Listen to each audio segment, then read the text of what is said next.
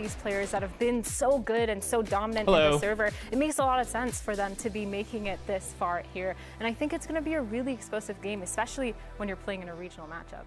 It's a matchup that I know Melzer wants really bad. He was part of this team last year. Takalija as well was I didn't tweet. Playing up an off-season tournament in 2023. Sorry. Yeah. So obviously they know each other. Well, let's actually send it to Golden Boy, who we kicked off the desk, and check in with Takalija himself.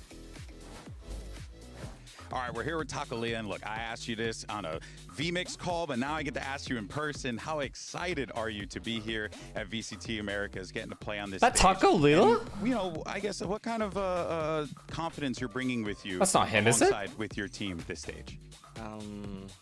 To be honest, I'm really happy. I'm super excited to play today.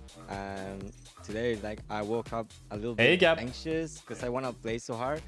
But I mean, this can maybe sound a little bad, but I don't care that much. I just want to enjoy the moment, you know, feel the present. I'm confident with my teammates, so I'm calm and I'm happy, and I want to play so hard. Yeah. How are the rookies handling it on the team right now? How are they feeling? Oh, they're cool.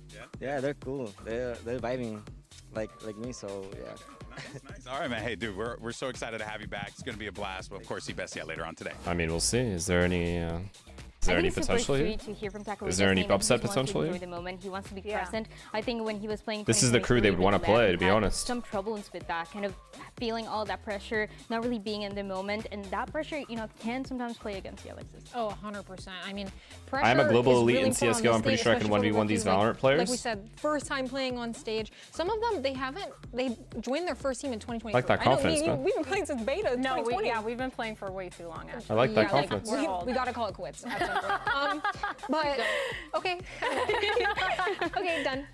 But yeah, it's really crazy to me that like some of these players feels. Have you seen the new Fnatic vlogs? No, I have not. They've made it here. Well, they've made it. Do you see Westbrook retired? I didn't see that. Fun matchup because Melzer was how old is he? 30, like 5, 36? Roster at the end of last year, and now he's got a shot at revenge. Do you feel like this is going to be a revenge match for him, or do you think he's just trying to play it out with Melzer's? 37 years old, damn. I think it is, and I like that you mentioned that. Since he got kicked from crew, he's been part of. What was it? What year was it where he absolutely fried? 2018? That 2018 Westbrook year was fucking unbelievable. And while they were trying to find an org that was going to 2017, then they were going under that fucking name because unreal. They had all those rookies back then. And now you have the current team that you're looking at, Bestia, that was able to be there, support them, and it's something that they are super happy about. And being led by Melzer, I think it's incredible. Every time that crew has been going on a run in the past couple of years, it has been when Melzer is IGLing. Yeah. Melzer, Takalija, you never know, chat.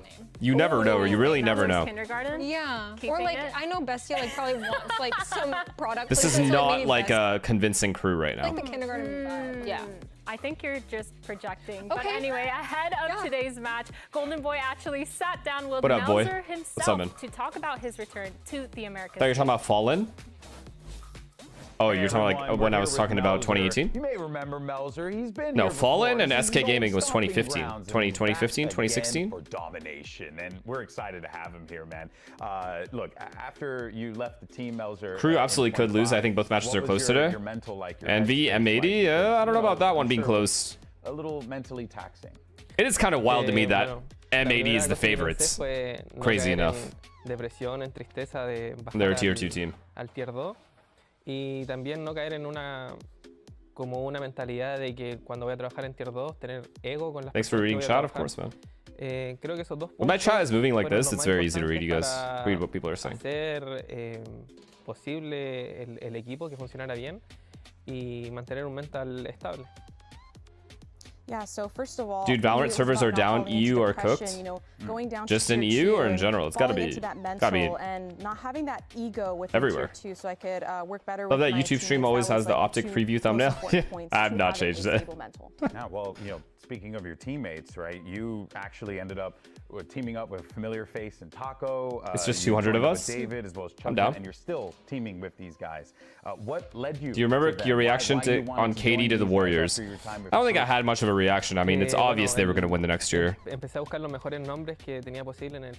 is just brain dead. Taco, también estuvo Chai en el equipo. Estuvo Chuisin, que era una promesa que estaba en un joven talento que A lot of people are at school right now.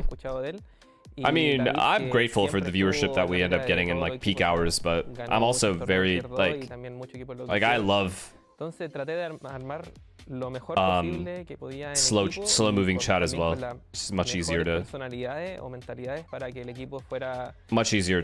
answer questions. Kind of get to everyone as well.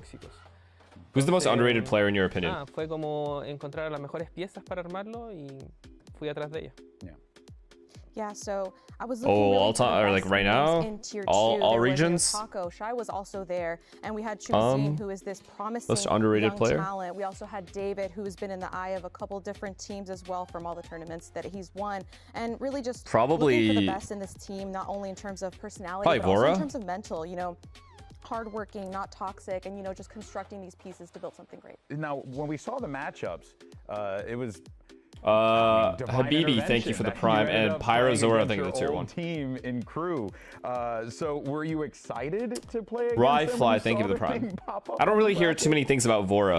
I don't see enough, like, not enough, but I don't see that much Vora glaze. I think he's a very good player. I feel like he does a lot for the team. Epic Knight, thank you for the prime.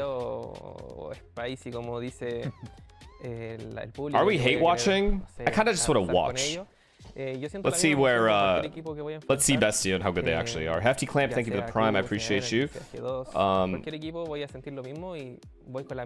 Hyunmin is rated and he's still the most underrated out of this channel? No, Hyunmin is not underrated. Ever since that Champs performance from last year, he is not underrated, obviously man. There is that touch People of know how emotion, good he is. Because it's versus my old team, but it's not spicy like the public may Most think. overrated player ever? It's the same for me as any other team facing crew, Energy, G2. It's the same. I just want to, win against them and prove that tier 2 can be like tier 1. FNS. Yeah, of course. And it's finesse guy, mid as fuck. Your team, Bestia, coming into this event, a lot of hype. What sets this team apart? You told me about them earlier, but I want to really sell these players to the fans. You hear all these good things and then you look at his tracker, 230.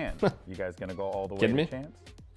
Yo creo que sí es posible que podamos llegar hasta champion. Hemos tenido entrenamientos muy buenos. Are you waking up to analyze? I think I'm pretty much perfectly aligned with the ability to analyze. I'm actually curious to see if crew has gotten better. I also am curious about this matchup because of the players. Like Melzer and Taco Lila are the two players I know. I want to see if they're still good. So, I think I'm good. Creo que tenemos roles que, o sea, personas nuevas como Chuisin, que es su primera vez, que van a divertirse, van a demostrar cosas nuevas que no estamos acostumbrados quizá a ver. Entonces, wouldn't it be good streaming content to show you struggling in your mechanics and weaknesses, working on fixing them? It's possible for us. Yeah. But doing really good in our my perspective of not having to stream ranked is a huge burden off my shoulder because I don't have to worry about stream snipers or delay. I don't have to worry about we're really hungry to win, especially talking to chat. I just play my game and just chill. He's gonna have a lot of fun. He's gonna show results, and it's gonna be something that we are not used to. So, I think that's. To characterize us. I don't know how. Obviously, a lot of you aren't streamers, so you wouldn't like. But at least try to see it from the perspective of like. If I'm streaming 18 hours a day, basically, if I'm watch partying and I'm playing ranked, I mean, there's a part of me that always wants to feel like I, I don't know, like you just want to play the game. You just want to like chill, play with your friends, and not worry about the stream. So that's what it comes down to. It's a very selfish, but I think realistic thought to have, or like what is that understandable thought to have. Milady.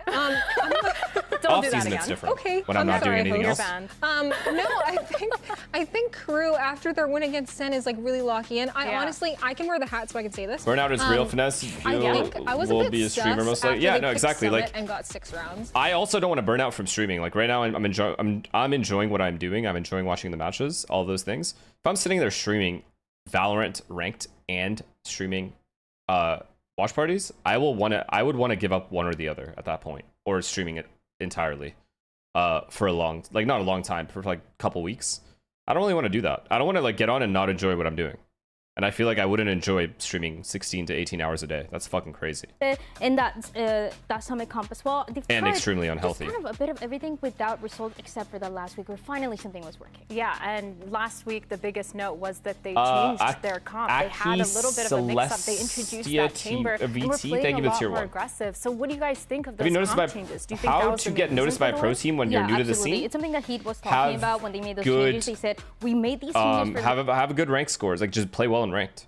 At the very least, you'll get noticed by a good tier 2 team or a decent, like half decent tier 2 team, because a lot of these teams look at ranked players and go like, oh, who's this guy, and like trial them just based off that. You'll also meet people, like if you impress them in ranked as well, if you're on the same team as them or against them and you shit on them, that's also in one other way. What up, Jordan? Hey, baby. I'm not ignoring you. Sorry, I was just answering questions. So I'm hoping going into, this next week. I just looked at myself. I fucking love you. I would never ignore you. You out of your mind? Girl, you look hot. What are you talking about? You're out here. Yeah, I'm just hoping they lock in. That's all I was going to say. Yeah, I think lock in is a big key word because they've clearly lost a lot of games this stage. They've been struggling. I think the aggressive Can you read my message? Been what's changed for them. And I think especially in this meta, Alexis, prove me wrong if you want. What are we talking about? How much you're going to get paid next year to coach? No, I'm not coaching next year probably. Unless I'm like coaching a team in tier 2 or tier 3. Strong player. I'm definitely not coaching a tier 1 team. That's why I'm wondering, like, where is the disconnect? Is it the comps? Like, does another playstyle kind of fit them that they haven't found yet? I'm really interested to see what they pull out. Yeah, well, let's actually send you'd want me to coach you, Jordan? Be honest. You'd actually want me to coach you next year? Crew versus business studies. What?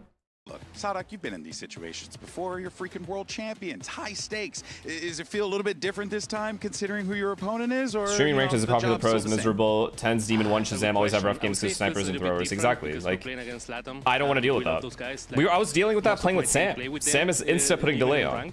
So yeah, it feels different, but at the same time, we're here to win. I never got to play with you as IGL, so yeah, I probably want to learn. Okay. Maybe analyst or something. I'd have to fully commit to it. Like, I can't be a streamer if I'm doing all that stuff, though. Simple as that. Did anyone pick the tier 2 squads to win I appreciate today? That, though. It's just, me and Dan did. Alexis, you're still on the crew train. Tell me a little bit about that. I literally have. Yeah, man. When you're a streamer, when you are a half popular streamer or anything along those lines, or if you've been a popular pro, and you have to constantly worry about stream snipers, so you have to put delay. You guys already know how I feel about delay. Why the fuck am I even streaming at that point if I have like a 20-30 second delay? I'm not talking to anyone in chat anyway. At that point, all you get is my POV of me playing the game, which for a lot of you is interesting. But like, I like talking to chat when I'm streaming. Like, I don't even get to do that. So at that point, I don't know. It's just AIDS. Also, on top of that, chat's just annoying when I'm playing ranked. If I have like a bad game or something, it's just annoying. I'll keep it real. Like, we are not fucking robots that don't get affected by 100 negative comments every day. Like, that's how it is. That's just me giving you the honest truth. In addition that they had as a replacement for Shot, he is going to surprise everybody. So I think, you can't count Bestia just out yet. Yeah, trust me, we aren't watching you to see you in rank. Just run it down. Bestia, but well, I mean, they kind of want me to do that though. That's the thing. The first day of play-in starts right now. Reese, thank you for the tier 1. How you been, Jordan? I'm proud of you, bro. I'm proud of how far you've come. And you got your chip. Com certeza eu tô bem animado assim de enfrentar os times do Tier 2. I played a lot of these players in Challengers when I was there. This is where I was forged, so, it ain't no different from playing a normal team. They're honestly dark horses to make champs. Eu acho que eles vão mandar bem aqui no palco do VCT Américas.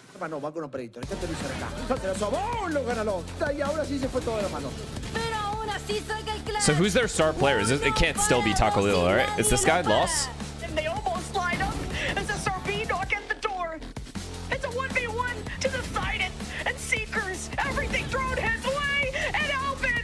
What stupid shit did Jordan just say? When I make champs, give me 100k? Yeah, if you make champs, I'll give you 100k. You absolute bum, you're not making champs. But I am proud of how far you've come. E tudo pode acontecer. In the air fryer, man. Set to 20 minutes at 400 degrees. Let's not get crazy. QCK is the one have to go for that plant. Oh, it's so good from QCK. Eu tô bastante animado, assim, de ter voltado. Acho que é mais algo pessoal, né? Eu ter esforçado, ter trocado de time e estar aqui de novo. Era algo que quedó en mí, dentro de mí, de volver a He looks good, eh? de estar acá de nuevo. Parece que ya la utiliza, viene por dobles. I didn't even recognize him, dude. Esta colilla se hace con 2 eliminaciones, la tercera también para él. Es un 4 en contra de 2. Bestia. Shade, thank you for the prime. I'm most excited just to play on the stage. Being on stage in front of fans that are going to be cheering for your name. Yeah, we'll do our best to be as loud as possible. Ah, Nismo, you sexy fuck. Tucks into the corner, and the wide swing, he barely dodges the up, and he pulls off the ace. Are you kidding me? My goal at the beginning of this year is to qualify to at least one international. Plans was probably our saving grace. I gotta make it. I will make it. So the plan could definitely happen. Jordan, what are you telling these guys? Jeff Toker, thank you for the prime, and Bats, thank you for the tier 1. So quick. A Macia bem posicionada. E aí na ultimate, o Pala pela Smoke, ele leva 2. Nani, thank you for the prime. Estão juntos para um sonho e vai ser muito legal mostrar essa sinergia dentro do servidor. E é algo que a gente já construiu no Brasil e vai trazer aqui. If maybe lose today, it's because of stage pressure, I think. Let's see how they lose. We go from there. It could be a close game and they lose. At that point, they just probably got outplayed a little bit. Let's see. Let's see how they lose. We'll go from there. Our first VCL team to take the stage for play-ins, Bestia. They have 2 players who have played here before, Taco and Melzer, and I'm wondering, will they be able to set a strong example for their rookies on what it takes to might shock the favorites Tier 1 stage? Because they want it more. We have been calling this the year of the rookies, so I mean, maybe one of everyone these wants new it. gens will come out of the gate swinging. Everyone wants it. Everyone puts the work in. Everyone is trying to win. So for this, I don't know if I buy into this like. It just comes down, dude. This video game is just down to the day when it's like when 2 teams are like, if one team is out of form and one team is in form, it's not about who. Like I know what you're saying, but like I don't agree with this. Who wants it more? Because it almost sounds like the opponent. It's like almost insulting to the other people. Everyone wants it, you know. Like, I'm not trying to say that you're wrong in what you're saying. I get it. And a tough opponent on the other side for Crew Visa, where they got that win last week. It's just Valorant, it was against a Sentinels that was also looking really good. But the question is, how much more can they do after that? Yeah, I mean, like they could easily just get comp diffed, or the vetoes just don't go their way, or not the way they expected. We're looking at them to one of their duelists, you just get duelist diffed, you get guy diffed. I don't know. There's a bunch of stupid shit or crazy stuff that could happen in Valorant. Sometimes it just feels like it's out of your control. It's really important for them after the Sen win to carry that momentum through plans. They have to. It's a must for them. And I'm hoping that with this confidence, Daznorth, you guys want to watch Daznorth? Continue to mods, can you guys do a poll? Maybe they'll have more confidence because, you know, Bestia is a challengers team, et cetera, et cetera. You know, try and build up that ego a little bit. Please. But I'm excited to see what they pull out. Something that I'm going to keep my eyes on for Crew today is something that Sadak talked about in the past. Is he not even live? They have struggled sometimes. Oh, he's not even live, guys. Any of this map in the defense and how they're going to play out. Breeze, Sunset, Summit. All right, so I'm going to go to bed and I'll come back later. When you look at something that Crew can do maybe in that defense going into the second half for Breeze, why do you think that defense can be challenging for somebody like Sadak? Oh, that's actually a really good question. I think Breeze defense, just in general, is really hard to call. Yeah. Breeze, Sunset, Summit. These are 3 maps you never want to play in ranked. If any of those 3 pop up, you actually lose motivation.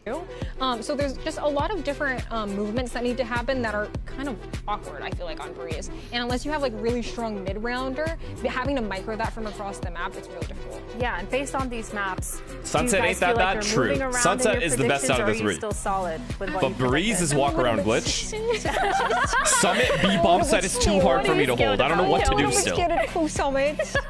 But you know, I told them not to pick it. They didn't listen. I mean, I heard you were rigging this, but it's fine. I'm just a little scared just because they didn't have such a great experience with it last week. Just and have me. It was their pick. It's their pick again. Oh yeah, Sam, should we talk about how you clove ulted? So I had to run to you and you said, John, come. And then you jiggled and made me swing? Should we talk about that? Because that was weird.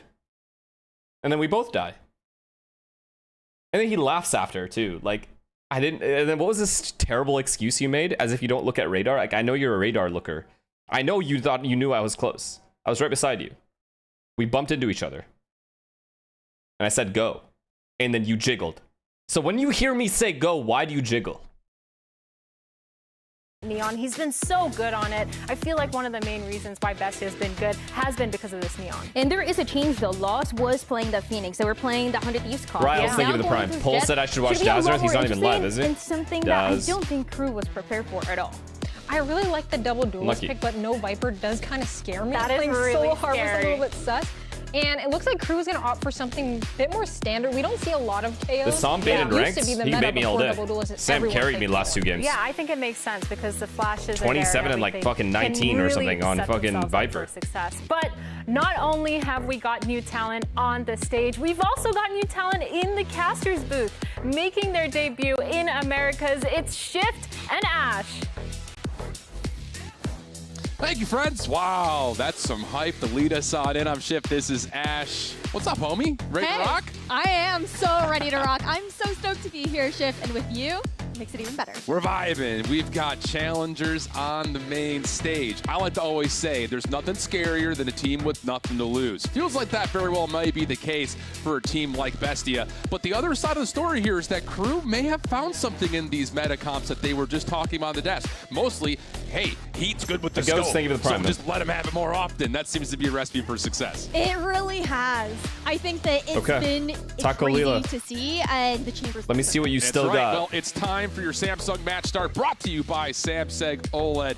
And I'll tell you, why not go to Breeze? This has been kind of a staple for Bestia over the course of their run through their Stage 2 in Challengers. Just comes down to, can they actually find the success with the lights feeling a little bit brighter here in LA? Opening start looks like we're going to get something pretty aggressive through mid. Just a little feel out for Crew, Skills, thank you for the prime. All eyes who are we rooting for? An early look at it. Kind of just let's see how it goes. Probably the underdog, so Bestia. That positioning there for Melzer. And Crew, this is a squad where when they were playing up against Sentinels, he is very, very low. This guy's got to lurk the entire round. Heavy towards Aiden. Oh, wow. Dante, you lucky motherfucker. Looks pretty wide and open. So they're just wondering if he wants to actually commit for this plant yet or not. High Tide will come through for the defense. Bestia trying to split apart this Crew approach. Dante's low, Heat's low. Toggle for the spike. It looks like Bestia does want to try to contest this. Plant's going to go down, though. The timing here for Sarak on that wall drop could be that stab in the back there for loss. Good first blood for one. That's really good for Bestia. I want to give this away for free. And Crew's taking some damage as they well done, man. The way Crew are fighting together on each angle. The backside of the site. And it still didn't matter. It still doesn't matter. Bestia able to overwhelm. Too many players on the bomb side, man. Spike plant to take the pistol. Yeah, just walking in up against the back of that toxic screen, thrown down there. They did try to fight together. I can't even hate on that. I think we saw the vision from Crew, right? They go for the tap. They know that they can't actually secure that plant. They try to fight y'all are buns. Yeah, that's actually exactly what Bad Dazzler would say. I can't even do his voice. Yeah, really nice stuff early. And I think it's going to be interesting. I think you would call it the position. I mean, let's not try to, count our chickens before they hatch here, but seeing Bestia investing into the middle of the map. Really good rotates there, man. I think especially knowing that Crew really good rotates Bestia. They got really aggressive early as well. I respect that shit. Heavy execute lately. It's been more of the feel out, like you call it, trying to play for sound cues, finding ways to try to break down the defense first as we get our first early tech pause here to kick off our Thursday. Cool. On shows Bestia, they've done their homework, right? Watching that Sentinels matchup, that have the understanding of how Crew were not even just like going for quick hits into mid doors. At times, you'd also have opportunities for Heat to get inserted up into mid, get those picks into tunnels and be linked. Something that you have to continue to keep your eyes out on. For Crew, last time we saw them here on Breeze, they did start off. Yo, dude, fix the tech pause. It's your shit. Lead up against Sentinels, but Bestia, again, they're definitely shutting it out. This is a squad where Breeze has been their bread and butter throughout VCL. Absolutely. I mean, just looking across their overall records, I mean, familiarity playing against the Crew name in certain ways because they played against Crew. This guy said they have no comms on Crew. They're like, no, we can't hear less. No, he's not talking. That's the problem. Keep our eye on here as we get deeper into this early stage of map Flogger, they give him Brown. That is a mouse pad right there. Yeah, I'll tell you what. Hey, I rate that. I love cats personally. I got 2 at home, so I rate that. Look out for 2G. They're definitely the best aimer tier 2 team. Better than M80 overall as well. You think so? With the Jet coming in here for loss. See, yeah, I have to believe you guys because I don't know. And I feel like just purely mechanically, 2G is the best. I feel like it just Crimson Nugget, thank you for the prime, man. In a way, thank you. With how loss is going to Kane, thank you for the prime. Maneuver around the map, but at the same time, I'm a little bit worried about taking away that Phoenix. They don't have flashes now on the Okay, side. all I'm asking is 2G better than the old 2G?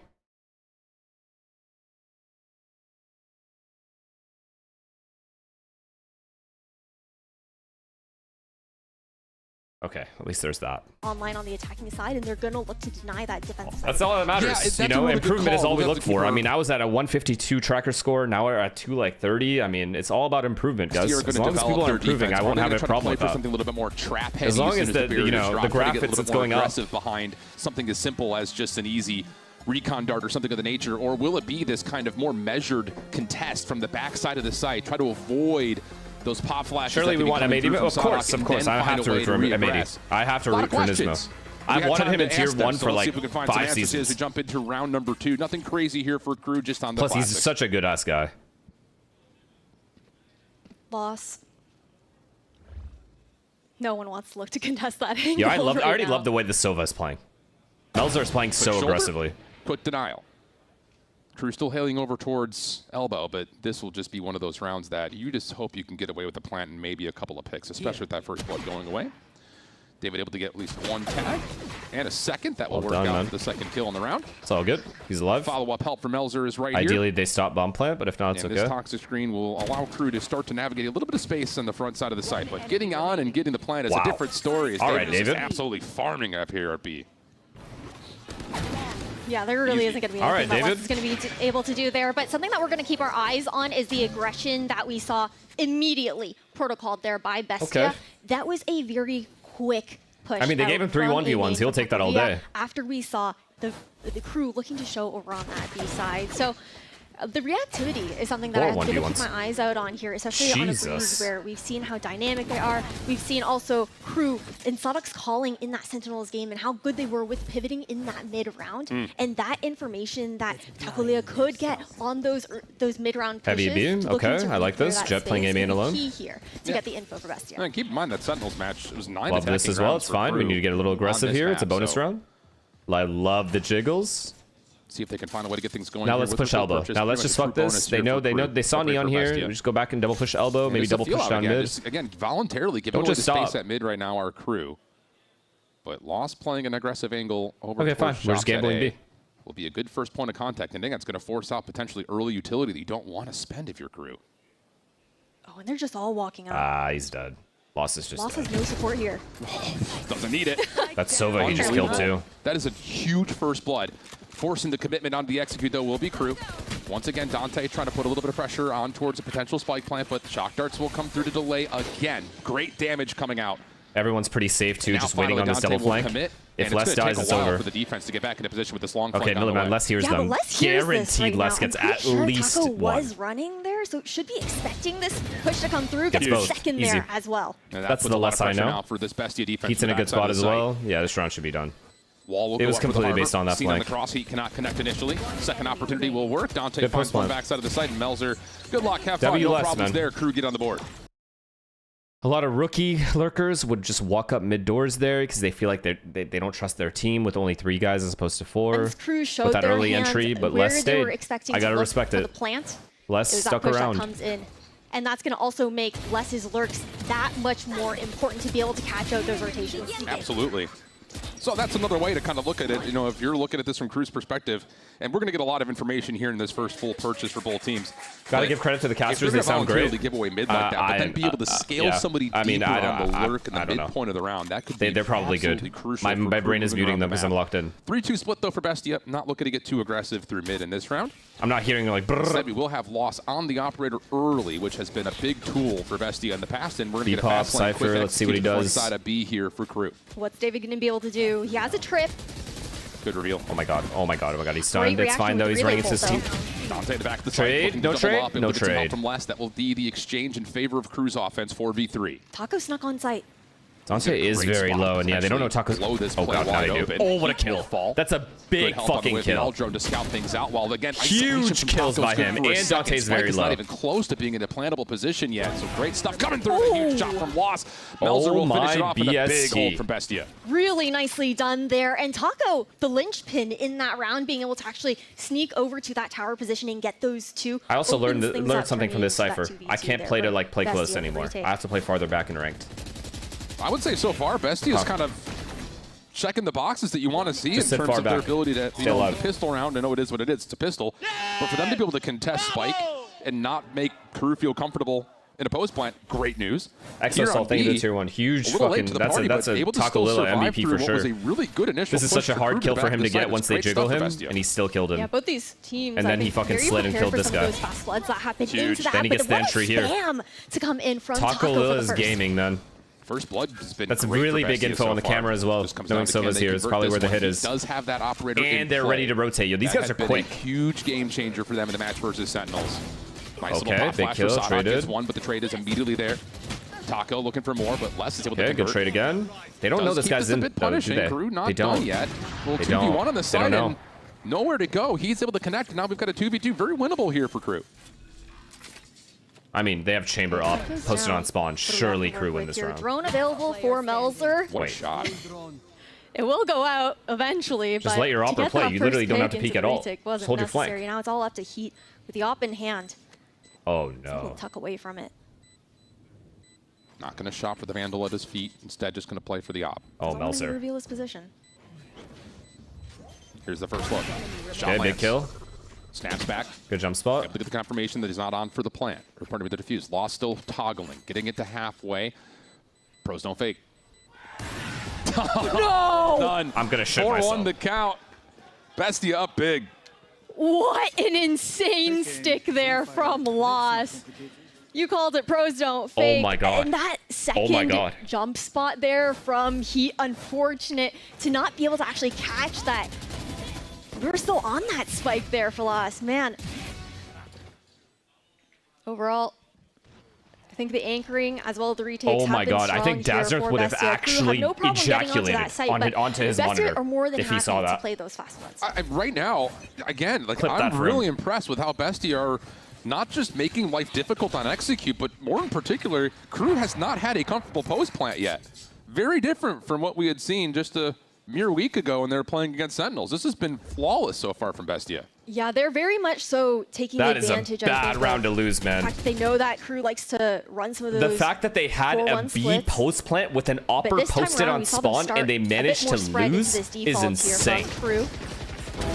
Oh, I mean, the aggression that's coming through for Bestia is so good. That is such a good position to be in. Like 80-20 type position to be in. That's on a key component with Dante out of the picture. And all of a sudden, without running a double duelist situation, if you're Crew, you're sitting here like, how do we get on site? And the only answer may be by Les trying to find something through mid-map. This is the same Tacolilla? Yeah, it is.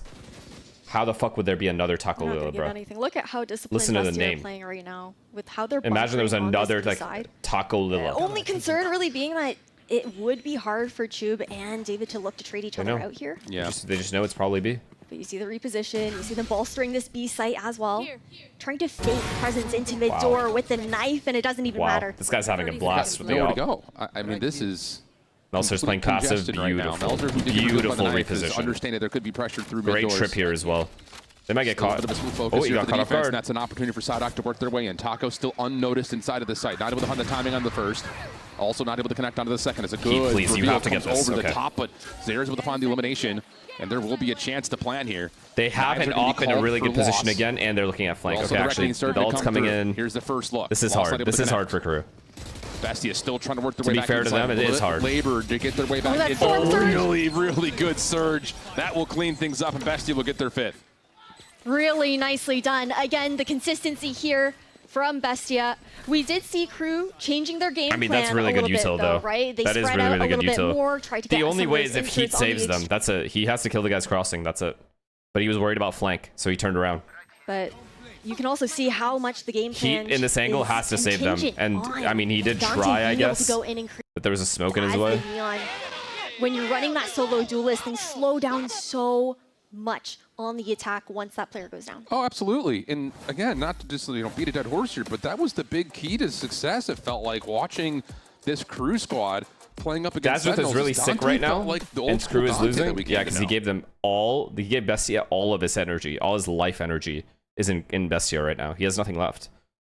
His immune system is like fucking failing him right now. Those peaks, any of those opportunities to really work them as comfortably as we saw in that last match that Crew played.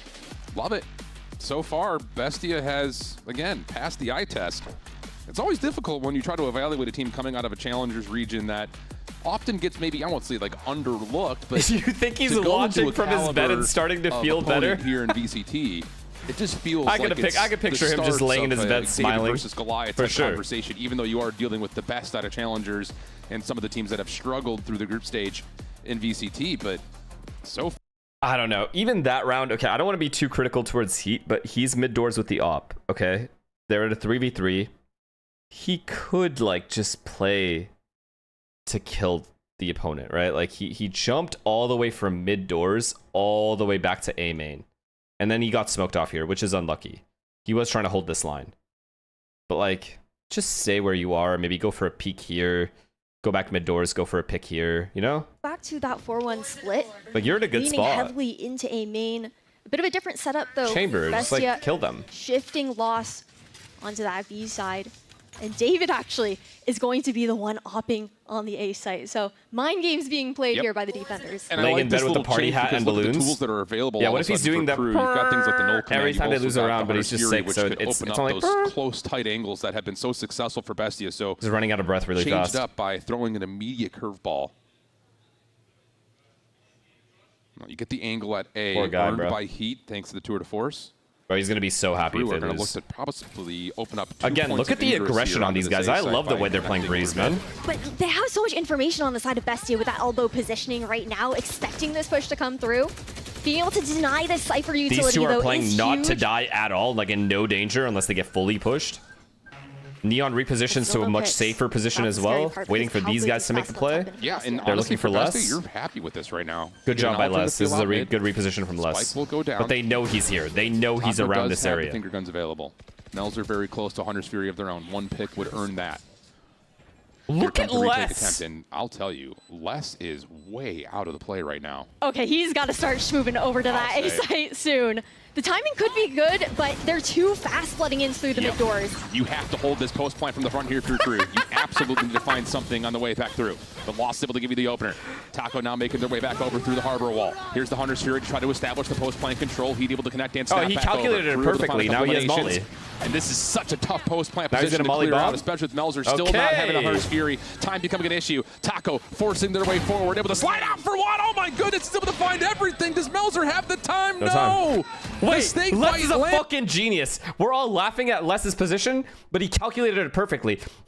Actually, my Sova has 2 shocks, and if he ults after that, by the time I get there, I'm in a perfect position to just molly the bomb. He's actually a genius. We're the idiots. And all of that saved into the post plant. That's tough. His molly won the round. But a huge boon for crew to try and swing the momentum back into their favor. It's still expensive, though, and it doesn't feel comfortable yet. Especially with Taco able to find 4 at the end of the round. It got so close. You can see Melzer. He knew it would take a minimum of 15 seconds for Sova to completely run out of util, including his ult. Taco looking to get aggressive. Oh, just punishing Taco, keeping the hot hands. What and are early we watching 1v2 right now? comes through. Melzer was there if the Hunter's Fury needed it, but no need for it. This is a save round, by the way, chat. This is a save round for Bestia. Huge advantage early 5v3. Yeah, they're all going to be flooding into David now, alone on this B site. Only the Sheriff in hand to work with. Oh my god, this angle too. But able to connect for the first. How has David been by himself Goes for so another far? one? That's so jiggling? I mean, he is So there's alone. an opportunity to plant, but weapon collection on the backside All right, of that Heat, push this is your phase round. This good. has to be it. Heat would have to dominate in this position right here, right now. And Yeah, the fast lane will gonna have push him off.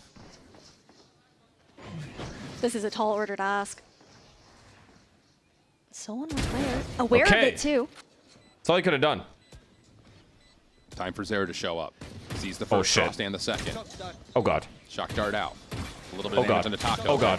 Cove is just so deadly. God. Taco going to soak up the Where's second Heat? dart. No problem there for Bestia and what was largely an eco round for them, but just a lot of Sheriffs purchased.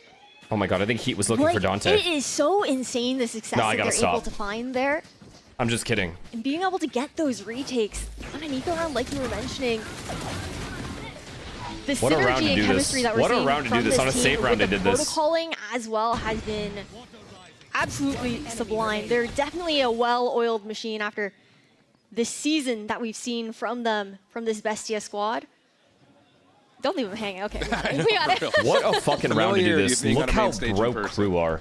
It's the little things. Again, some aggression from Taco. Eco flips hands now. These guys aren't giving up mid for free at all. Pistols for Crew.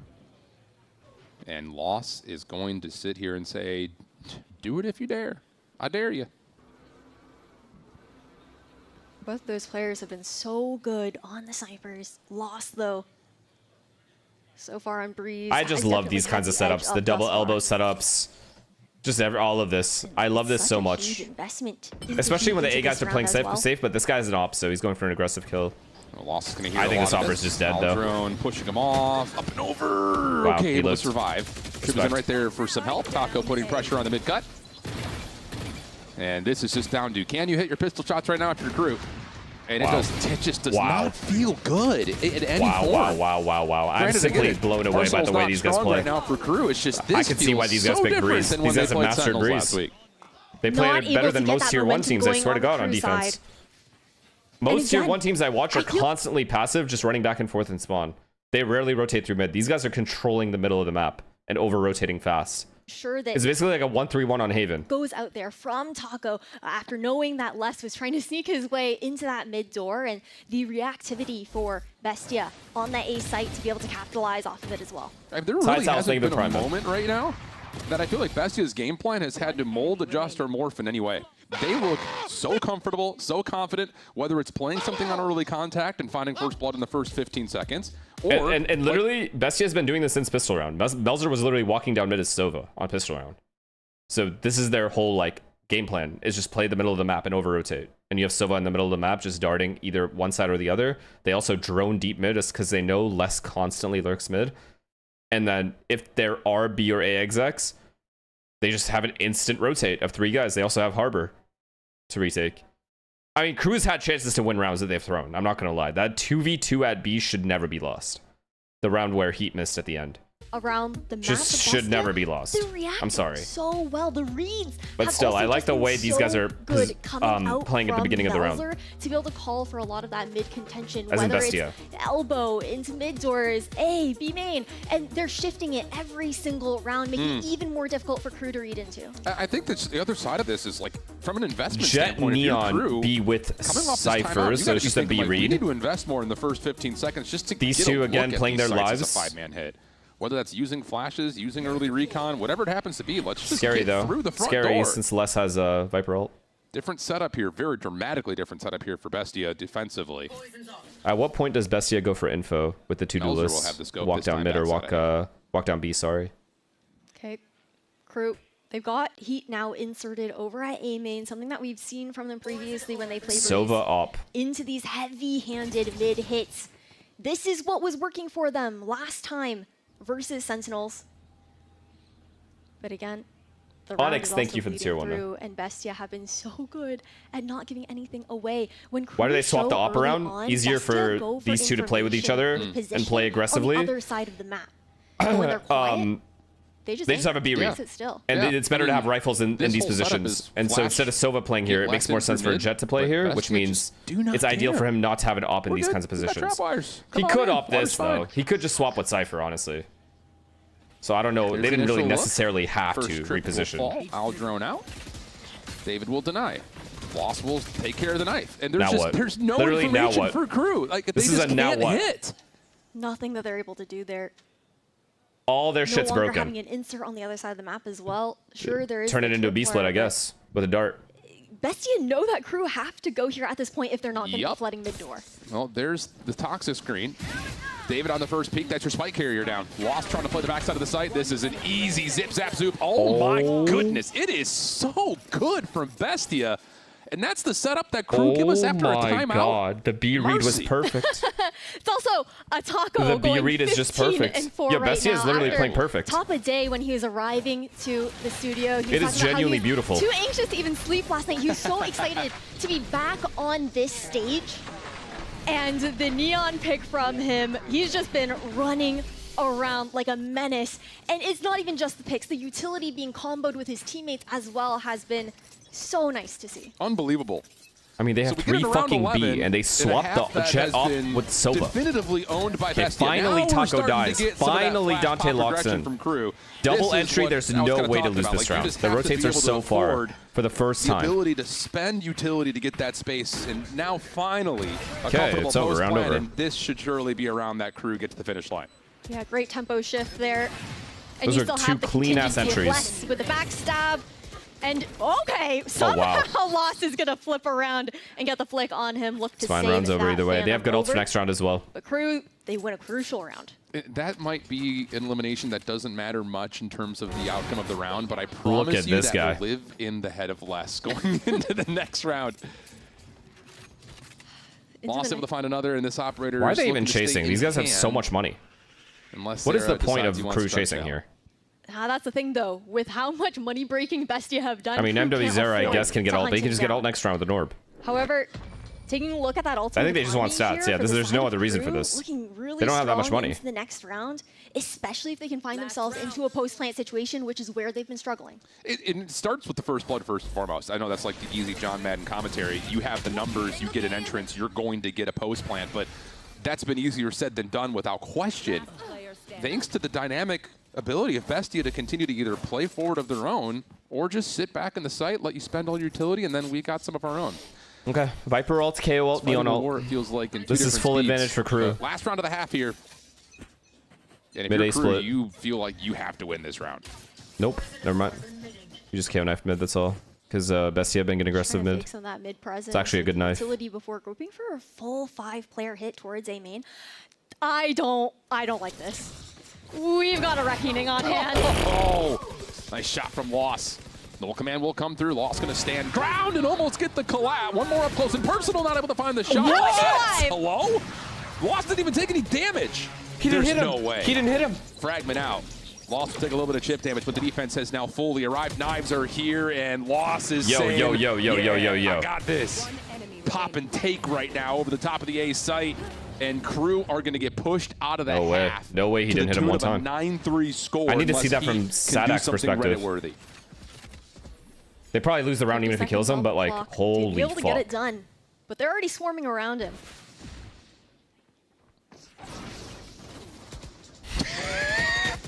just playing games with him right now.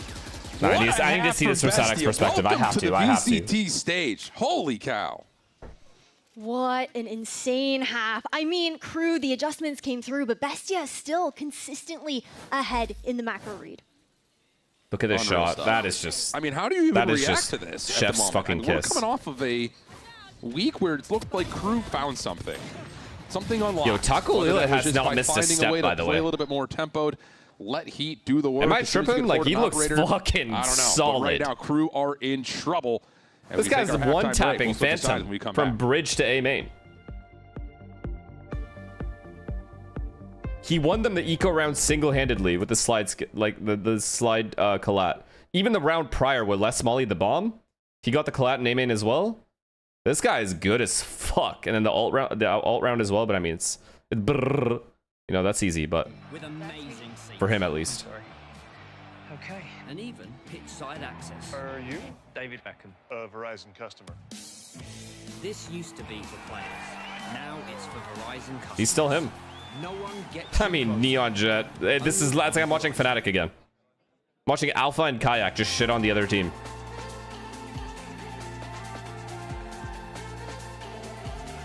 I love the way they played their defense, though. I love it overall. Like, structurally, their defense was very good in the beginning of the rounds. They were able to rotate so quickly. Even if the rounds came down to like 2v2s and 3v3s, the players were already ready to retake. Or like in good positions to retake.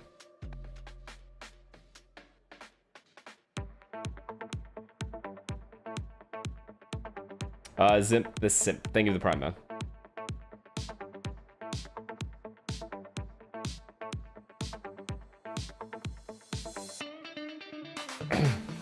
You never know though. This is Bestia's map pick, so we don't know.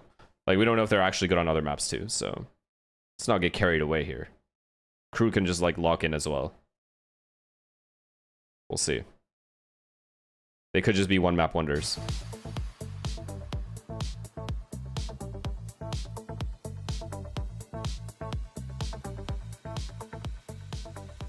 Imagine Furia actually use their academy players like. Welcome back to VCT America's Stage 2 play-ins. Right now, that is true. This guy's good. Hard to tell you that Bestia is the team coming out of Challengers. They look unbelievable. Dude, this is the good thing about. I guess this is the good thing about play-ins, right? It's like you don't actually know. Like I don't watch Tier 2, so this is just like a pleasant surprise to see how good these teams are, or how good these teams are playing on stage. I mean, right now I feel like we've seen Crew try to make adjustments on that attacking side, and it just didn't quite work out for them. Now Bestia shifting on to the attack themselves. We saw how coordinated they looked on those fast sleds. It's expected to see them want to replicate that now on the attack. Absolutely the case. We often talk Crew. I like this as well. About things like curses, but let's be honest, it has to start with the pistol first and foremost, and already Bestia will get free vacancy on towards this B point. SUDOWOODO will try to lead the charge. They're trying to push through the wall. In through this harbor wall, but there's already a lot of damage tallied onto the Crew defense. Lost right on the other side of the water wall as David finds the first. Well done. Will come through. Pinstripe Great goes job to from SUDOWOODO, but he's low. Jibizin still up top, looking for that first point of contact. Clutch position for David on the backside of the David's still worried about flank. And Crew are taking their time to try to re-break this down. Going to hit all 3 points. It's up to that kill. Silver versus Cypher. Same time. Look at MW's era. SUDOWOODO will find one. Oh wow. David. Wait, no way. No way. Oh my goodness. Hasn't missed a shot yet. Now it's just him versus Heat. Spike still in front of him, but he's low on health. Time ticking. David's called it perfectly. Timing not going to look good for Heat, even though he finds the elimination. And how about Bestia? 10-3 the count with the pistol win. With the Red Bull clutch there to open things up for the pistol on attack. And it's also up against a Heat that, unfortunately, was what can he do? He's running out of time, but like, fuck. On that defuse last half. That's got to feel good here for Bestia. Gotta give credit to SUDOWOODO for the 2K in that cove there. To get at least SUDOWOODO was low, so whatever, but that shot on Sova with 1 HP. We're looking for sunset at this point. Or 8 HP, whatever it was. Absolutely we are. Now, I started this whole thing off by saying there's nothing scarier than a team with nothing to lose. I should double back on that. There's nothing scarier than a team with nothing to lose that also starts to believe in themselves. 10-3 the current count. Crew has bought. And you have to force at this point if you're Crew. So you got 3 stingers in hand here to try to counteract whatever you possibly can out of Bestia's attack. It's a big gamble. We'll see. They're showing Chamber as well. Still or they're trying. Oh. Heavily stacked towards this B side here for Crew. And Bestia, you see that spike shifting. And really, it's only going to You see Sova anchoring, it's a little shady, no? Crew have no information around the map, and Bestia are just waiting to see if Crew want to get aggressive. Because that's the only way they can find information at this point. I mean, you're either going to go into this blind if you're Crew, or you're going to take a risk and possibly lose the map right here, essentially. Yeesh. Like, ideal world, they showed Chamber. And I feel like it's less convincing that they're stacked there. Falls. Les is on the corner. David, who's been the timing. Oh, the timing. Oh, the timing. This time. Taco able to find first blood. Les dying in middle. They're still going B, though. Is on the way. Dante could track behind this, though. So I was looking at it, though. That is going to go potentially unnoticed. What are they? The patience from Elzer. Wow, I thought he was going to be able to punish right there, but not the case. Just doesn't matter at all. Make a difference. Bestia is cleaning up on site. Unreal. So now it's down to Dante, 10 HP. Yeah, good luck. I mean, if they're stacked B, why is Les dicking around in elbow area with Viper? I'm kind of confused about that. Like, that's the whole point is to get them to go B. So is he trying to like get one and die, and then they're supposed to assume the B player died, even though Sova was the one jump spotting here? He has no comms. Back on that B side, we didn't see too okay, much, you guys have to stop. Exploring aside from, you know, the elbow position there that we did genuinely come curious. out from Les, but otherwise there wasn't really any sort of proactive play that was coming in that you kind of expect when the force does come out, or a trap. You know? Yeah, it's just like can't even have a serious conversation with chat. I'm like actually thinking about this. My brain is going like 100 miles an hour. I look to my right. He has no comms. For this event in particular, qualified almost a month ago, and to see this preparation is not necessarily surprising. To see this domination, very surprising. And I think that what is kind of funny about it was, I know I predicted Crew going into this one. But when I saw the veto, I got a little nervous when I saw it was going to be a repeat from the Sentinels game. That's fair. I mean, yeah, they got to go for these kinds of plays, get the entry. Well, Bestia is in potential closeout territory. Crew, no main control, though. See how Bestia calm their way through round 15. Let's just exec A, they're saying. Puede estar de Buki, puede una Buki. ¿La arma quedó atrás? Claro, que el drone nos limpie todo esto y ahí vamos, dale, que limpie close. Cuidado que no se quede antes tú, no te Could be close, you got a drone from far, okay. Cerca. Checking close, nothing. Listo, voy a hacer el humo, taco. Puede estar cerca, puede estar cerca. Cuidado cerca, voy a limpiar. Go, go, go. ¿Quieren spot? Cuidado. ¿Quieres spot? Calma. Espero, bombillos. Tengo spot en dos, coman derecha. 1, 2, spotea. Wow, they coordinated. Wow, another collab, by the way. That's his third collab of the game. Fueron en la caja, cuídalos. Estoy ciego. Or third lineup of the game. Amarillo. No puede. Vamos a pasar a la caja. Estoy viendo acá arriba puente, weón. Scoffing's thinking of the prime. What is your favorite series of the year so far? NRG versus of the year? Paper X versus Lev best of 5 was insane. But this split, definitely NRG versus Lev.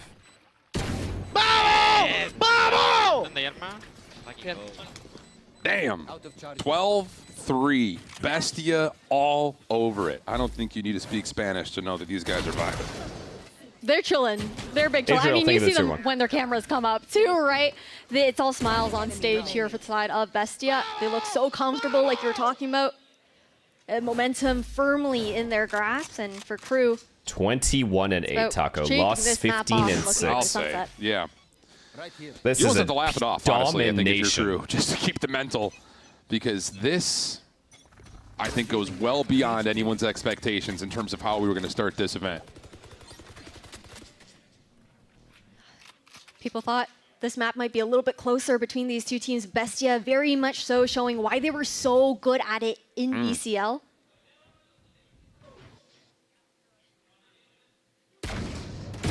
Loss will get a second chance at the Outlaw connects. Andy lives, no trade. Another first blood. That's going to be a percentage to keep your eye on in the final stat screen, because it feels like almost every single round. I mean, they're clearing SADAC here, guaranteed. Just because he threw that smoke on the ground, he has to know the guy could lurk up there. They are clearing SADAC 1,000,000%. Okay, Crew are going to go for a bit of information here, but Trip is still waiting. The drone might help. Might catch this timing on David. He's still aware of it, though. David. There's the contact. Oh, shit. Okay. I mean... So aware. I'll say. Also, how often would you expect Dante to miss out on a hard If I'm streaming this game, I'm guaranteed calling that guy sniper. And you also get less before the Poison Cloud blossoms. Unbelievable from Bestia. One more up close and personal. Yeah. Shove it down his throat. No problem there. SUDOWOODO will drop. Another tag comes through into M80, and it's just one of those games that just feels like Bestia can do nothing wrong. Welcome to play-ins. Wow.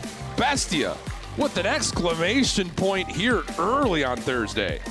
A 13-3. I literally don't know why Crew's even standing up. Sit back down and start deathmatching. I don't know what to tell you.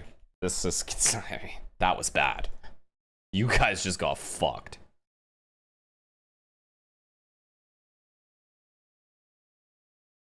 Plus 14, plus 11, both duelists. I mean, everyone owned. Literally everybody owned. Melzer was Sova, the most aggressive player somehow. The dish best served cold, but this one came in super hot. 13-3, Bestia all over Crew. We've got Sunset to consider next, but right now, everything focused on the boys from Challengers. Heck of an opening show. I can't lie, I'm looking at Les's cam, his mouth ain't moving at all. Breakdown map 1. I don't even know what you comment in this situation. I'm dead? Like, what do you say? The fuck do you say? They're dying instantly. Taco Leo is just getting 2 kills with 1 bullet every time. And he's not even using the op. Favorite series of all time. The most fun I had watching a Valorant series. EDG, probably. The EDG Grand Final when they won. That was probably the most fun I've had co-streaming a match. 2024? Was that 2024? Champs Final? That was a fun fucking time. Yeah, I mean, Paper X winning was also a fun series to watch. That was also a banger. Because the way they won at the end against Fnatic, that was huge. With the 2v4 in Lotus. But I just specifically remember EDG versus Heretics. I think it was Heretics, right? EDG versus Heretics. That shit was fucking insane. The way EDG was winning rounds. Because I think I remember, I don't know if you guys remember this, but I was like, there's no way EDG will win any more rounds. Like, Heretics have this win. And immediately, they started, the Heretics just lost out.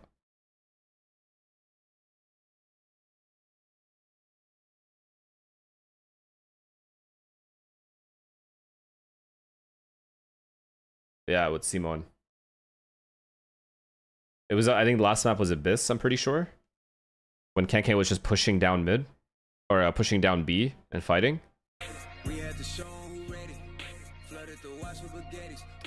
Shades, thank you for the prime, man.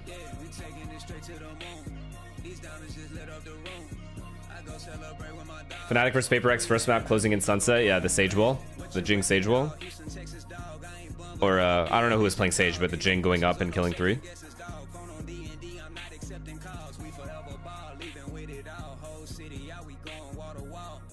Oh yeah, David Wall. Thank you, AHX. I appreciate that, man. Thanks for the tier 1. Yeah, that was a banger series too, honestly. That's up there as well. But I just remembered, when I was asked the question, the first one that came to my mind was the EDG game. Because I specifically remembered, I was in Austin at the time watching the game. And we were just also just having such a fucking fun time watching that game. It was just such a good series. I just remember it being so fun.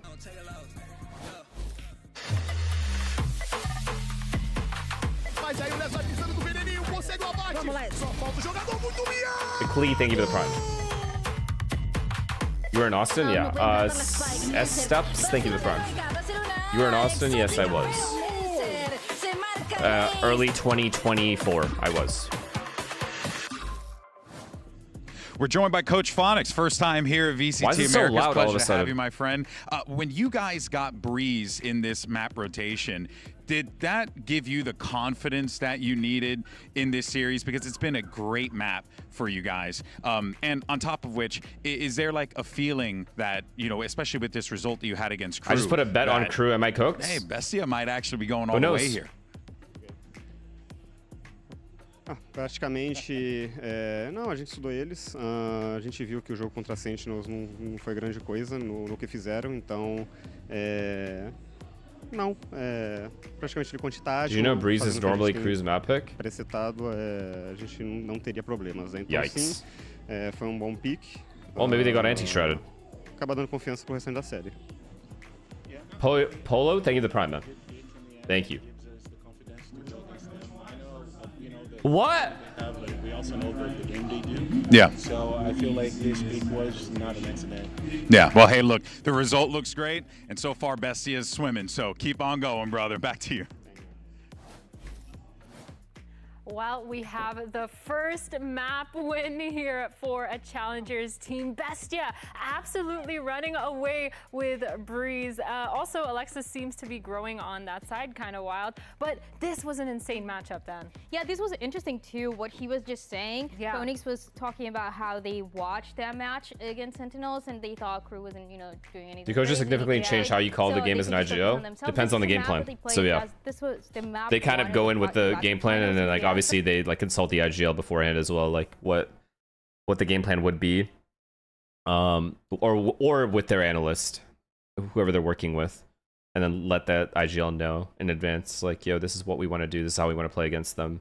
They basically let everyone know at the same time, and then IGL just calls around the game plan. That's all. I know it's not a ninja defuse, but it actually felt like one. But yeah, getting so much value with the op, kept repositioning perfectly. It was incredible. Yeah, I think for me, when I was looking at the winning condition for Bestia, will this be the same shit as EMEA? Well, I'm down, honestly. Fuck it. The more surprises there are, the more fun it is for us. We saw that a little bit against Sentinels, but they brought it back. But of course, Lost and Taco, man, they've been playing insane on this map. And this is something that we wanted to see from the beginning. Yeah. Lost as the new player that was coming into this roster, playing with confidence. Coaches find tendencies in the opponent or tells on like defense side, and on attack, the opponent's defense, they'll find tendencies and places you can like abuse and give you like 3 to 4 strats that you can run that are really good that you originally always run anyway within your strat book, or they'll tweak certain strats that you have to, you know, against depending on the team you're playing against, the comp you're playing against.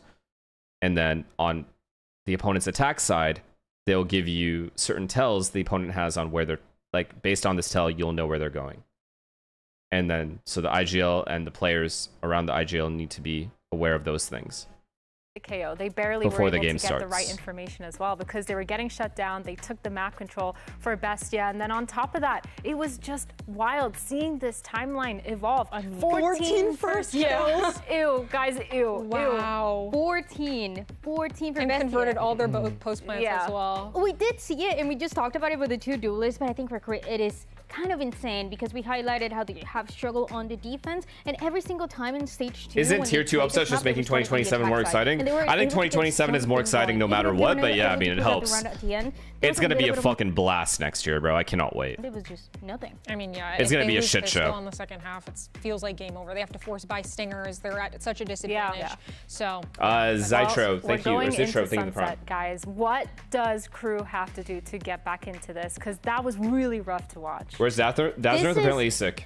Do you like that tier 2 teams are getting their chance to shine? Yes. Something that we saw always. From Envy was a lot of set plays, and that is I was in the same position as them at the beginning of this game, so I will always empathize with tier 2 teams. Not empathize, but I'll be always happy be happy for tier 2 teams that make it changing the compositions last and do well. Crusted Sun, thank you for the prime. Some of the aggressive plays that they can do on the defense, especially Alexis, because I mentioned it before. Sadak mentioned that. Are you gonna try online qualifiers? Some of the calls in that side. Probably not. And on the second map, I mean, this is what's the point? I'm not trying to play. Yeah, this is their map pick. Hopefully they're feeling a bit more comfortable on it. Hopefully they have, you know, a set idea of how they want to counter the aggression. Pig, thank you for to the prime. Because that is the name of the game right now. Bestia is in their face. Like, Crew needs to come up with some sort of way to, you know, push them back, get them out of the way, because it's tough to play against that play style. You guys will know about it if I do. Well, looking at Crew now, who do we expect to be stepping up on this map of Sunset? It has to be Dante, though. Yeah. And that I know there is a lot of pressure on a guy that hasn't maybe had the best performance recently, but I think no matter what, this is a guy that going against Takalija, he needs to match up that speed. Yeah, well, let's actually hear what Coach Zonic has to say ahead of map 2. All right, Coach. This is not the situation I'm sure you wanted to find yourself in the play-ins here. Rough situation. How do you get the boys back into this? What did you tell them in the back in order to motivate them? Because, you know, it's getting down to the wire here. Yeah, I mean, I think the most important thing we talk outside is the fact that we need to wake up. Yeah. It felt like we were not playing the game, and that's something that needs to be changed right now. Yeah. Who are you turning to in that moment to really reinvigorate the crew out there? MW Sarah mostly, and Dante as well to try to lift things up. Yeah, no, of course. Hey, man, best of luck to you, my friend. As always, back to you guys back at the desk. Yeah, waking up is super important. It's definitely something that a lot of teams do tend to struggle with, especially if they're expecting themselves to be the overdogs in a situation. But MW Zara mentioned, Dante mentioned, like you said, Dryad. What do you think of that interview? I've gotten the chance to listen to a few of the voice comments for Crew, maybe a little bit longer than what we usually get to hear. And the impact that MW has is incredible in that mid round. This is something that you were hearing for somebody like EU, for example, before Furia made the changes. Just very impactful, very precise, always trying to be one step ahead of the enemy team. So that is kind of, I mean, it makes perfect sense that they want to rely on it. Yeah, I think being somewhat of a mid-round caller, being able to have that really. Can they do it again, you guys think? Really important. But I also feel like there's the no way, vibes were kind of definitely low be a closer for game. Crew. I mean, granted, we are losing hella rounds, but still, like, they need a hype man. Alexis, on your team. Listen, I'm just gonna bring you into this. I'm sorry. Okay. You seem to be very. Just got here. How's the game? Yeah. Who else is? Let me show you real quick.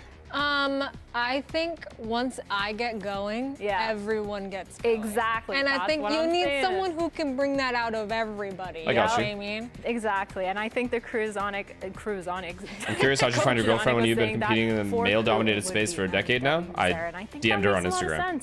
But man, this map of Sunset is going to be wild because we're pressed on the ad pedal as soon as he came. What? Very slow. We're looking I did not. To be a little bit I don't have an ad pedal. To set themselves up for success. Some more trap plays. Yassine has fucking slandered my name. Don't listen to this guy, bro. But it feels like we're not seeing it.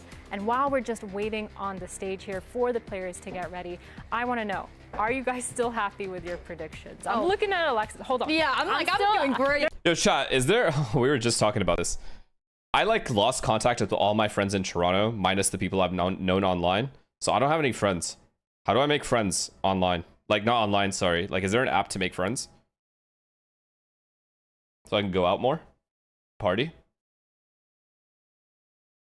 Everyone says grinder. All right, you know what? Whatever. Getting stomped, very difficult. Yeah. Deadass question is get trolled all day. Before, very difficult.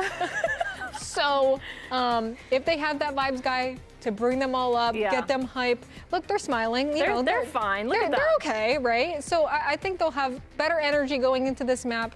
Let's see how it goes. Okay, well, anyway, when we get back to this, we'll Bumble actually friends. see if the energy... Yo, Selena told me that there's like only like girls only do that shit. Like there's no guy friends.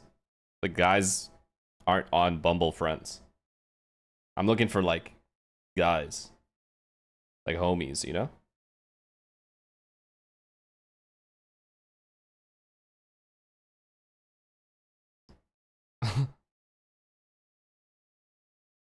We know you're looking for guys. all the boys are in LA. Like I got no one to hang out with. All I do is just stay at home, trying to have a social life. I'm just curious, like, how do you go about looking for friends? I can't lose. Listen, it's a tactical reason behind this. I can't lose my social skills.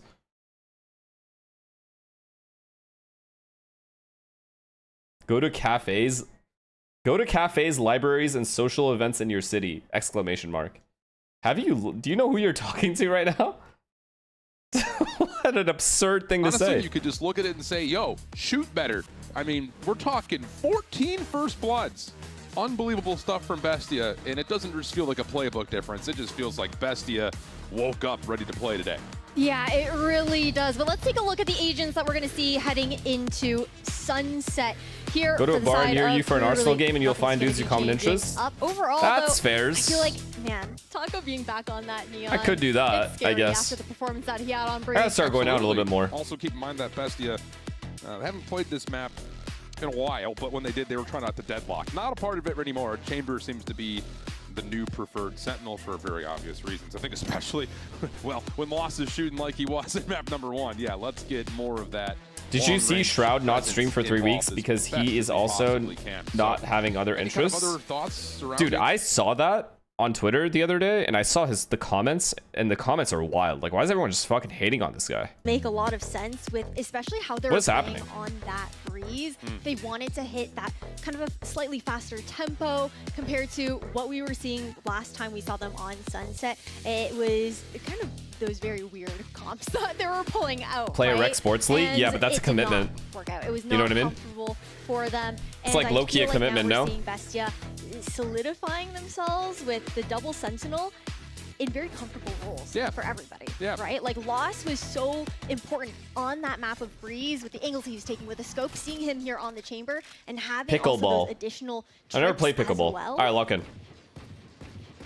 Look at them, just always aggressive. These guys don't give a fuck. They know they're better. Jump onto the pistol here.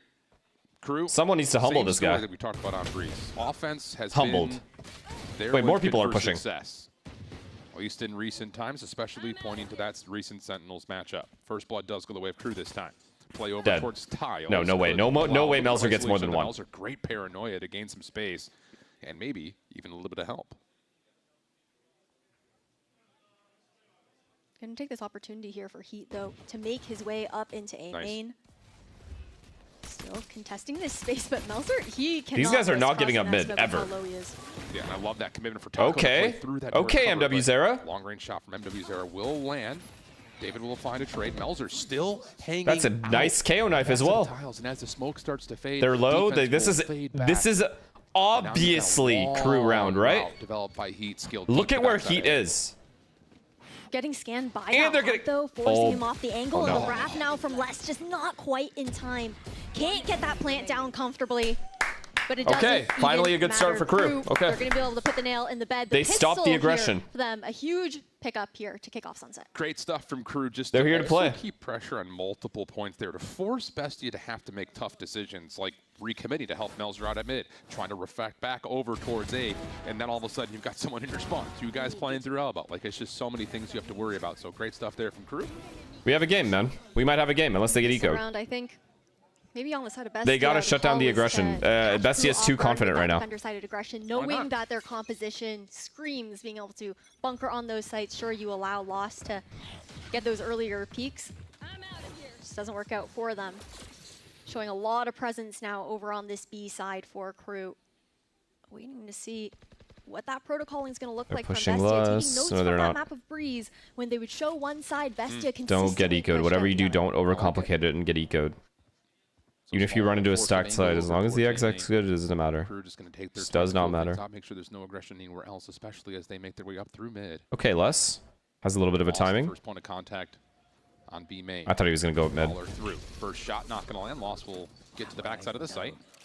Lots of defenders here for Bestia to try to still. They have market. They're out B. There's no way this round gets weird. Defense doesn't really have a chance to rotate back through mid. So now it's just Okay. down to how much can Secured. you It's secured. Trade. Trade. Give you one. Easy. Not going to get more than that though. Crew will have the site. Okay, good split. Quick flood as expected. Great split. As we get into the rifling rounds, though, for the side of Bestia, okay, you've got that Cypher, Two missed thing you've in the got prime. that chamber to work with.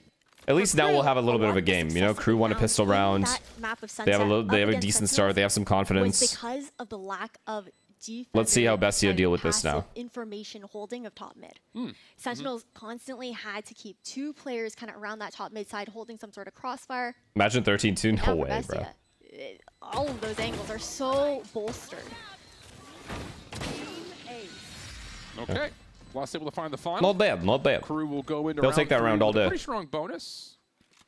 Holding onto the two rifles in particular is a key to success. KO is for an that, but interesting as you pick. mentioned, I now haven't it's seen time too to many figure teams out pick how KO on best you wanna Sunset. Try to handle their defensive setups. It is strong on defense, though. Very, We're very, able to very powerful on make defense. Plays, find those opportunities in that Sentinels matchup with just high gear pushes like we're seeing in these first two rounds.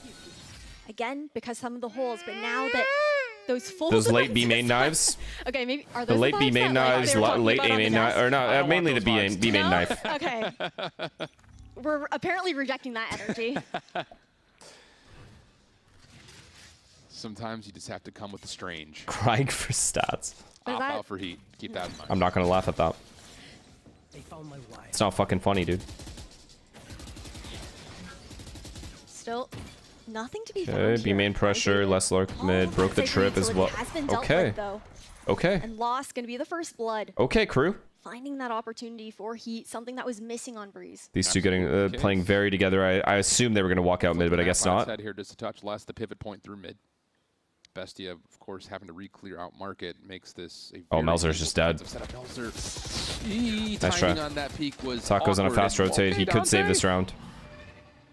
Little extra. Oh my god. After a 13 Cypher and Fade stayed B. Chat, they did not over-rotate. Right now, this is not looking like the Bestia that we saw Wow. on Breeze in these first They couple go of back rounds. to A. Sure, This guy's opportunities walk- still warm up into Sunset, but Look at these guys. Yo, Crew is mid-rounding each well. other in a lot of those peaks, taking those They're solo like forcing fights, mistakes out of Bestia. trying to go for that information. Another free kill. Not having the support. Never mind. 30 seconds left. Rare miss for heat. Beautiful jumping from Dante. Taco That smoke with some actually trouble saved here, him. backside link. Lots of spam coming through. Heat Defense coming gonna try to back as contest well. this, He though, has with their a flank. 3v5, and as they lose Taco, they may need to reconsider, but they're not gonna have a chance Flawless to. bonus. Crew dominate through Not really a main. bonus, but you know what I mean. 3-0 with a flawless round, and all of a sudden the bank accounts are looking pretty nice. Okay, they look comfortable right now. I think Majin, thank it's you for the interesting prime. man. because I was trying to make that point about the double sentinels, how Crew And are gonna Ryan, have thank to you for the deal tier with one. that passive utility just a little bit more proactively, and they have been doing so. That early pressure over at B, knowing that they're was a expecting great that round. Cypher to The get back and up there, forth, trying to take those trips because down, they know force Bestia have to get some of those aggressive due to rotations low around. numbers. It's great. Whatever that Because they pep were going talk back and was. forth together as well in a Damn, pack. that worked. Down, you sometimes just got to bring the energy, whether it's weird, strange, or otherwise. The Crew've got the vibes building right now, and it's going to be just Sheriffs and a Stinger on the other side for Bestia in this round. So just trying to make it as punishing as humanly possible. Oh boy. Oh Dante boy. to get pressured, Good really counter really stun. bolts on both sides. Bestia will get the space they want, but Crew are going to fight it Look back. at fucking Crew, And bro. there's just nowhere to go. So there's the commitment call. David continues to This just lurk show from us Les just wins the how round. The Sheriff should be played. Even if They find one in their even if response, David but got one more still very there. comfortable for Crew. Just comes down to will they commit to actually jumping onto site, or are they going to wait to play? This guy the loves location? spawns in A general. couple of the members already deep through the defensive side of the map. This is getting so awkward. I mean, Les completely has control of top mid. Loss. Less and loss. No idea what space has been taken here by Crew thus far. Wow. And unable to get that pick on MW Zera. That could have been a little risky. Makes If that MW Zera round dies for even free, more impossible I think here Loss for would have been instantly aware of the flank, and Les would have walked into his Crew, crosshair as hey. well. Sure, they got 13-3 on Breeze. It was also a reverse sweep, though, in that Sentinels matchup. That is some next level code. I love it. Okay. I'm here for that storyline. I feel like there's so many different layers of Croupium, actually. Finally, Bestia pause. Like, as a whole, with like Melzer being on the side of Bestia. He was the person who was leading Crew through that run back in 2023 in the Americas LCQ, now facing up his old organization that is just known for going on runs in general. I love how Crew handled that re-aggression at B main. Instantly jumped away, instantly recountered it. Is it? It's the plot armor, something of that nature. But this is what you like to see. You like to see that SUDOWOODO smile. It's so iconic, it right? Is. It's when Crew are feeling good, they're feeling comfortable. Now, the timeout to be called from Bestia. What's the adjustment here? Fight A main and to play passive now? It definitely is. As Crew finally forced these guys to play passive, minus maybe the chamber? You have ideas with how they want to set up the anchor on that B side, have those peaks into mid there as well. But when it comes down to the actual fights that are happening, Crew, with the proactivity that we're seeing from them on the attack, sure, they're forcing those fights. And it doesn't feel Do you think like Baby gets kicked after G2 losing the play-ins? Well, I don't think G2 is losing in the play-ins, so. Right now. Yeah, I hear you on that. And I'm not too worried about that. Early timeouts. I mean, we've seen one gun round. Like, you don't want to just throw your playbook out the window because you lost. Like, they'll have enough points to make it a champs. Your anti-eco and so, your pistol and your it is what I'm trying to say, even if they lose. But you can learn a lot about what you're seeing early. I think especially knowing that the economy and the ultimates are about to start popping. Like, there are a lot of elements to talk through, even if you are still trusting what your designs are based on the film that you saw last week from Crew versus Sentinels on this map. So that must be the okay, heavy A hit, okay. Except Bestia of 3A. First bloods again. Let's not good util as well. They have Tether, they have Paranoia. And we are going to get a meeting of the minds here at the front doors. All right, they're not going to use any of it? Looking decent. Mel's just playing the backside of the site. Are they going to let oh my god, they're going to let him get picked up. I said Dazzler for some reason. I don't know why. This guy's in my head too. He's in my head and Crew's head. Regardless, though, it is still loss, and David huge. In the 2v3 just make it loss at this point. Les knows where the last guy is. So hard to work through these smokes. Doesn't overpeak. Angle back over the backside. Beautifully played. It really is beautifully played. There's the spray, the spam, loss needs to value. I really thought Bestia was going to dominate them there. I'm not going to lie to you guys. They had Tether, they had Paranoia, they had Stun, and they still lost because they didn't even use 2 of the 3. We see some back and forth. The discomfort here on the side of Bestia. Sunset is also a map that they previously struggled. I guess because of the KO knife? Okay, well, that's why. But still, they could have paranoid at the start and the KO, and it would have done something. Honestly, I think that the adjustments to the composition here from the side of like, Bestia, if you're going to commit that many bodies to a main fight anyway, you should have a Paranoia ready for this wall, no? You also have a hard like, why wouldn't you? For the Cypher with SUDOWOODO being on that KO as well. Especially when the opponent has KO ult. I can't use that.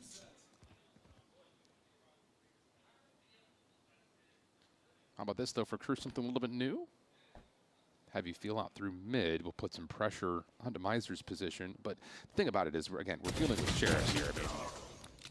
Okay. Making this round competitive would feel like a win right now for Bestia, just trying to Crew's mid-rounding these pretty well. They're not like rushing into market here. Invest into the smoke, taking their time, forcing mistakes out of BS or Bestia. Deep enough to know that there's a trip Dante has all of B main control, so they can just go back to B and pop. Understanding that Crew haven't inserted themselves. I think Fade's gonna make noise while these guys pop B. Yeah, it's perfect. It really is good. Team will look to regroup over at that B side. We've had Dante inserted there for the majority of the round, and the Prowler trying to sell a fake here at A. Keep Loss interested. What a shot. Big pick right there. That could actually help what out a fucking shot. Able to pull the good trade. Neural theft into play, but Dante is able to find the pick. It's good damage on Lust, though, and they know where everyone is now. On Crew. All of a sudden, if you're Bestia again trying to fight with weaker weapons, at least you're going to get 1 rifle collected for Chubazin. He's able to watch the cross for a time with the op, but this post plant's going to be heavily relying on playing just based off this op. Unless Heat misses a shot here, they should be fine. Positions are still very good. Retake, not going to find anybody back sight. Bestia creep in. Lucky. Here we go. Here comes the retake attempt. He's going to have the first contact, able to connect onto Chub. Dante still holding on the back front of the site. Nice okay, good damage. Yeah, nice. And Heat will make All sure right. Taco cannot swing. See what I mean? Like, fuck. Nothing. Crew is good. Crew can play good. And no success off the back of that timeout that they had called. You talked about how the early ones can spell a little bit of trouble at times. L23, thank you for the prime. And Bestia still have yet to be able to find that answer. We are seeing adjustments, though, right? They were going for some more proactive fights on defense, that trap play over towards A main that one round. Not being as kind of bunkered on and turtled onto those sites as we had seen previously. Oh, that's a button press right there. Another time That's quick. Early. Off of one gun Now round, it they feels instantly like repaused. the game plan has Interesting. met the shredder. Wow. Onyx did not look happy. No, we did not. And I guess there's like, you know, again, for Bestia, you already talked about it. Like, Kukicha, what's up, man? A map that had not breeded a lot of success for them in their region, especially when they were talking about that matchup versus Concha where they're trying to play Deadlock. It does feel very fresh in terms of the I mean, they need it's rounds. very similar to That what wasn't they a just gun ran round. last I don't even know what to say to that. Obviously, that wasn't, but the one prior was, and the one prior to that, they paused. So that's one gun round now, if we count. They are finding first bloods, they're being traded. It just is not getting you the same control that you had before. I mean, the game is telling us the story itself. Like, this is easy to break down because it's literally a flawless game right now, 6-0 to Crew, and everything is built in favor of Luza, how thank you for the to prime. put itself together. Yeah, And for Bestia, Leon, those thank you for first the bloods prime. were Thank you, guys. the key to success over at Breeze, right? The fact that you What saw sense to use right now? Taco and Lost 0.55 just performing at so well 400 with that EPF. double duelist, opening up those rounds, something that's missing right now. Yep. Well, Crew are vibing. Adjustment, needed to more lock in, passive, I guess. shake They don't want themselves to a little A-fight bit with the more KO knife? into Or the action. they don't want to deal with the KO knife? Bestia are down bad, full rifle build here. Taco could have put themselves in an op as Nice we jiggle. jump on into a Crew. Listen in here in round 7. Paga eles. Tá com dash, Muito meu, guys. What is happening? This poor Omen, man. How has this Omen gotten out? Melzer is a magician. Oh, he died anyway. Backside. Bomb e elbow. Wow. Vem comigo. Vamos junto. Tá, vamos matar ele. Vamos passar pro lado aqui, vem. 1, 2. Tá aí. Ih, otário. A tropa chegou. Help, guardando. A tropa do Bru também não. Pass mid A split. Guys, temos que caçar pra caralho, que eles têm um peleito, viu? Caça, vai todo mundo. Tá. Tô bicho, bora. É a tropa dos brutos? Isso, ou não? eu fico. Vai. A barra tá muito longe, a coisa tá guardando nave, nós estamos todo mundo guardando essa porra. Is he saying to chase? I think he's saying to chase. Cravei a reta da... Because they have op. Jesus. Tomei surto. Jesus, man. Ai, filho da puta. Tem um surfer esquerdo, eu acho. Vamos ver. Mano, faz barulho pra ali, guys. Pegou QG em mim agora. Não consigo jogar. Vamos, tio. Tá no ponto hoje. Deixa eu pensar como você leu. Aí, matei ele, por favor. Não. Aí, leu. Não! Taco! You hear him? Run him down! Take the world! Okay, well, Taco I was able mean, to survive, Bestia have no pauses left, but they have 4 ults, things so start going completely wrong in map number 1. another good call for Crew. Just have some fun. Do something Right now, fast Crew off the having fun. opponent's pause. Hey, Catch them off guard. And the fact that Taco right? didn't get a kill in mid, But very different vibes. like his now read was good on there this squad. positionally, Of but he course, just with got the lead jiggled that by they've Dante. amassed for He needed that themselves. so badly. When he missed that, it's like the rotates are so Bestia. slow at that point. Into this round, Because they just cut the map in half by we going have mid some A. key pieces to look at. Operator in the hands here of Lost. Dante, though, scaling so quickly into this A side. Ooh, big win right there from last. He'd able to connect Yo, over towards Crew elbow. is insane Taco right now, will be no? left on an island with a judge. And no one wants elbow control. Nope, don't need it. Not when you're dealing with a 5v3, knowing that you're playing into an op still. So Taco will have to do this the hard way. Just waiting for the rest of his team to make their way over. Gonna What pop the ult. the fuck? Dante? Respect, I guess. Opportunity to actually pinch off this now all of a sudden. Yeah, fast lane's going to go up. Taco can put pressure. Okay. We'll find a second. This round is still very winnable here for Bestia, but you have to still clear out these positions, and doing it with the overdrive Nope, to be very not difficult, enough. and that's exactly Can't do it all how on the his own. crossfire setup will work. And He needs Crew the will guys, stay man. He needs the perfect. guys. 8-0. Again, no pauses. And how about the shoe being on the other table, which is turned? And it's insane considering Taco's position that entire time. I think for the side of Crew, they were so confident that nobody was there because no one got the trade off of the person who ended up dying in elbow at that point. And having that opportunity for the backstab, it was honestly Just unfortunate though at the they're same running time. it down, There and it's wasn't so anybody overwhelming. else in They can't do anything. the, peripheral there for Taco. There's just no world where they get an entry and survive for some reason. Really wanted to into that round. Whereas last map, they were getting entries all over the place. Tour de force out for loss in this round for Bestia, who are still scrambling. Okay, so far so good. They push back A. They have the A line again. Also have the Nightfall available. But it's been so good. The way that crew have been handling that A-sided aggression. Good util. It's not giving up any free kills, chat. They're not giving up any free kills. It's sometimes that simple. Orb collected for MW0, and that is all that crew wanted. So thank you very much. The read here is good, though.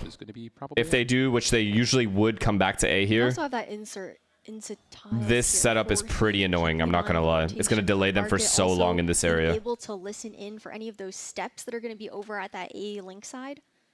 It's an A fake, though. That's the thing. These two are faking A and then going back. Looks like MW0 may want to try to delete to put pressure on B pressure, insert one into A pressure, back to a B split. Aggression on the A elbow means that we actually don't want to go that way for crew.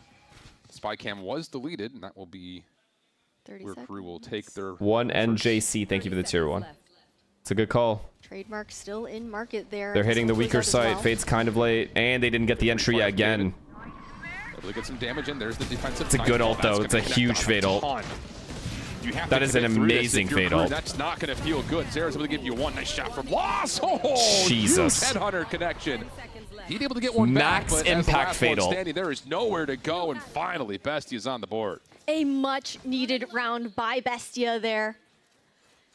Man, it was a long time coming into this first half here for Bestia. For crew, though, it really felt a little bit more like they lost to themselves than Bestia, in my opinion, in that particular round. Like running down the block. This shot here, the second one. Third one, sorry. Crew, they're trying to. Damn, they don't even show it. The nicest shot in the round, they don't show it. Then going for that Besides late David's pivot flick? into market when they hadn't dealt with that market utility yet. I think that's a very fair call. I mean, I think maybe crew is not Fast A fight, no one's there. At least they get the line instantly. And they're like, woo, we don't want to go into that. So let's just try to take our efforts into mid-market where we'll have numbers, but setup was too strong, so Bestia gets something to work with. Trip's good, though. Trip placement's good. They just can double up market if they wanted to. Ultimate's going to go out here for SUDOWOODO. Never It's mind. going to be an easy entry onto this site. Tripwires, though, are Trip's still going to down. be up since David did throw those down and get off. Oh, wow. Of all people, he kills SUDOWOODO. Oh, my God. From That's so Lost sad. to jump into the smoke without the Trip ability is of using turned the off rendezvous because back, Chambers just... Oh, no, it's so sad. I feel so bad. That position will work eventually, and SUDOWOODO I mean, it's just a good call. KO's so fucked when he has the ult. Clean round here for crew. Both Chamber and Cypher have to be like, or like Chambers has to be so far away. Not Cypher, sorry. Command, but the operator is the first point Cypher of is already contact. far away. Very brazen, very brazen. We have questions about that one. I do. We do have questions about that. Regardless, though, for crew, this momentum that they've built for themselves here on Sunset That's has fucked that he looked kills so SUDOWOODO of all the comfortable. people I think that their running through the game plan smoke. on this map is very measured as well. I was mentioning, didn't get to finish my point about SUDOWOODO and that presence over at A, that understanding from crew that that Bestia want to play bunkered on that B site with those anchors. And then on A, they have those trap plays for main, but crew denied that opportunity from even happening from the get-go with the early 0 point, then cycling it into the mid-round for that information as well. It's been hard for Bestia to get something started because of that, too. Yeah, absolutely. I mean, it's just another one of those things that if you go back to the first handful of rounds, when the first time out comes through, SUDOWOODO got a kill before he died, too, and they just get to pick back up. Successful early, and now all of a sudden you're not finding any success on the ability to contest these executes. The way we got, like, all point of views. Is that 17 assists I just saw on KO? Or who was it? Prod said we were going to eat good today. Holy fucking Jesus, bro. Look at this. 9-1. Here's another quick hit on the way. Taco. Shut down. Dante Another will double get entry. two. Nightfall just because why not? Melzer steps on him with the bucket. Wow, they got shit on this map. It all feels very insignificant in the force of what crew is doing right now in this They map. actually got fucking I love the shit tempo on. change coming out from crew as well with how they've conditioned those slower round starts, looking for that information, dealing with the utility. And it works so well into that read as well with the fact that Bestia end up shifting their sentinels onto that A side, making it so much easier. Give me a to get into 9-3 that half again. But now 2v2 still into this retake here for Bestia. Ooh, it's a 9-3 isn't it? Kind of let off the gas a little bit here if your crew leaves heat to the 1v2 situation. No cages. First on the corner, not able to it's a nice jiggle, though. Oh, the quick switch is good. It's a little chamber on chamber action here on a Thursday. Loss holding the corner. Toggles. Heat. Nice shoulder, jump spot, not brother. interested. Second effort. And Heat. It's not going to drop this one. So given the technical 1v2, Bestia made it close, but that felt more like crew kind of maybe lost sight of the finish. I just came into what's happening. Well, first map was a blowout. Second map's also a blowout in the opposite way. Up against Lost on the opposite in that end. situation as well for Breeze. Third map, who fucking knows? Probably another blowout. Here, Bestia. Now the ones to honestly probably another blowout for whoever wins pistol. It feels right now on Sunset. Kind of wild how the script flips right after they looked so damn overpowering on Breeze. I love how Dante shooting bodies like he isn't. Okay, bro. What the fuck? Unshakable confidence though right Chill, now. bro. He's having a good game. They're all having a good game right now. Sadhack 17 assists is blowing my mind. Side of things, in the first half. 1 in 10 for Chubas, and you hate to bring it up, but just again, tables have turned on this. Dante looking to go quick. Isolation in the corner. No problem. Quick trade though from Taco, able to hold on to some contest here on the A site. Quick switch of attention. Sadhack taking his time, waiting for his team to be ready. Paranoia comes in, then he flashes. Not affect Taco nor Chubas in, but it's just beautiful timing, man. They're in the zone. Again. They're all locked in. Finally, some chemistry out of crew. The chemistry I expect out of crew. Here for David. MW's great A split. fighting aggressive, gonna give that gun up. But crew are chasing into A-Link. Backing up. Time is ticking away, and I like this retake of CT here from the attackers defending that post. There's just no way you break through this if you're Bestia. There's no just and go. Thank you for the prime.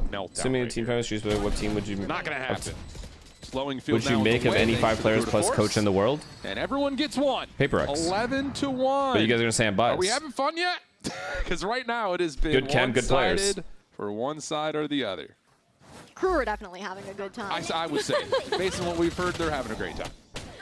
Smiles on board, but again, this team of Bestia, I think that I'm wondering what the depth is here with this composition that they've pulled out as well. We've seen a couple different looks from them. Well, there's going to have to be another figure it out moment here as Bestia will go into the second half down 1-11. We'll swap the sides, come back.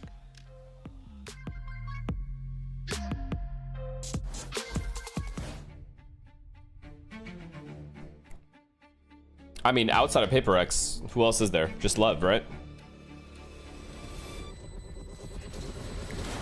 You could maybe say NRG. Could say Nongshim since they won an event this year.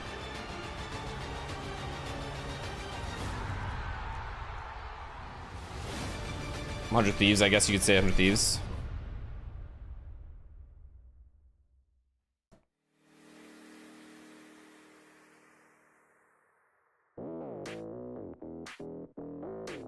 And Sen. Yeah, of course. Yeah, that makes sense. That actually really adds up. Now that I think about it. Let me go look at this guy's assists again. So look, Melzer, you're the vet. You've been up here a couple times. It's just beautiful to see. What words of wisdom did you give to the new rookies as they take the stage for the VCT first time today? Yo creo que el principal consejo es que se diviertan, que no piensen que están contra They just got first blood diff, man. de Dios o alguna figura que no pueda vencerse. Creo que ellos tienen mucho más nivel que algunos de los que están en VCT Américas. Así que you cannot say it. It's because last year NRG was out of expectations. I don't know what that means. You're not up against any kind of god here. You guys are just as high level as anyone here in VCT America, so just have fun. Oh, that's all. I mean, with a motivational speech like that, I'm ready to just go ahead and raid the beach. Let's go.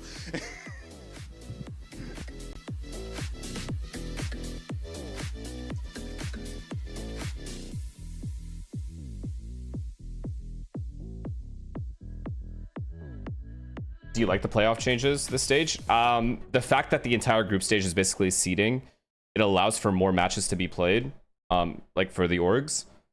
So fine, but like, no, I'm not really a fan of just pure seeding games, to be completely honest with you. No one getting eliminated forever is like kind of insane. But maybe I just need to get used to it.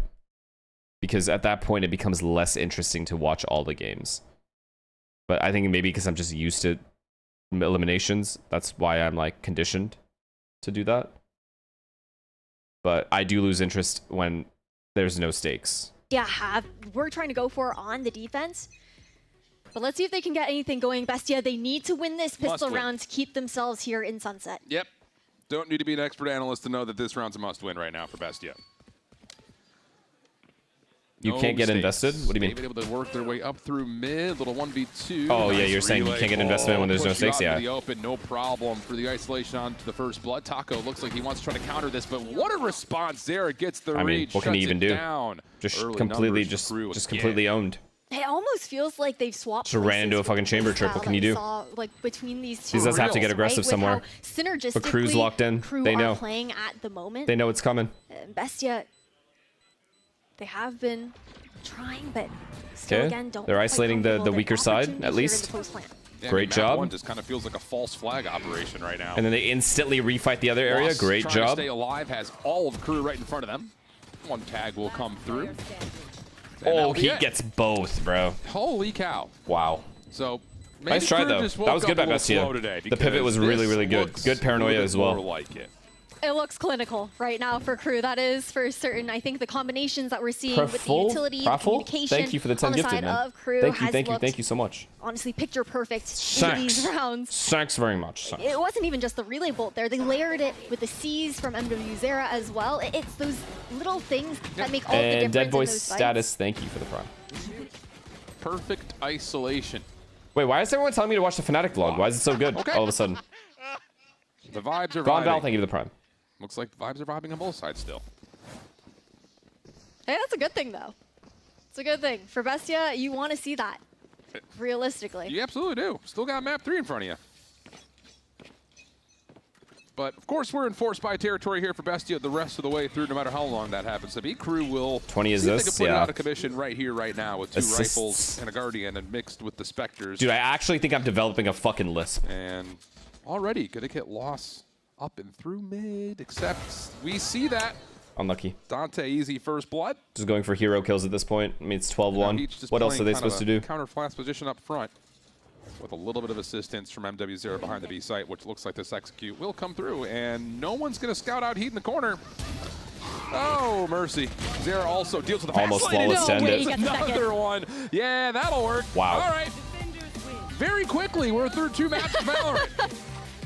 They are softballing our debut here, Ash. They really are. The 13-1 right after. So 13-3, 13-1, and we're going into what, Summit? These next set of maps better be fucking good between Envy and M80. Them too.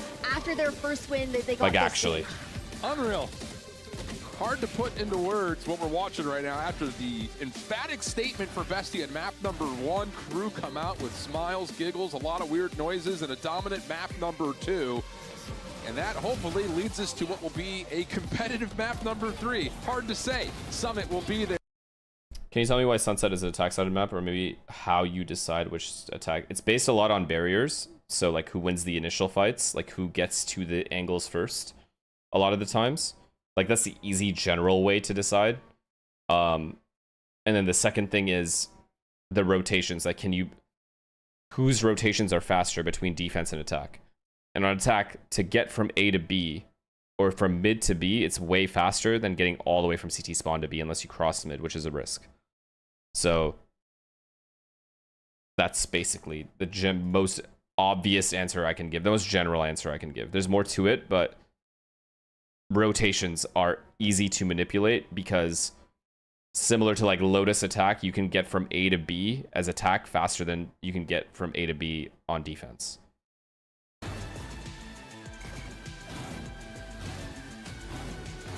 Without much risk.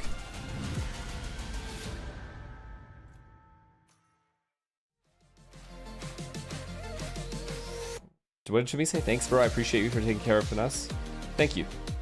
Seriously, thank you. Proful, thank you for the another 10 gifted. I appreciate that shit, man.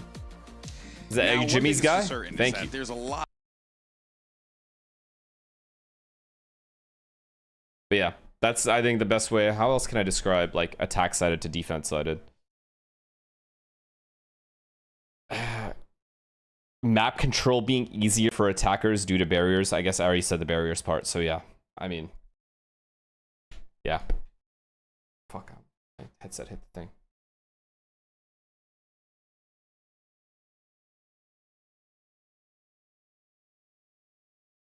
Subidón, ponele para los play-ins, entonces siento que el equipo está confiado, yo estoy confiado, quiero demostrar lo que hemos estado trabajando estas semanas, así que quiero jugar, quiero disparar ya.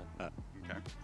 Yeah, really, playing against Sentinels today is going to be really helpful. You know, Rightful, thank you for another 10 gifted. I don't know who you are or why you're doing this, but I appreciate you. Thank you.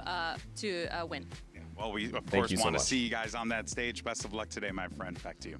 Oh.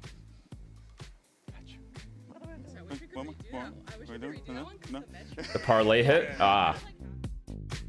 I hope more continue hitting. I hope so.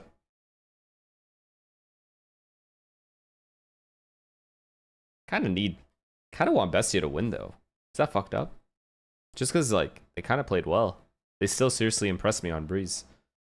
And a lot of the Sunset stuff, like honestly, Crew just kind of owned these guys.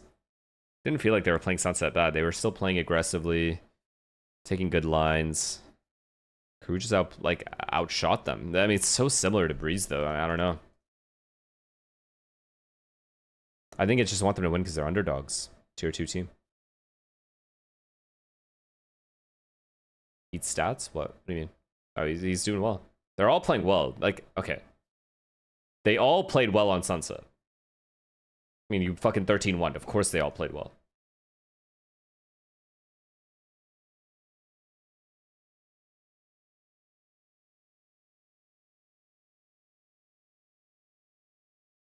Better choice on Breeze, double controller or double initiator?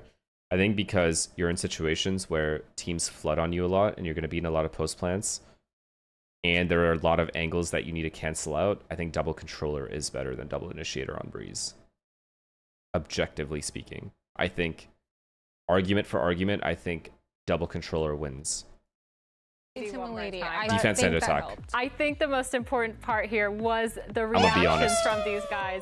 Yup, there it is. The energy was so back. It felt like we were seeing the smiles on their faces. Thank you for another really 10 gifted. Thank you.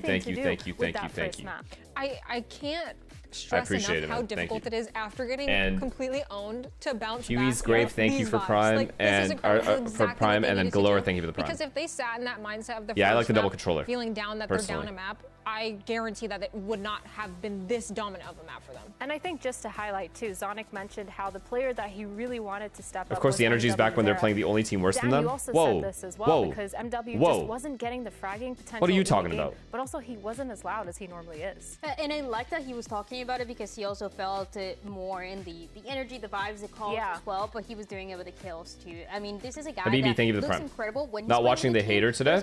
He's not live. Himself, there was a lot of a few fakes that he was doing with the Prowler, a lot of times that he was playing by himself, that was giving that information for the team to work around, and that's what allowed them to have. Do you ever play Valorant anymore? Oh yeah, and I feel like that first half. Yes, a lot. Aggression. It felt like we finally saw Crew is being played by as aggressive as we expected them to be, at least in that first map. Want to do it tomorrow? Yeah, I'm down. I'm gonna go to bed after these games. This operator. I mean, he was so I should be up early. Across the map. I think the value that he got with the op opened up rounds for them so beautifully and got them so much information as well. Wait. I also noticed after their... Wait. Job Life Fnatic. Okay, so should I skip this game then? Should I skip Heretics versus Eintracht Frankfurt?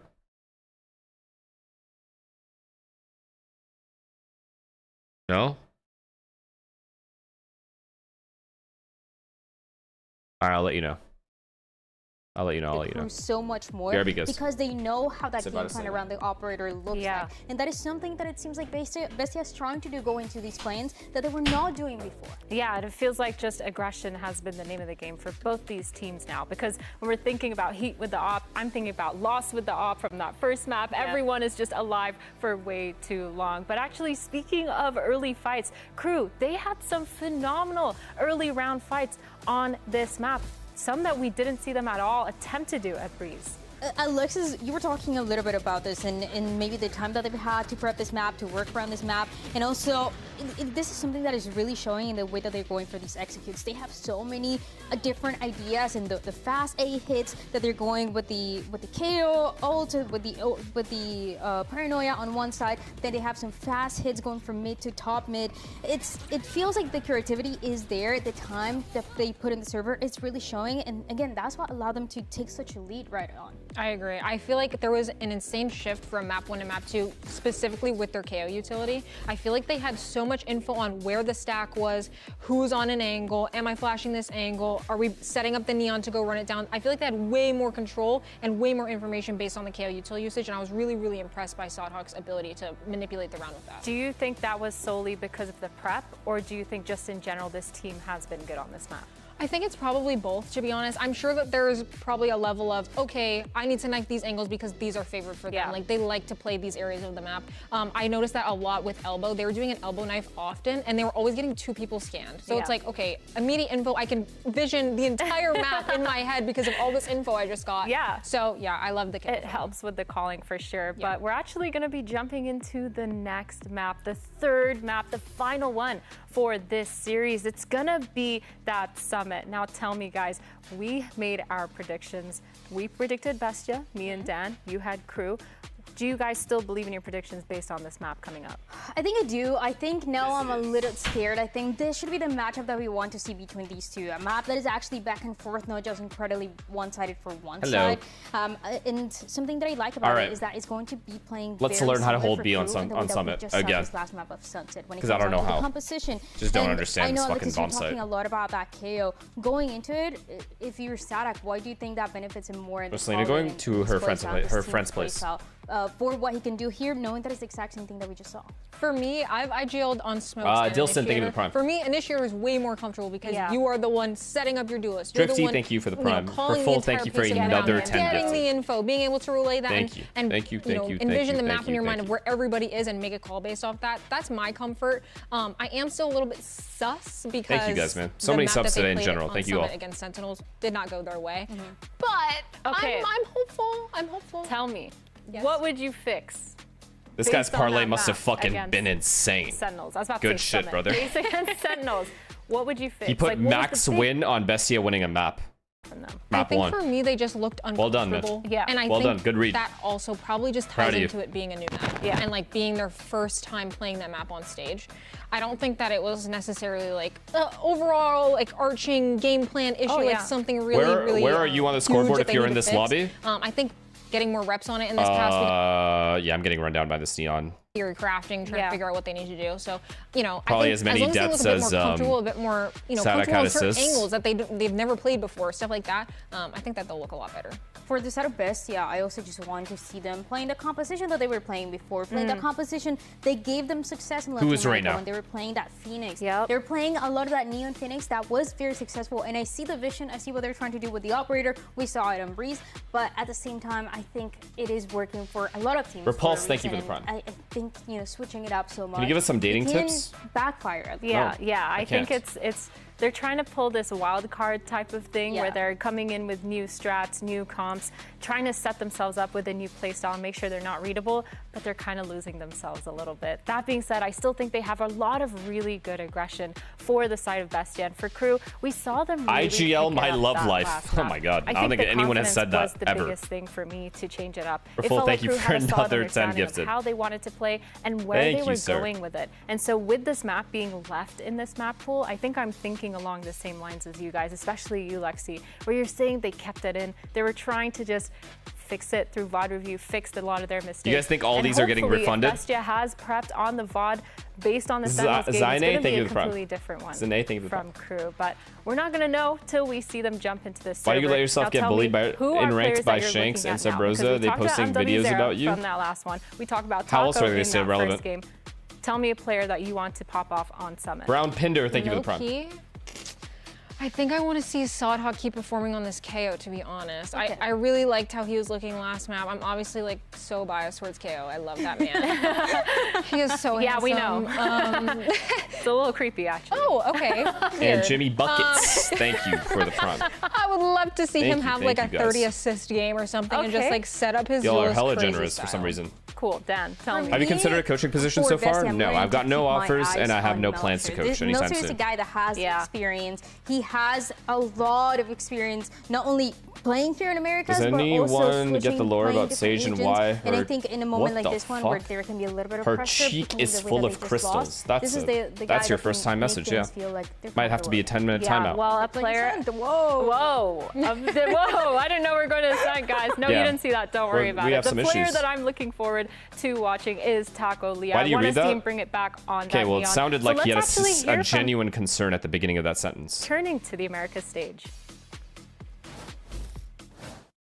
Era algo que quedó en mí, dentro de mí, de volver For full, thank you for another 10 gifted. estar acá de nuevo. I think I'm going to say that like 100 times if you keep going like this. You've gifted enough, bro. You're good. Thank you. De manera psicológica también. My message got automated, but it's good. Can you read it? Estoy acá y me demuestra varias cosas y valores Can I internos read para it? mí. Entonces sí, es como tiene gran significado. Make one of those Valorant YouTube channels that make fat Marv vids and post yourself getting cooked and ranked by it. Infinite money glitch. W message, dude. I'm gonna make sure to keep reading your messages. Insane. No, I'll stream ranked at some point. I just don't know when. I don't know when I'll do it. So I don't want to like give you guys a timeline. But I will say that it's genuinely fucking so fun not streaming ranked and just playing the game and enjoying the game with my friends.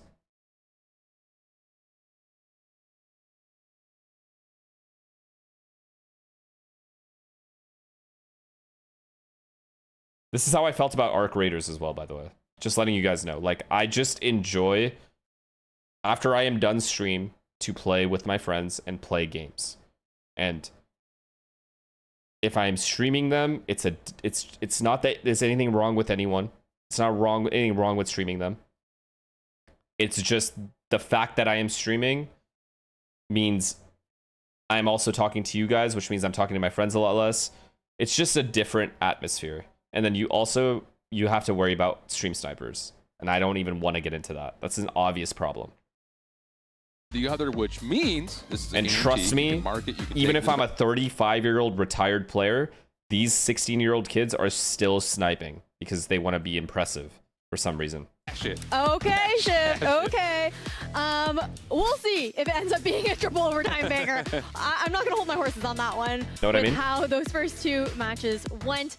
When it comes down to Summit though, for the side Game of Grunts, Bestia, thank you for the prime. Sure. We did see them win during that grand final versus Contra. They felt comfortable here. For the side of Crew, they didn't manage to get that win. Playing with Psalm, you have to worry about stream snipers? No, he has to worry about stream They snipers. lost I'm still doing my own 6-13, thing. I believe it was. And that was Do you hit the with gym? fact that they As you can had tell, so you can hopefully tell, I haven't touched the gym in like 3 weeks, maybe a month. rounds. I do want to say for the side For of full, thank you Sentinels, for another the 10 gifted. man. multi-kills did Thank go you. absolutely insane, especially Can I know what you do for a Redux. living? So I know these aren't getting refunded. That's a scary prospect to go forward with. However, I imagine that the crew that we were seeing today in those earlier matches, they look synergized after Sunset, right? I'm expecting those follow-ups to be a little bit more clean, for them to be playing together a little bit more. They were getting discombobulated and, you know, kind of divvied up there in that last match. No, I did gym, but it's like the story of the first two maps. Is I'm not I'm not consistently gymming. Map 1, 12 Put it that way. bloods for Crew in map 2. How much I will that gym once pay in a while, out which in doesn't even make map any 3? sense. Like, So why far, do I do that? Bestia able to If I'm not going to go the first next blood day or the and day find after that. themselves an early 5v3. Quick rotation on the way over Luke, to thank B, you for the which prime. is actually where Crew are positioned. Barrier orb was actually maybe not placed That's a exactly big where you stun. want it to be. Oh Opportunity my for god, Dante he to should be getting follow more up with the that relay stun, goal, man. but He not able has to too get one much. more with that stun. MW He did Zera just good damage though. behind the play. Not going to expect Taco He in the needed a corner. hero around there. That First stun was round goes gorgeous. Bestia. That it does. For Bestia, that also switched up their composition heading All right, well, into this Bestia one map pistol, so of we Summit should see a as well. 13-2 scoreline here in favor of Previously, Bestia. I think it was Dan that was shouting out that comp. They were running that Phoenix, that Harbor. Now changing things up, they bring out the Sage and the Viper. Sage being a popular pick here on this. If we're going by patterns. Just being able to divide some of these angles, especially when pushing onto site, right? With how many little spots you can These hide guys here fucking on love site KO. on this map of Summit. Yeah, it's just there's so many tight alleyways. The barrier gets so much value. Nice first blood. They actually love He was KO. trying to take away an angle at mid. Taco connects before the smoke comes through. You get sore for days after gym? Yeah, of course. If I haven't gone in a while and then I go, I'm fucking... Everything hurts. Like, everything hurts right now. Yeah, it looks like they're going to make their way through mid and potentially just get a little bit more space to eventually impact this A site. Korean barbecue or hot pot? Nice insert here from Bestia, right now, if I were you in my position, I would want to do hot pot. That's what I would want to eat right now. Thing is, he can't take too much of a risk with that Marshall either. Close quarters. Yeah, not until this hit comes through first. Dante is able to win that gunfight, but the hit from the front is looking pretty good at Garden. This fade could do something, maybe. Oh, he did do a lot. He definitely did something. Two, which is very valuable. Late rotation from Sadhak will be timing? No timing for Dante? No timing for... Okay, he has timing. He's a little... Not fall right now. Whoa! So say just tried to take the timing off the plant. Ends up working out for one. Sadhak able to connect onto David for the first. Opportunity to follow behind this. But David has his This is such a big round. Flash on the corner. Sadhak taking damage, and the pistol will finish. Take your time there, David. Chill, brother. You have time. You have plenty of time. What a way to convert. You play the round out. You know exactly where the guy is. Click there was just honestly insane with the peek around the corner. A nice thrifty round here. I got in a bike accident, and my company gave me salary for no work. Man. Dude, I'm gonna be honest with you. I appreciate the gifteds, but don't gift anymore. How good the pistols I'm sorry for all your bike accident, man. Are you good? Like, I appreciate it. I mean, the one to slide up and find the right click is insane, but really, it's for me, it's on Zera's double. Yes. That's where that round comes through. In between maps, chatting, the only one on site, you're dealing with a 1 versus 3, and you connect on to 2 with the classic is unbelievable. Yeah. So now the eco's on its head. It'll be Crew with the weapons. Stinger Thank in you, hand though, for man. because You gifted like 50 subs, maybe more than 50. Thank you. Bike accident, like bike, like a normal like bike, or does push Crew motor, like a motorcycle. Forces MW Zera back. Scope. Not just gonna lie. Up here. Zera kind of stole away what would have been a nice, impressive little double right there. Won't lie. But just based on how these bomb sites are constructed, it's actually so easy to get eco'd, it feels like. There is no spike. There's so many things you have to clear. You have to wrap around each bomb site. Unfortunately. It's fine. Each bomb site that you hit, unless you split the sites, Crew clean up. 5-man hits are almost always going to get, overall, not always going to get eco'd, but you're such a high chance of getting eco'd. Because there are so many off angles people can play. And you can't use all of it. Yeah, this will still feel like a bonus, though, for Crew. And so far, so good. Considering the success after the Thrifty comes out.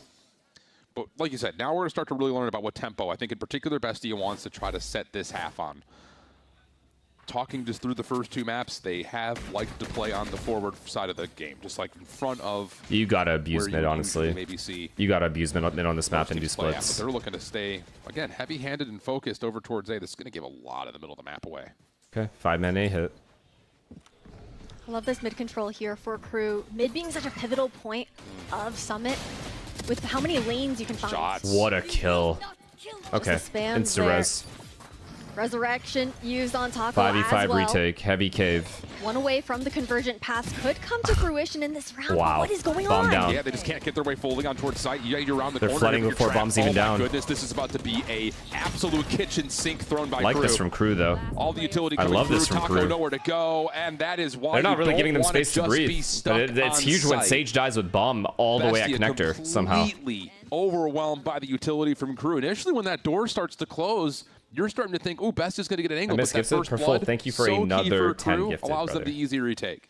It's also one of those moments where Lost props himself up on the wall there as well, and you also have the spike being held in an open position. Thank you for the prime. It makes the round irrecoverable. Do you have predictions for M80 Envy? I have to go with M80, just based off how much people are glazing them. Bestia. I mean, Obviously, Envy's not looked good this whole split. The pop-off moments. We've seen some crazy eco rounds come up throughout this best-of-3 series. Will they be able to find purchase this time around with Heat now Okay, already no more crawling out insta into mid? execs. They're just defaulting. They have A main. They're pressuring B main a little bit, or they will soon. No, not yet at least. And I think they're going to start to realize the follies of that decision. Because you Pressuring A to bait a push, maybe?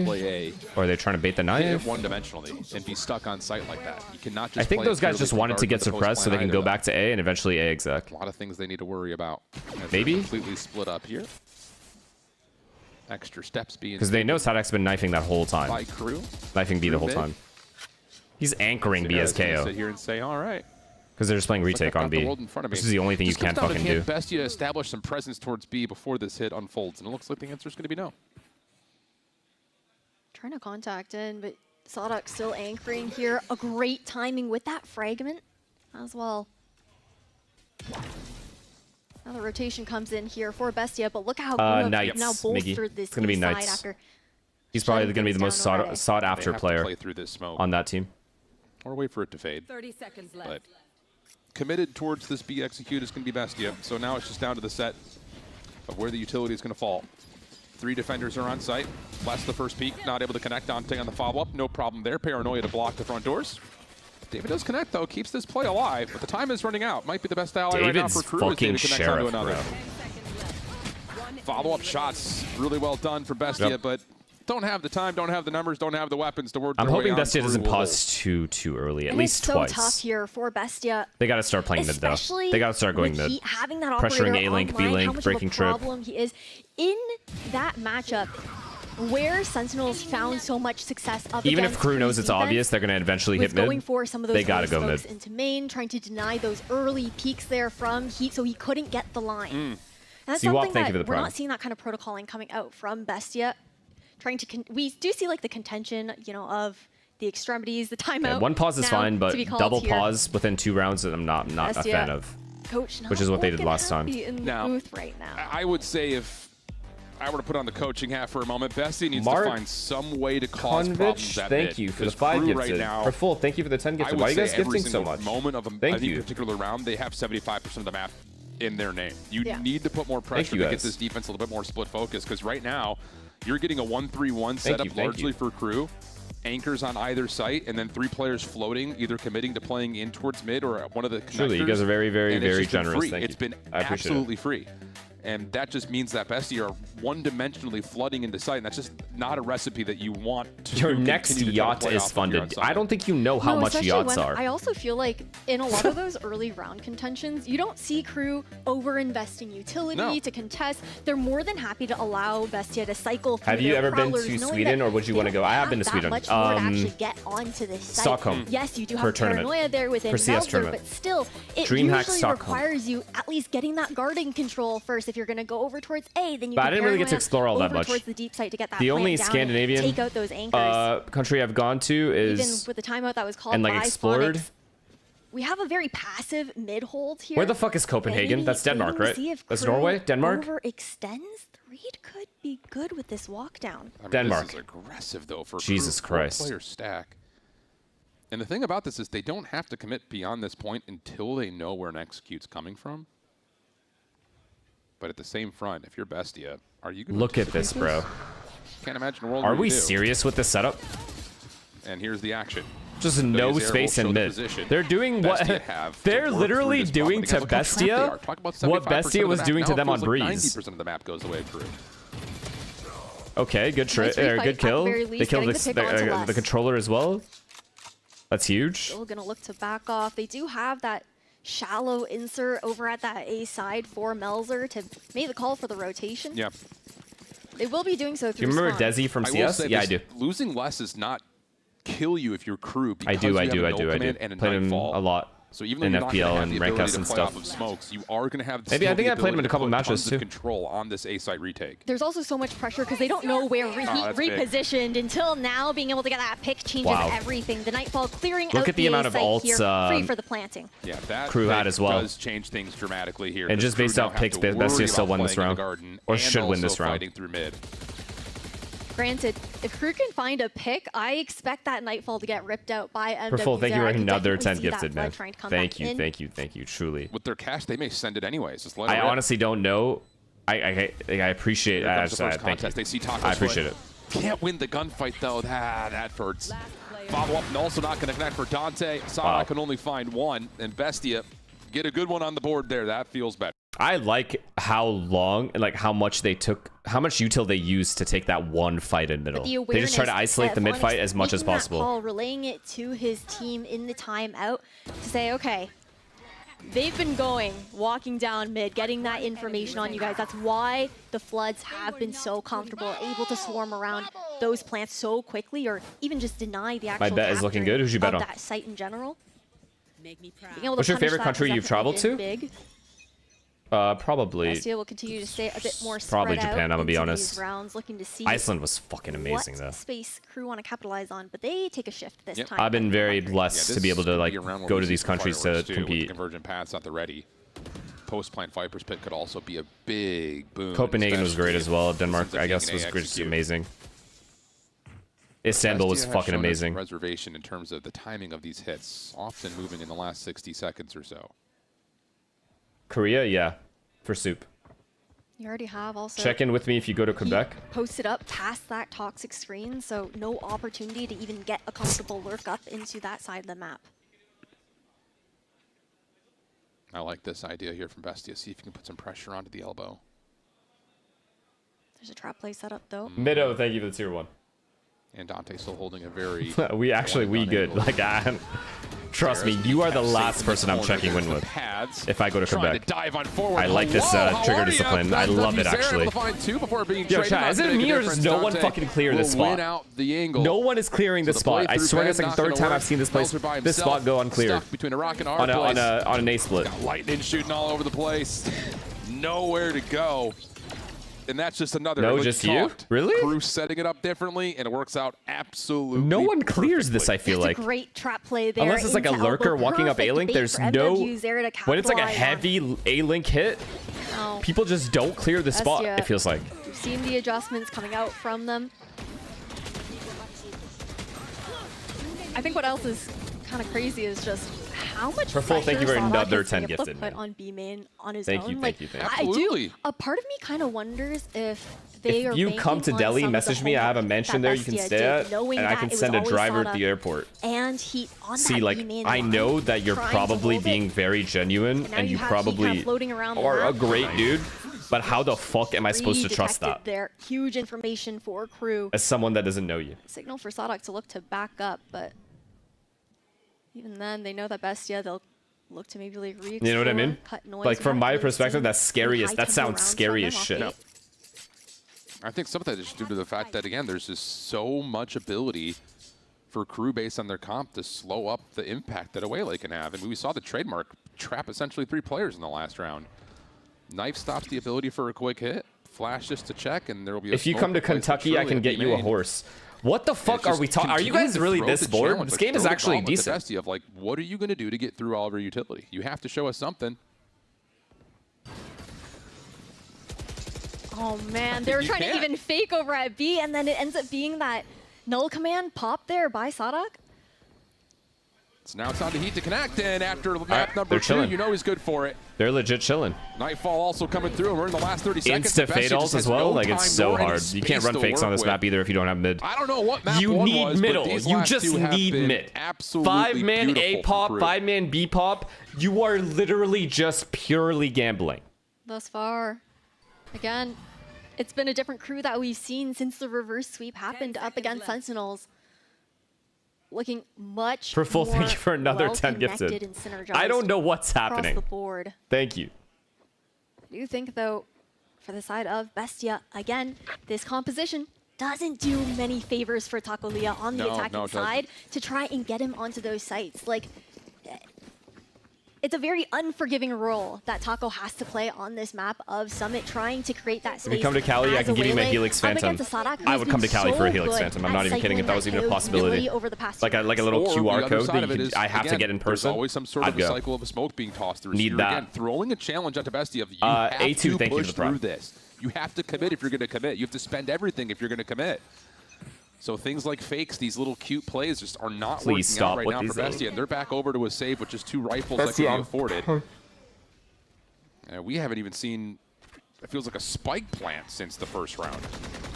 Bravich, thank you for the prime. Spray is going to do a little bit of damage here for MWs there. Not able to get the hunt, but still gets Melzer. I mean, nice trade.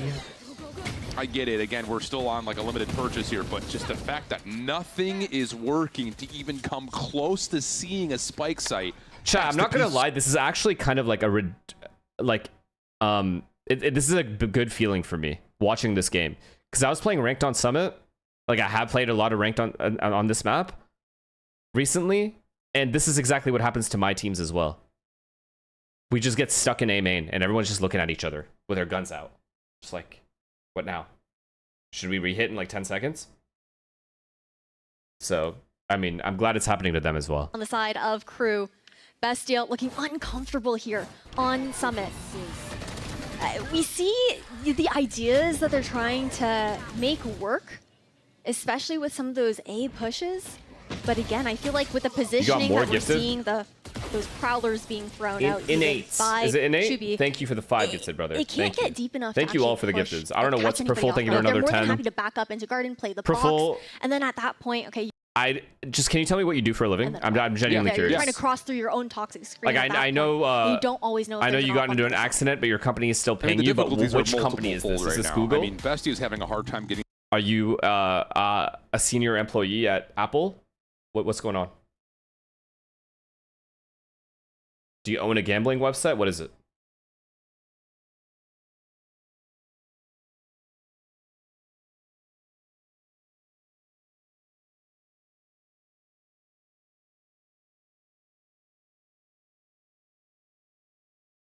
Who the fuck is Ambani?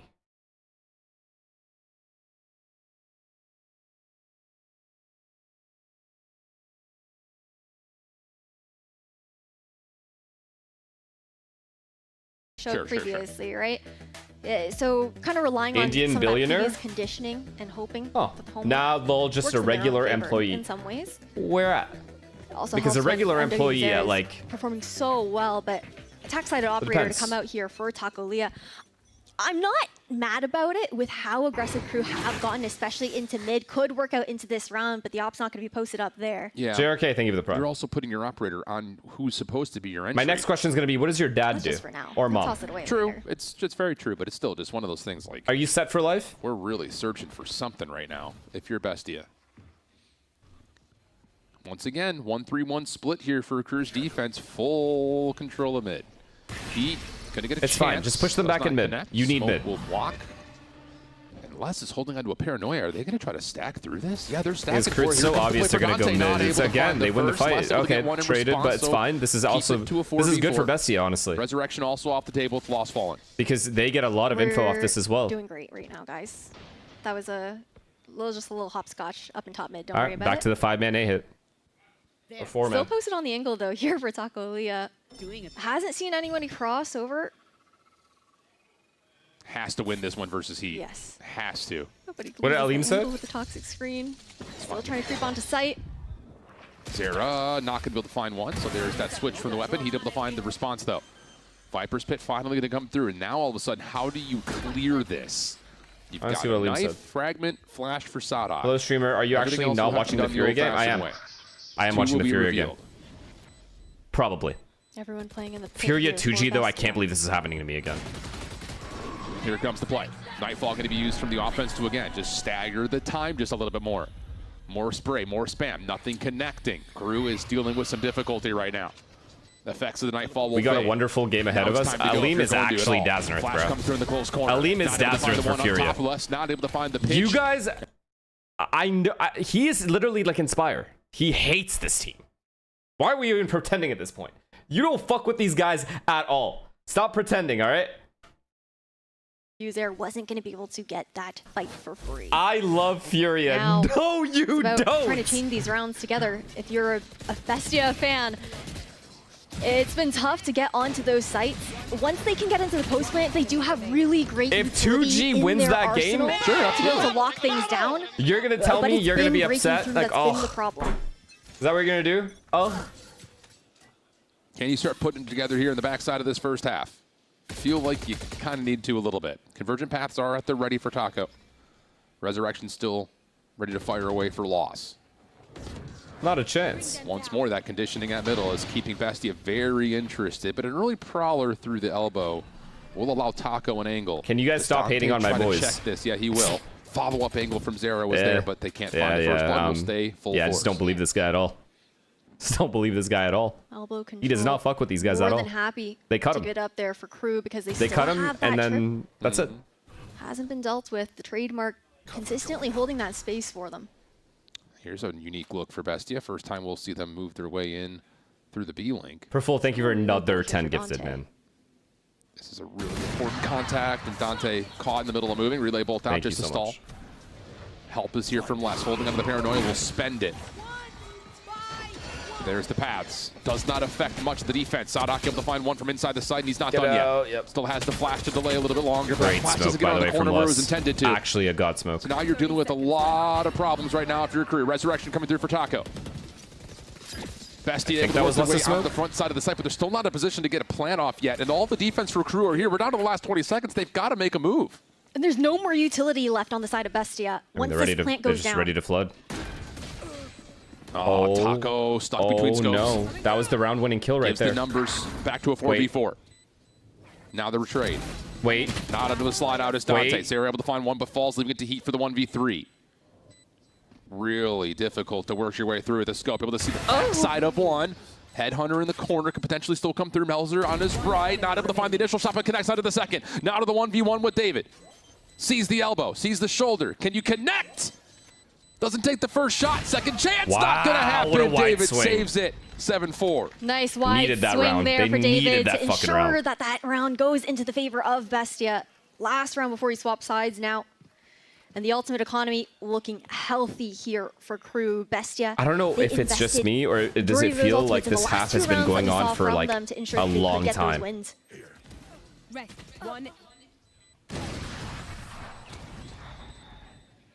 But we've seen good adjustments shift ever since that timeout was called. I don't know, like what it is. That mid-aggression thank you for was it you again? Thank you for another 10 gifted. It's like I was watching Furia. There was a second in that. Game plan. It's like I was watching Furia there for a second in that 1v3. That has been a big. You do not fuck with these guys. Tour de Force called immediately. And it's fine. It's fairs. Oh, and just spam. Why are we still doing sight hits? Zera's able to connect onto Taco. That's your entryman down. Melzer is able to at least pick up the operator and keep it in hand here for the offense, but 4v5 and you lose out in your waylay. That's all about working those picks. I don't have anybody to be able to create that space here for Bestia in this last round of attack. Melzer does have a From the Shadows to work with here. Aleem, you can't save it. I'm sorry. Position a little bit later into the round. It's fine, bro. Wow, you don't fuck with them, it's okay. Yeah. Why would you want a team to cut you to win? That's honestly like, you know, why would you? It's like annoying. You're happy they're losing, just admit it. Les gets challenged in this dark cover. Oh, he has so much info now. Yeah, fuck M80. GMD, I mean, they made a good decision. No, with you. Les will back up. It's like NRG with me. Immediately calls that in, and that will stop the offense in its tracks. Haunt will come through, but the space is happy to be given right now for Crew. They're already on the quick rotation over, but 30 seconds left. You know this is going to be a B hit, and you've got Heat with the Tour legit in a perfect position. Able to connect onto the first. That's going to slow down the rest of the approach. GMD is calling me no that. problem to follow up with the combination of the fragment as well. GMD is actually broken records. This guy's managed to be dog shit at 3 different games. Perfect read. I've known this guy since Counter-Strike 1.6. Through. Crew will finish an 8-4 half. His timings were perfect on those repositions. The paranoia being thrown as well. That understanding of the game was absolutely sublime coming out from Les. Well, Bestia get a couple back here at the first half, but still feels like Crew threw out a lot that did not have an answer to for Bestia. So clean for the first half for Crew after a dominant map number 2. We'll swap the sides and see if Bestia can put together as formidable, if not, will it be a little bit better of a defense. Be right back. I need to beat GMD, bro. I haven't met I've met Derek Overwatch. Still haven't met GMD. I've known him for so long. I even met Effies. I still haven't met GMD. Somehow, some way, we got to meet up. Inspire too. I think to meet up with Inspire as well. Haven't met him either. I don't know why, but I feel like GMD is a drinker, like a heavy drinker, like heavy. Is he? Okay, he's typing LOL, so he has to. Yeah, yeah. This guy blacks out on like a regular basis. But I also feel like GMD is the type of person to drink by himself. Like he's like drinking alone. If he doesn't have friends around, he'll just drink by himself. That's the type of like alcoholic I think he is.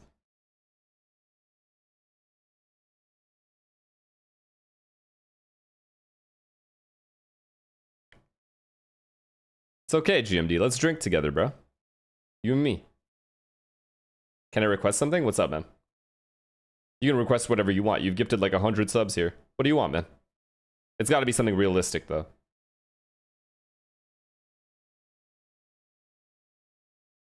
Couple beers? You only drink beer or what? Just a beer guy?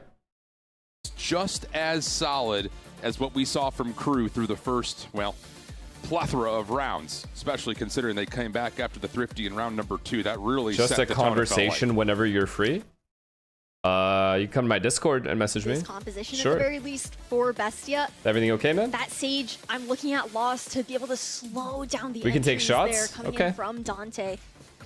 As we Just know I'm him not trying to pretend to be a big drinker here. You'll beat me. Like if you're trying to like compete with me, you win, bro. You win. We'll see how this one unfolds. Pistol could be crucial for Bestia to bring this back to more level terms almost immediately. First contact is successful for Taco. Huge pick there.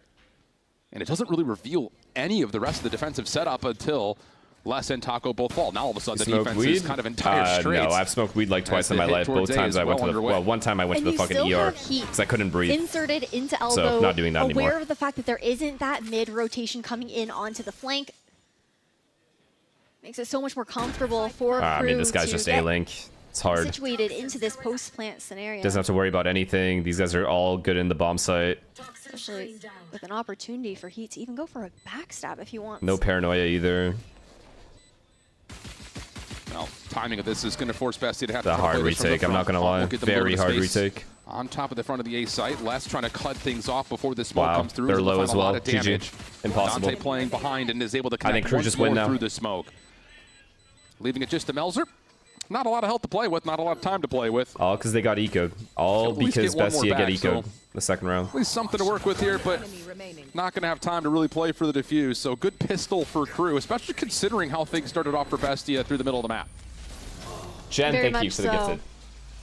It's me, That early Jen. peek and pick there coming out from Taco felt Your like shit was laced? Bestia were, you know, starting to. I don't care. I'm not taking get any more chances on somewhere weed. here on the defense, but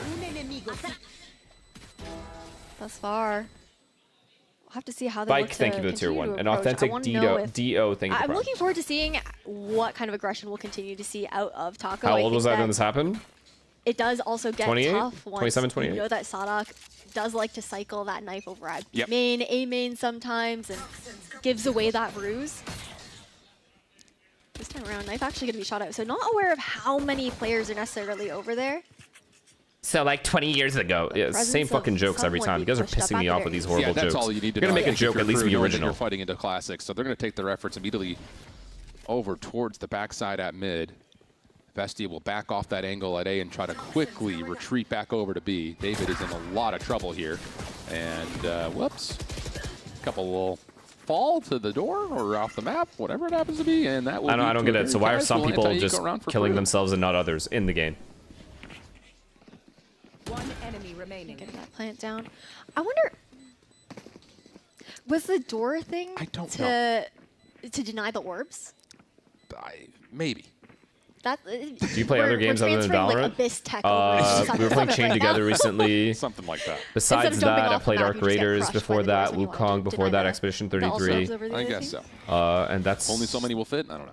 about it. Taco is completely isolated and will not have many places to go. Nice right click. He gives you a chance for one, but not going to happen. Arc He Raiders, connects I don't know if I 10 mentioned for that. the count. Flawless round for Crew. C-Can, thank you for the tier 1. What a different looking summit than what we saw. Yes, I up did watch against Sentinels Spider-Man. there I'm going to give that a for solid 8.5. No, looking I a will give little it bit an 8. more comfortable, much more Very drilled good movie. on this map. Okay, we got the replay Solid of that. fucking movie.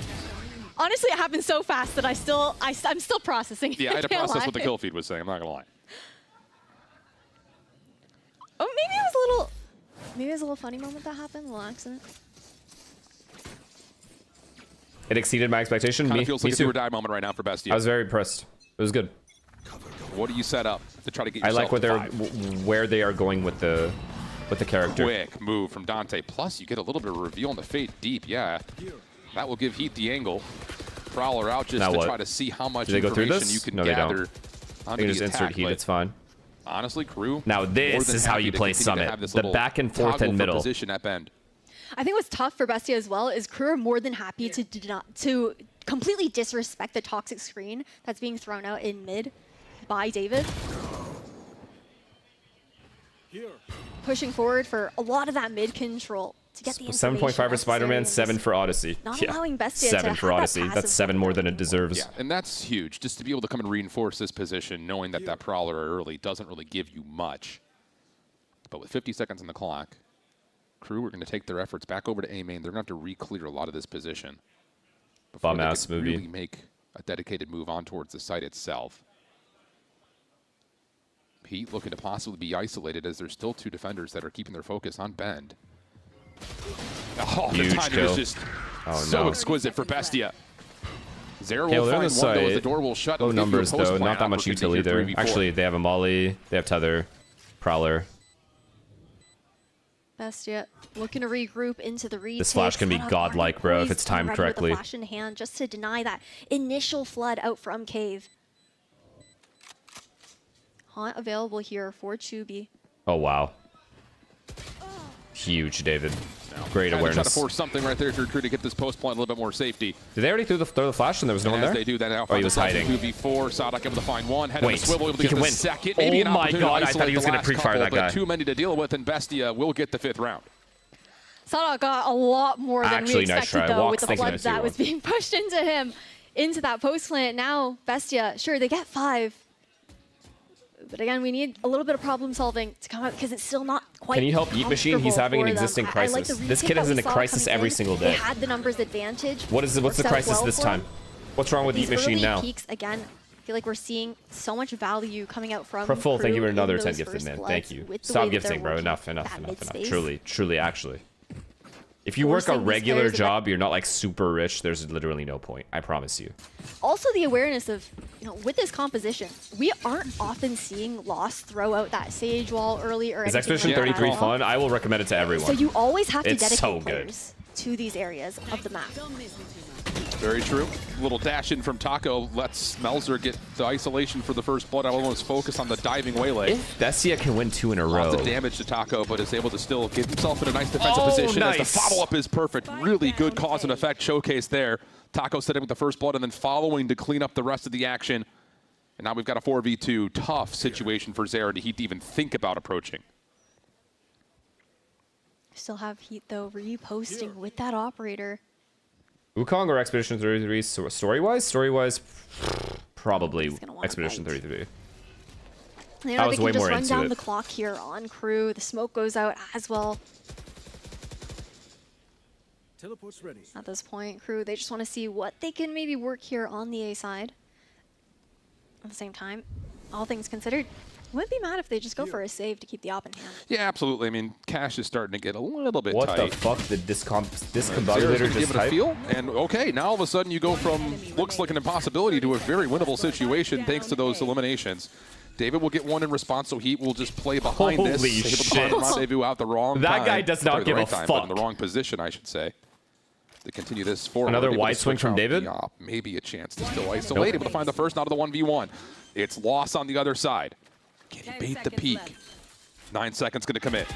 Loss just sprays it out, knowing they got exactly 2 in a row. where he was. There is a world. Now it's a couple rounds in a row of this for comeback. Bestia, starting to build their economy in the Crew's same on a save wave. here. Really nice recovery there from Bestia. Crew's on a save, and Bestia is going to start playing heavy B now. Because it's so obvious Crew's going to start hitting B or trying to do B splits. How fragile that economy was starting to look off the back of that round. They are going to have to go for a half buy, and Bestia cycling into a healthier ultimate economy as the rounds roll forward.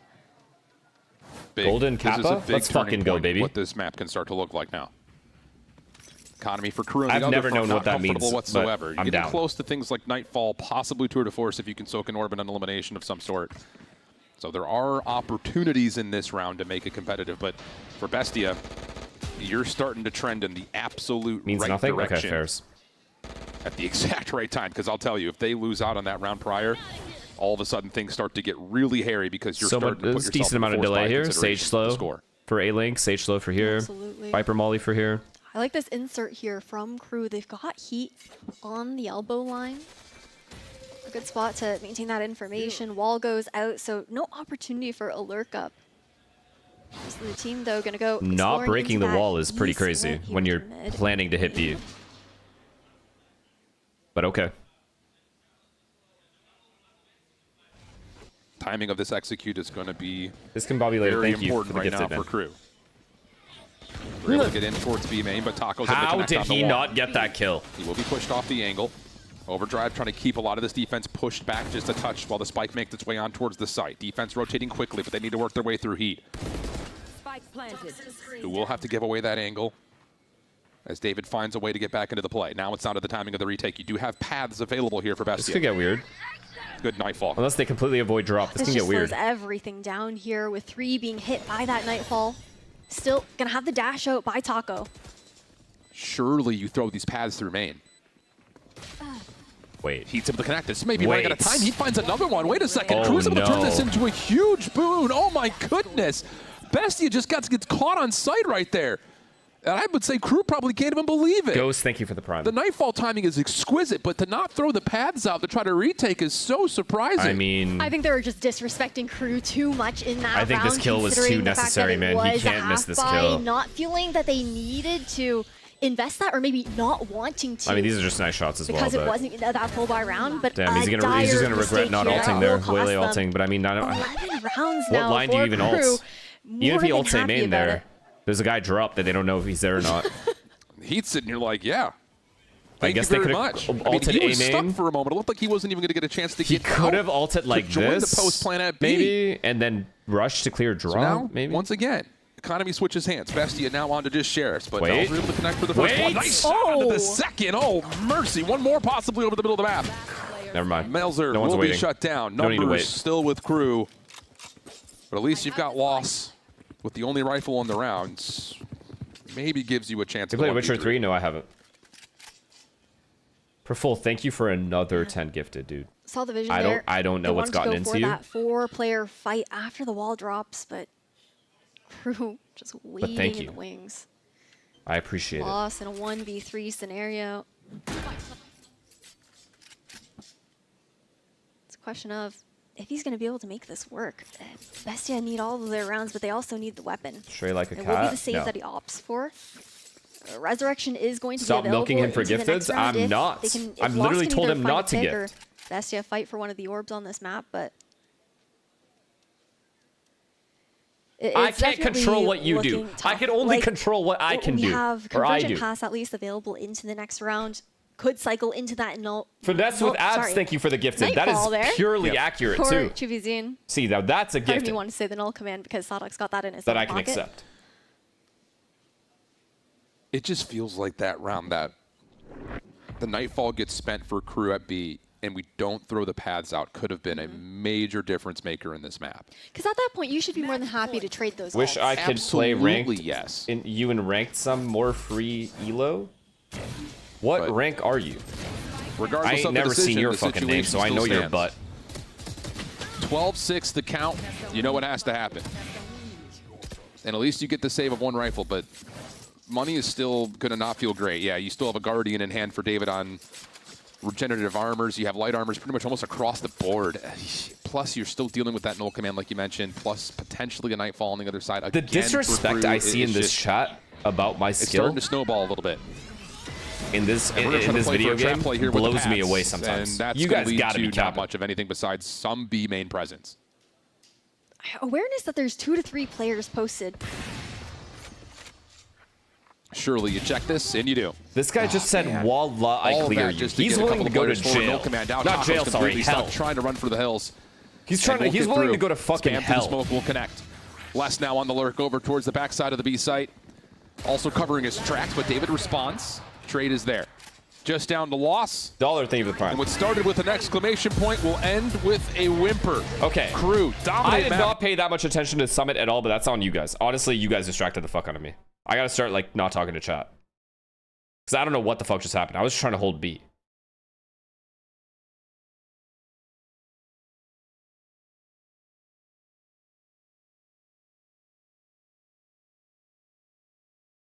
Do you think it's a good idea to build a platform for well-known pros or people in general, but not A-listers because the supply wouldn't be enough, to monetize their most loyal fans with tiered access? Build a platform for well-known pros, general A-listers. What's the benefit for the pros? Or like the people you're trying to invite? With Bestia that has 14 like, why would they want to join you? Map number 1. Why would they want to join that platform? Dominatingly, Crew come out, respond with 12 in map number 2. And then here Koss, thank you for the gifted. I appreciate you. Koss is also carrying the stream. I appreciate you. I mean, just simply put, based on how map 3 started, the middle of the map was just such a freebie for Crew, and it just continued to put Bestia into bad spots. And then once you swap the sides, were you ever in FPL? Yeah, this guy's new. That just pissed me off. And the opportunity to the disrespect is out of this fucking world. Yeah, this guy said, they get their second win of this stage up against Bestia in the first day of play-ins here. Overall, this squad looking much more in form from the rough start that they had at the top of the season where they couldn't even play with their full fielded roster. Raph, now thank it's you a late game. It's a question of, okay, is Crew as an org? Unbelievable, man. Unbelievable. You guys want me to sit here and stream Valorant? You call me shit every day. Disgusting. Look at Heat, by the way. Daznarth is having the worst day of his life. He's sick and Heat went +20. I don't even know how I'm supposed to console him. He might not stream ever again. The game come to you a little bit, and all of a sudden, you start to get players like Heater are popping off. You start to get players like Dante are starting to find more success. Things start to just feel more of like what you would have expected when this roster was built in the first place. So good stuff from Crew, even though the first map was confusing, to put it plainly. Any thoughts for Bestia, though, trying to regain in the lower bracket? Did you ever miss competing in CS? I mean, once I swapped to Val, not really. It was just whatever. It's just competing is competing. End of the day, it gives you the same feelings. So it's not like CS or Val. Competing is just fun in general. I miss like you get more chances and more tournaments in CS, but honestly, the less tournaments in Val made it feel more exclusive, I guess. It made it feel harder to stay at the top. So thank you so much to Shift and Ash. Guys, give it up for our new casters, if you don't mind. Shift and Ash, yes. We also have a pretty dang good team up here. Give it up one more game for Crew. We got Les, we got Zonic Project in the house. Hail Mary, yeah, great movie. All right, guys, very hard-fought game there in that, especially in that first map.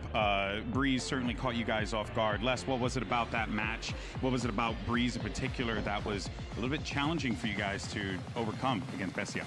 Yeah, we already knew that would be a really hard match against them on Breeze because it was their best map on the VCL, right? So they were playing really well. We knew that it would be hard, and we won the match against Sentinels on Breeze, yes, but our comp has some limitations, and I think they did a really good strategy. Yeah. And yeah, it was really hard to us. Yeah. Did you, coming out of that, were you W comms? Obviously, you shook it off. You guys are so dumb. Conversations, because I know I talked to Coach about it earlier. Were you guys talking about what went wrong in that game, how to make things better, or it was just a matter of play your own game, move forward?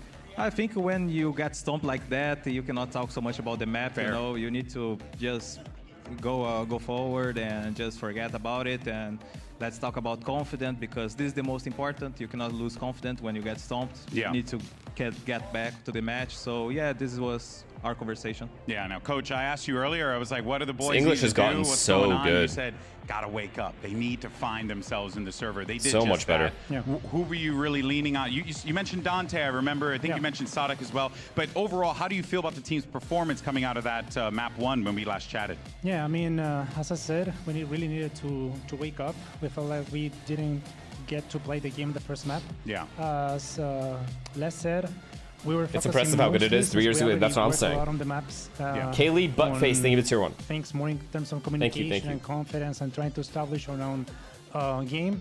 And as I said, we truly focus a lot on Dante and his confidence, and as well as on MAW's comms, which help a lot into establishing our game plan. Yeah, now one step further, a little bit closer, making your way over to Shanghai potentially, but really you got to make your way to playoffs first. So what's it looking like for them? is it just a matter of one game at a time for you guys? Is there like ambition, or you need to stay focused? I mean, this is an MIBR just like fry, the first right? thing is that I would say thank you for Riot for this opportunity, you know, because this year is the first year that you have the opportunity, like if you don't make playoffs from the group stage, you have a new opportunity.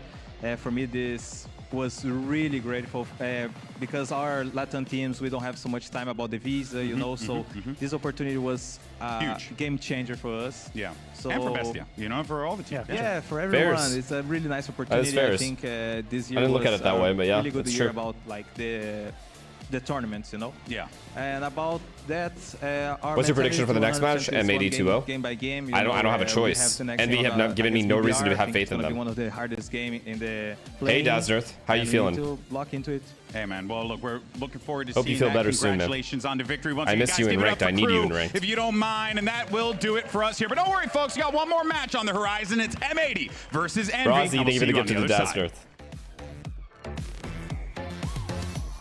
Good morning, St. Ives. I don't know. Envy's not really giving me any faith or any reason to have faith in them, right? Am I tripping? Like, not even trying to be mean about it. Just, there's just nothing there for me to be like, okay, Envy can win. You know, and then on top of that, you have M80, who is known to be, I haven't watched them personally, but everyone's saying they're insane. And if I look at them on paper, M80 is probably the better team on paper, at least form-wise. Actually, I don't know. I don't know if Envy, I don't know. Like, are they insane? I don't know. Everyone's telling me they're insane.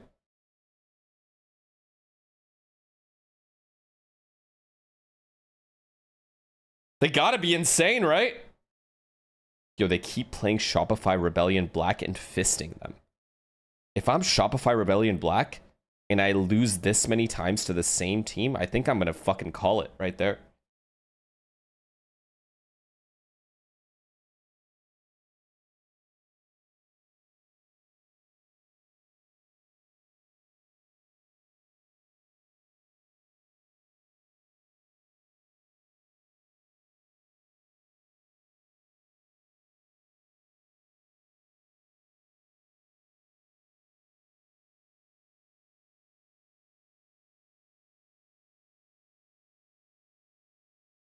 I do.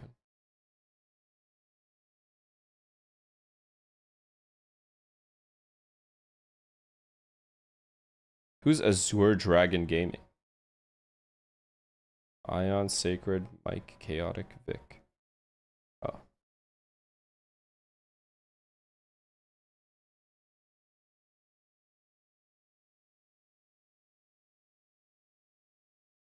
Okay.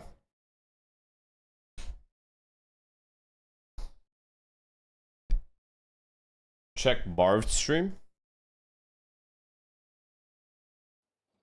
Oh my god. Oh, I need one step for speed. Okay, 10 no wonder. seconds left.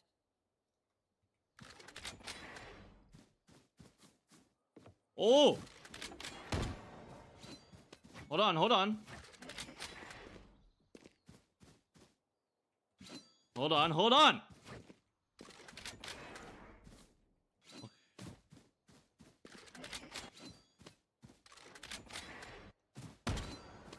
That easy to do? I gotta do it like really fast.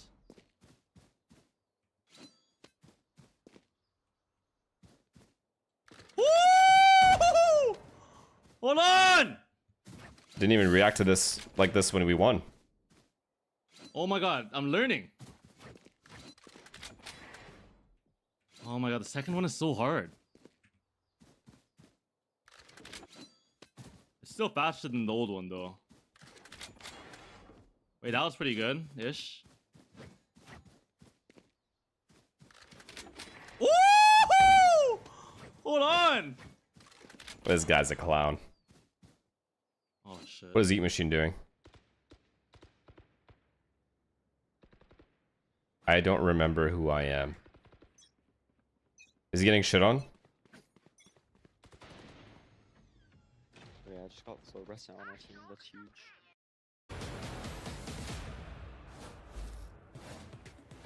Welcome back to VCT Americas and our second match of play-ins. Envy versus M80. Bro, you make him emo? No, I pushed him to be great. That's the difference. I don't fucking, like, I'm not gonna coddle these guys.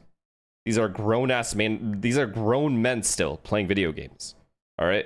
I don't have to coddle you. If you're playing bad, I'm gonna tell you you're playing like shit. They can tell me the same thing. I'll admit it.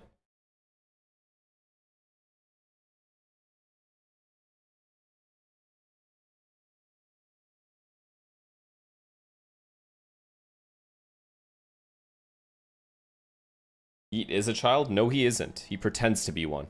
2G, a team that nobody was really expecting was going to get that win thank you for the prime, man. And then 2025, it was a time where M80 was even not willing to continue the roster. They had a time where Chet was the coach. They had a time where they were trying to find themselves again. And suddenly things happened just in the last few months. They added Kaplan, they have Caillou, and they have those old members like Nismo, for example, joining the squad. So he does look like Kiko a little bit. This is going to be an incredible series for each one. Definitely does. I love that throughout all iterations of their roster, just M80 as an org has always been such a high contender to be in Tier 1. Oh yeah. Like I feel like they're so good at scouting players and building teams that are like so good against other Tier 1 teams. So I'm excited for them to finally have their shot on the stage. Yeah, I think arriving here and playing together has been the really big thing. And you can tell how passionate they are as they went through a boot camp. They actually boot camped in Korea. Alvin will show you, just watch. Coming back to LA and boot camping here. And I think boot camps are a really important part of the process, Alexis. Which four do you think qualify for playoffs? Wait, what? MIBR, G2, Sen, M80?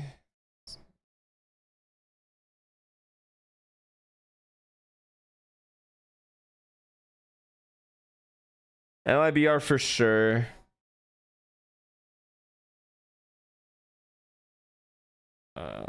Sen, I'll give it to Sen as well. G2, I think, as well.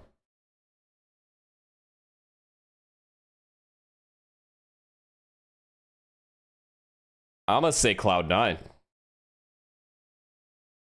I'm gonna keep it real with you guys.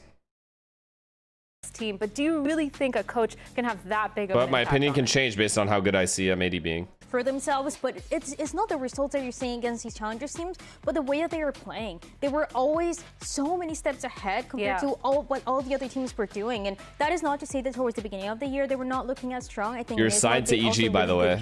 Okay, well, okay, yeah, EG for sure. Going to retire, not playing anymore. But I just think what Kaplan is bringing, and also bringing your old IGL with you, is just helping so much. Yeah, I agree. I think they have a really good system. Like you can tell that there's a really good connection between the IGL and the coach. Like they're always on the same page. They can communicate their ideas and how they want to play really effectively to their players. You can tell that just their overall system between everybody is really fleshed out and really well done. Well, you spoke about Nismo. Let's actually send it over to Golden Boy and hear from the man himself.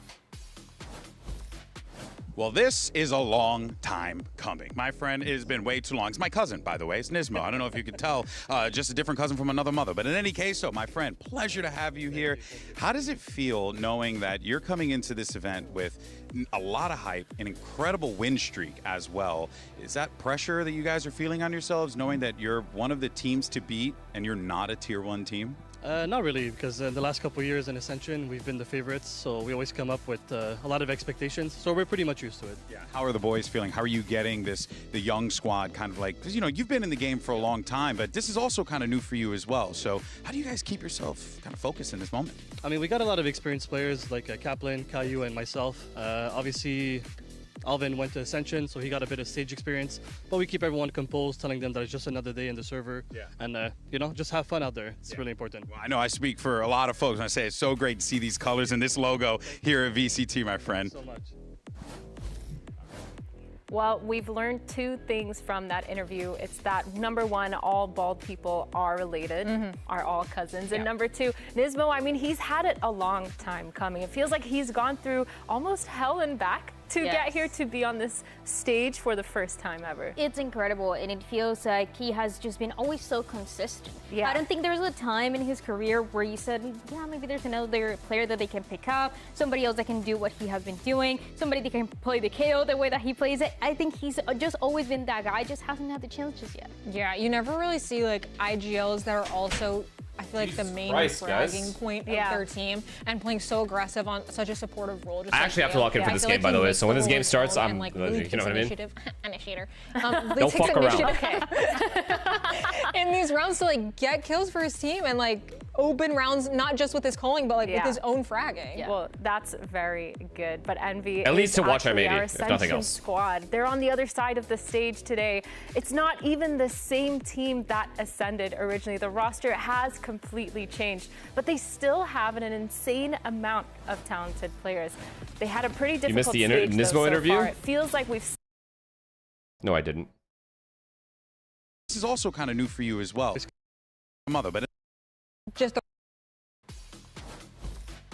well, this is a long time coming. My friend, it has been way too long. It's my cousin, by the way. It's Nismo. I don't know if you could tell.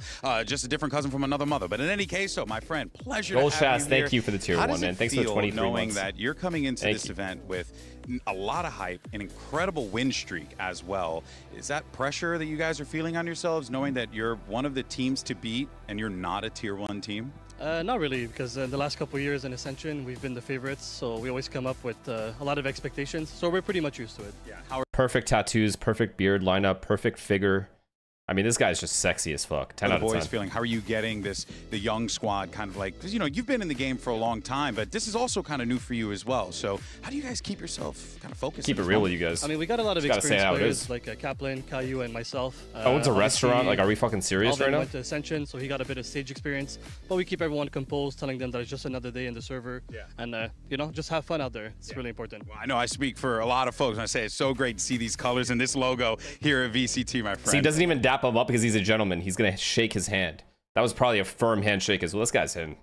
Holy fuck. Envy are cooked. He could still play the Yoru 1 trick, but... Envy are absolutely cooked. What do you think?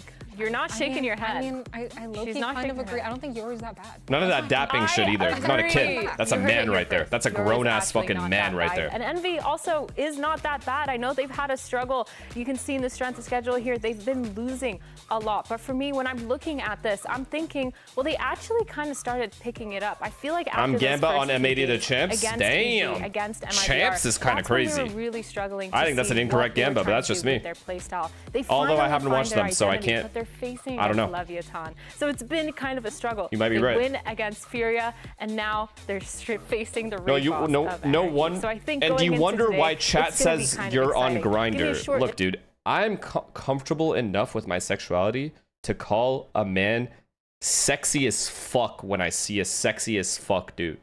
You know what I mean? Like, I have no issues with that. That's how it is. Today, but it really depends on the confidence that they have. And that's not something that we say, that is also something that the players know. That's my fucking guy right there. Well, let's hear from one of the players themselves. We're actually going to send it to Golden Boy and hear from Glyph. All right, we got Glyph here, and look, my friend, it has been a rough stage for sure, but one thing is for certain, the talent is certainly on this team. So what are going to be the keys to victory in order for Envy to get back into some winning ways and put yourself on a good path here playing? I think we just got to trust ourselves. I mean, we've had a really good week of practice, 2 weeks of practice, and just week over week, I think we've improved and shown a lot of more competitiveness within our team. And so for us, I think it's just trusting each other, believing in our game plans and things like this. I think we're very prepared and confident in what we have and our talent, like you said. And so a lot of it's just putting it all together and being on the same page, and that's what we have to focus on. Do you feel like this journey has brought you guys closer together and allowed you guys to be able to have like a little bit more camaraderie on that stage? 100%. I mean, at the start, you know, we're very shy, more timid, especially like just talking to each other individually. But now, since we've gone through so much, had a lot of tough conversations, that we've gotten a lot closer and trust each other a lot more. So I think we'll be a lot better team today. Yeah, man, that's some growth out there. Love to see it. Appreciate your time. Best of luck out there. trust is always the foundation for a team, and I love to hear that they're pushing through a lot of those mistakes, pushing through their identity issues. But one of the biggest things I've seen with both these teams is that their map pools are a little bit of a struggle. At least for M80, they perma-ban this Haven all the time. But you can see they don't play Summit. We haven't seen them play it. We haven't seen them play the Sunset either. Stupid ass. And their best maps are amongst the Split, the Lotus. Shanks Max Loss, thank you for the 4 months. M80 is ranked 4th out of all the NA teams, both Tier 1 and Tier 2. The only teams that had are Lev, NRG, and 100 Thieves. Thank you for that fun fact. That means nothing to me. Rankings have nothing to do with it if all you're playing is Tier 2 teams. What are we talking about? Everybody else is watching you, is trying to figure out how to shut you down. But when you have those maps that you haven't played just yet, you can change maybe in the way that was for mate, thank you for the prime. Going in a win, it can be so much better for them. I could be totally wrong, but to me it feels like once the map pool changed. What's the time in Canada right now? 7:45 p.m. I 100% think they've been practicing them, without a doubt. Finesse, you've been in the gym, you look great, brother. But I think they don't want to show them just yet because they want to have that in the back pocket until they need to bring it out. Yeah, I think that makes a lot of sense. But when we're looking at the other side of the stage with Envy's map pool, which for me has been a little bit of a struggle because they play every single map other than that Lotus. Twice a day some days. They haven't been able to win majority of them. Thank you. Only one win on Ascent and Sunset, and then on Summit. Happy someone finally noticed. I feel like the progress. If you don't have a map that's above a 50% win rate, you should have a perma-ban. You should have a perma-ban. Put your energy and effort into 1 or 2 maps. Make those your strong maps that people are scared to pick against you. I feel like that's a much easier way to get some wins. But trying to like spread yourself so thin. Yeah, Finesse, I'm gymming, and my ideal is you. I don't know. It feels I am like fat though. Hoping for a win, hoping to sneak something by on someone who maybe has a weaker map. It feels, I don't know, kind of weird.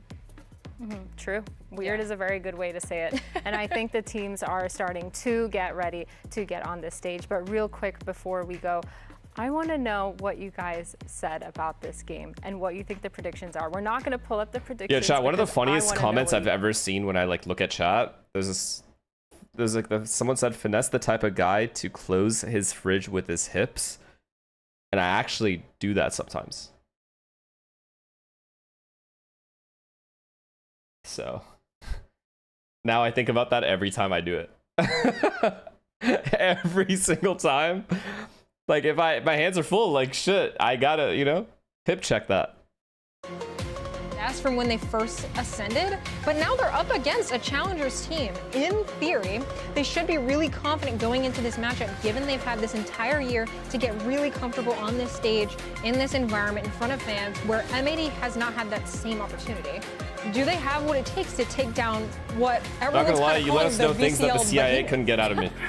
Yeah, that's true. I mean, they've been looking so good. I mean, They're you gotta. On this 15-game win streak of M80, but Envy, they've been struggling. It was one of the goals in life to not be super insecure. There's some things I'm insecure about. I don't talk about, but taking a lot of those hero plays. Say I'm a pretty open book overall. Finding their identity and having a lot more synergy. Marco, thank you for the 5 gifted again. In a lot of those fights, a lot of the retakes and post plants that they're taking. And also just looking at the individuals, you look at them one by one, and you know that this is a team that can win against everybody. But on the other side, for M80, 15-match win streak does not matter if you're not able to win the ones that matter the most. You ever close the fridge with a kick strap?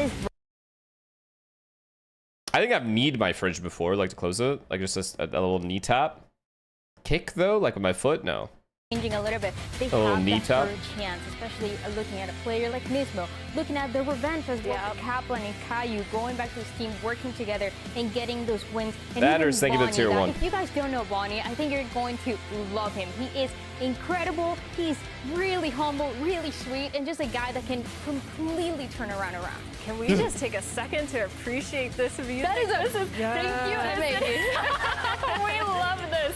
I think when you're looking at this roster, I love to hear somewhat of an underdog story, but it's kind of ironic that right now they're actually the favorites. Oh, elbow, true. I do use my elbow a lot. I feel like in this VCL kind of matchup, they've been so good. They've been so strong with their identity. And we're actually going to look at the maps here. Ascent first, picked by Envy. Ascent, Split, Summit. I'm down. And the Summit. Alexis, what's your take on this? I feel like CS players, listen up. I feel like Ascent is kind of the mirage of Valorant, and it feels like all of the pug teams and teams that love that aggressive playstyle want to play Ascent. It feels like the Envy map. It makes a lot of sense that they picked it. I'm also, like we were talking about earlier, obviously M80 was practicing Summit. They pulled it out against Envy. I think probably part of that is to do with the fact that they've spread themselves so thin. They haven't had time to really put a ton Haven, of effort maybe. into practicing. I don't know about Summit. Ascent. They know it's a weaker map for them, so I really like that pick from M80. Yeah, I think the first initial pick on the Ascent I think Haven is going to be interesting because naturally on that defensive side, and they've been really good with is very good for aggressive. I mean, Ascent, you can do it. You can be aggressive on Ascent, this map but makes a lot of sense. But I'm curious what you think, Dryad. maybe. I think this is interesting for Envy because we saw them play before. They're playing with this double duelist, where also they're having Demon 1 on that chamber where he can play with the operator and be a little bit more comfortable. But for M80, they have been playing. This is all on Kesnet, by the way. Kesnet's form's gotta improve. That's all it is. To deal with, though. This team looks completely different if Kesnet is playing well. Simple as that. And they do look exactly. I don't want to put it on one person, but it is very important that he plays well. I'm a little worried about what the other side is going to be playing. Okay, the last time they Marco, played thank you for the 5 Ascent, gifts it Demon again, was man. on KJ, Thank you. What are we Appreciate actually it. doing right now? Finally, they put him on the chamber. Thank you That so is where much. he belongs. Okay, this is the perfect comp for their playstyle. True, and I think it is the perfect counter to just playing aggressive. FPS? What Thank you to am I tier 1. looking at? Yeah. What up? This is what they were playing before. This is what they played against Nightblood, and they are. All right, let's see how pretty M80 looks, scary. man. This is a Let's see. competition. I think, Alexis, weren't you playing? This is what we've been waiting for. Look at him.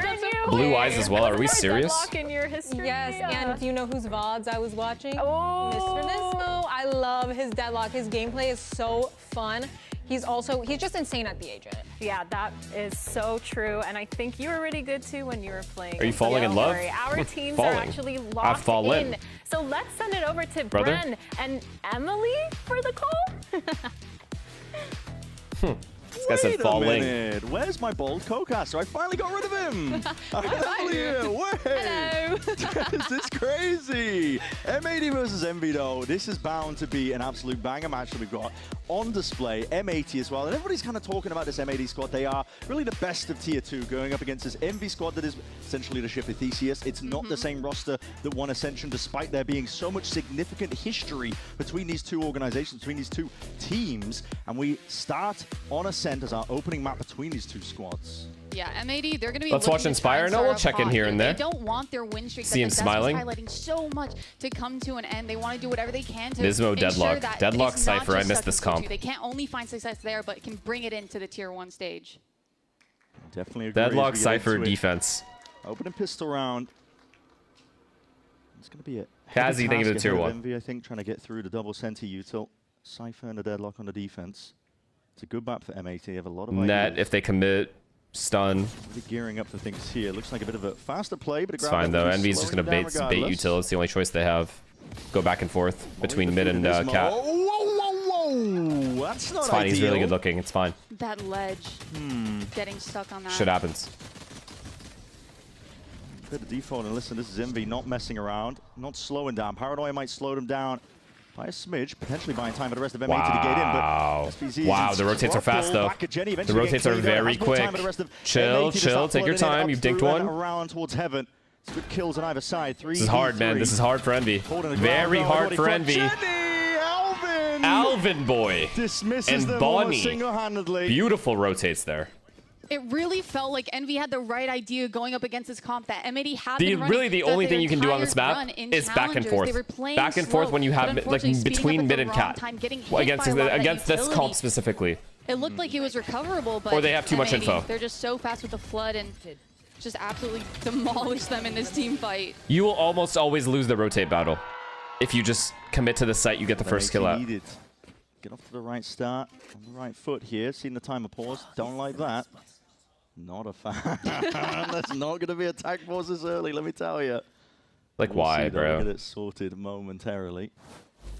We can talk a lot about these teams, I think, as well, because this is an opening match. Everybody was, I think, with the draw as well of these teams and seeing it. Do you like playing in the Riot Arena? Yeah. One win to go up against Sentinels, the storylines, the narratives. Caillou, it's chill. Kaplan versus very chill. The former team of Sentinels. But a lot of people have been getting ahead of ourselves, I think, as well. A lot of people assuming that M80 be the clear favorites, and they might be right in that regard, but you still can't disrespect Envy as a team. It was a very short pause, wasn't it? As soon as you start underestimating opponents, that's where things can get rocky. And I think M80 are coming into this realizing that, trying to take it match by match and not focus as much on what will come next. Whereas Envy, they're trying to find some sort of success here against M80. They looked pretty good. Getting in those orbs last few on matches, starting Knights. to kind of find that team chemistry that they were lacking. Started winning out a lot of these brawls, but we'll see if they'll be able to convert it here against M80 now, a team that looks like a unit. He's back. Yeah, they do. I mean, they're getting kill into the him. blender Yes, here. Nismo. Classic game can't get reset. Fuck talking about, baby. Toss that one out here. It's a nice, quick. Show everyone that fucking pistol round was an accident. Rounds here for M80, but we were. They got hella lucky. We died to ourselves, That really. would be the case with the composition they play. Didn't even do It's nothing. definitely one of the better maps that they've got in their pool. And a lot of time to hone as well. This double senti, look with the deadlock, a lot of trap plays and whatnot. Hey, Rossi! We're not aiming or what? Oh my god. Okay. I love this guy. Okay. I mean, Nismo, he's been around the block, let me tell you. Hey, he's been waiting for this moment where he can start shouting. Talking on shit after stage, getting 3 eco that kills on energy Glocks going, is getting those fucking my ecos up. favorite thing. What an absolute baller. It's a name that you're going to be very familiar with. What an absolute fucking Chad. From MV, even a runnerback's going to be committed. Knights trying to send this one flying forwards here, putting a squeeze and applying pressure to these. I mean, they can play passive all day. Backs to the wall, running all the way That's forwards. it. That's it. I thought he wasn't going to get that kill. Oh my god. That would have been so bad. And slowing it down. I really thought he was going to miss that kill. The caution here from MV. As they work towards mid once more. Gonna catch these Huge kill. rotates. Hold on, Nice has got one. And flipped it away from M80. They're the ones Wait, does that he are not? in a Okay. pinch completely. They know they're Bonnie both B, right? Let's taken go. out. Now just left to the angering players, but guess Good what? job cutting this off. Paved the way to an open A site, and you might not even need it. It How'd they really get up looked like mid so NBA had easily, done their though? homework, abusing mid that early, getting that space and just going for a fast split, knowing that M80 tends to like to bunker into sites and try and anchor, and mid is going to be a weak spot Abuzi, until thank they you get for the an prompt. op Do you think on comps Bonnie's change hands, whether where they you can start change? putting a little bit more Comps pressure change there based with on whether you Op. attack or defense? Or defend? I mean, you can do that. You can play like that. Let's go. That's Team of One. He was talking about that. But You can tell from their listenings. essentially, you have to have 2 different They strat were a books for the mess, same let's be map. honest, early on. And that can get a little Stage, confusing. Envy, all over the place. So, But they have been working hard to clean it up. because if something goes wrong Looking to make sure that the results. for like a defense, Okay, like a now, heavy again, defense comp, Same idea. then from what do you do Envy. on attack, right? This time onus on Bonnie to see if he can put a stop Wait, this to mid it. this mid control is like a little With too free in my Frappers gonna be opinion. Fading away already. Kaiu's going to be falling No. up onto the side. Bonnie, you might have just missed your chance. There's no kills running in. Kesnit's just tearing your team asunder. Too late to the party. And now M80 in a 3v5. You were talking Wait a about second. MLA. Envy. We got some problems here. Why is mid so easy to I know a take? trick or two about how to beat this. Why is mid so easy to MD take? are going to have to start kind of changing up how they want to go about holding that site early on, bunkering into sites, going up against a mid split, getting attacked from 2 of those. I mean, we choke have double points. senti. It's going to be killer and absolutely like Right, dismantling the for the original setup they had, extremities. the Why crossfire don't that we they wanna have go more into. pressure in middle then? We could Might literally have to play see double them maybe market. Start getting a little bit more aggressive, willing to battle They out could that just mid do like a bit setup, more, one guy and here, not one guy just here, give one guy here, one guy give here, all that even space 2 for guys, them one guy early. here, one guy baited for him. Rossi's already walking his And way then let through, Cypher picking play out B some alone. neutral locations. Making note of it for future rounds. Trying to see what a setup is. Who's we? Me and Nismo. There's the other one. Nismo and I. It's critical scouting when he's just looking to see. Notice how they're completely avoiding his bomb site after that 3K? Adjustments from It's all good M80. though. Not even just their original utility going into that mid with the neon wall, with the omen smokes coming in. I love how willing they are to kind of freeze mid-round, see if M80 are going to aggress into them and to try Wow. and fight for that space back. Great dart, before I guess. Deciding on No where dart to breakers. Bunch of cloudies on this so fucking team good. as well. This is the side of Envy that we've been Alvin's wanting gotta to break see, that the dart. coordination that they've been The lacking fuck, all Alvin? of stage 2 up until this point. It's Envy putting on a show. Can imagine they've been stewing, looking at the online discourse around this game. Hold. People already talking like M80 had won it. Here we go, another mid split. This is M80 on a bit of a weaker buy. This time they are fighting much more aggressively. but Rossi looks what like is he can this? aim. Deep TP. Caillou needs one Out of more. the perch. Caillou. Huge Be back some has it. cracking shots as Kesnit just dishing it out. Decent adjustment here, but Kesnit's got his eye on the Wow, prize. Envy Everything literally that's is running it around down on lead them. now. They Taking are the lead in actually the running map it down here on for them. Envy.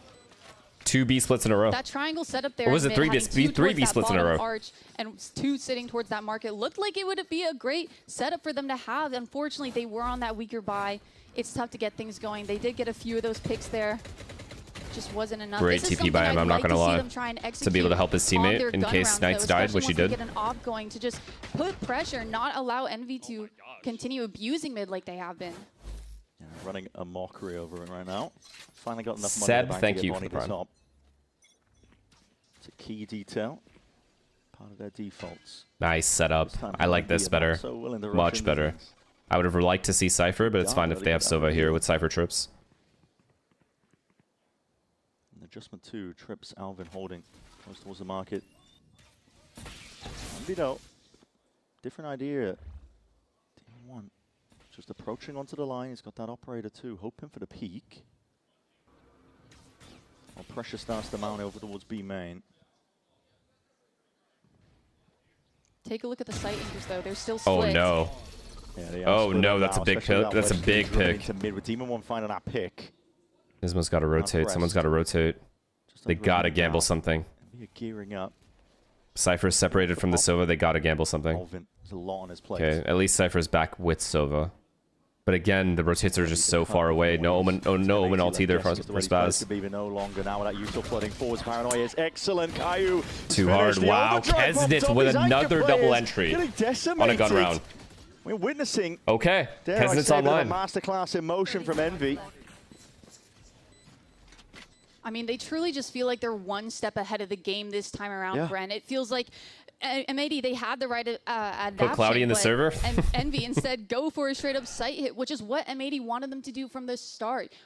Everyone is so selfish, bro. He is such a good anchor. It's disgusting. He's given the opportunity to, but there he was late to the setup because he was trying to. Again, I mean, you kind of have to gamble there. You have too far away at A, just can't help at all. 2 guys in site B. Guns. Best case scenario, they go 1 for 1. Hold on to one of them, but you're exactly unless you're Austin out here and you just get 3 kills somehow. 1 step ahead. But against a good exec, you're usually just going to go 1 for 1 at best. Get the money to get an operator online. I don't know. I think one of them should have rotated. We are getting to that point though where M80 are starting to build up a lot of these. Or even if they gambled A, I'd be okay with it. We have the waylay but to play 2-2 for that long and not go for any info is crazy. The plan to maybe utilize those to kind of put a stop in Envy's momentum here. Just trying to find something to just throw them off, not let them feel like 4th B hit in a row, by the way. I hard agree with that one. We're seeing pause taken. It has to be that tag timeout, I believe.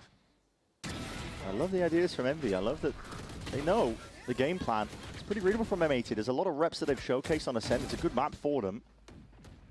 I think it's quite intelligent from them in terms of the map veto. Noobs, bro. It's just Kesnit who's dishing it out himself. And there's Cap in the seat once more. Timeout. The adjustment just has to be maybe just double fucking market. Envy have got a fantastic, you know what I mean? You have so many trips. I mean, just double market. Give up B completely, or I don't know. Like, it doesn't help that the waylay died that early, but they didn't even do anything to hunt info afterwards. The ante that they brought into this and kind of having that great. They just allowed the exec to come in. Whereas M80, Caillou, he's normally the guy who's so good at having these reads going into the early rounds. Or double cap, maybe. To set up Bonnie to get those first picks, utilizing that operator and trying to stay ahead of the game and kind of dismantle whatever any team throws at them. That's where they thrived in Tier 2, is always feeling like they're one step ahead. He was by Your guy is save mode, eco, and exits only, by the way. Yeah, they haven't hit A, by the way. So. Struggling a bit more now. Besides pistol, hopefully and they lost. Timeout coming in from Kaplan. We'll see a new look out of M80 this time.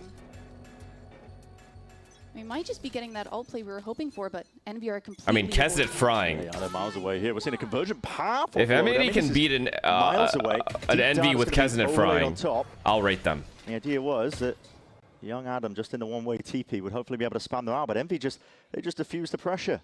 They sit back, they absorb it all. There wasn't much bite behind that. God. This is shameless. It's a head scratcher. Still, somehow, the dart won't get broken. And that was just a gamble. Yeah. M80's trying to find a way to break momentum and just made the wrong call there. Envy leaning towards his A side. They are 1 orb off of that Phoenix ult, which would just be brutal in an exec when M80 are already struggling to kind of have these anchors in the spots where they like to thrive. Yeah, look like they're in the right prime position, really, for the A split. Team 1 already posted up towards Cat.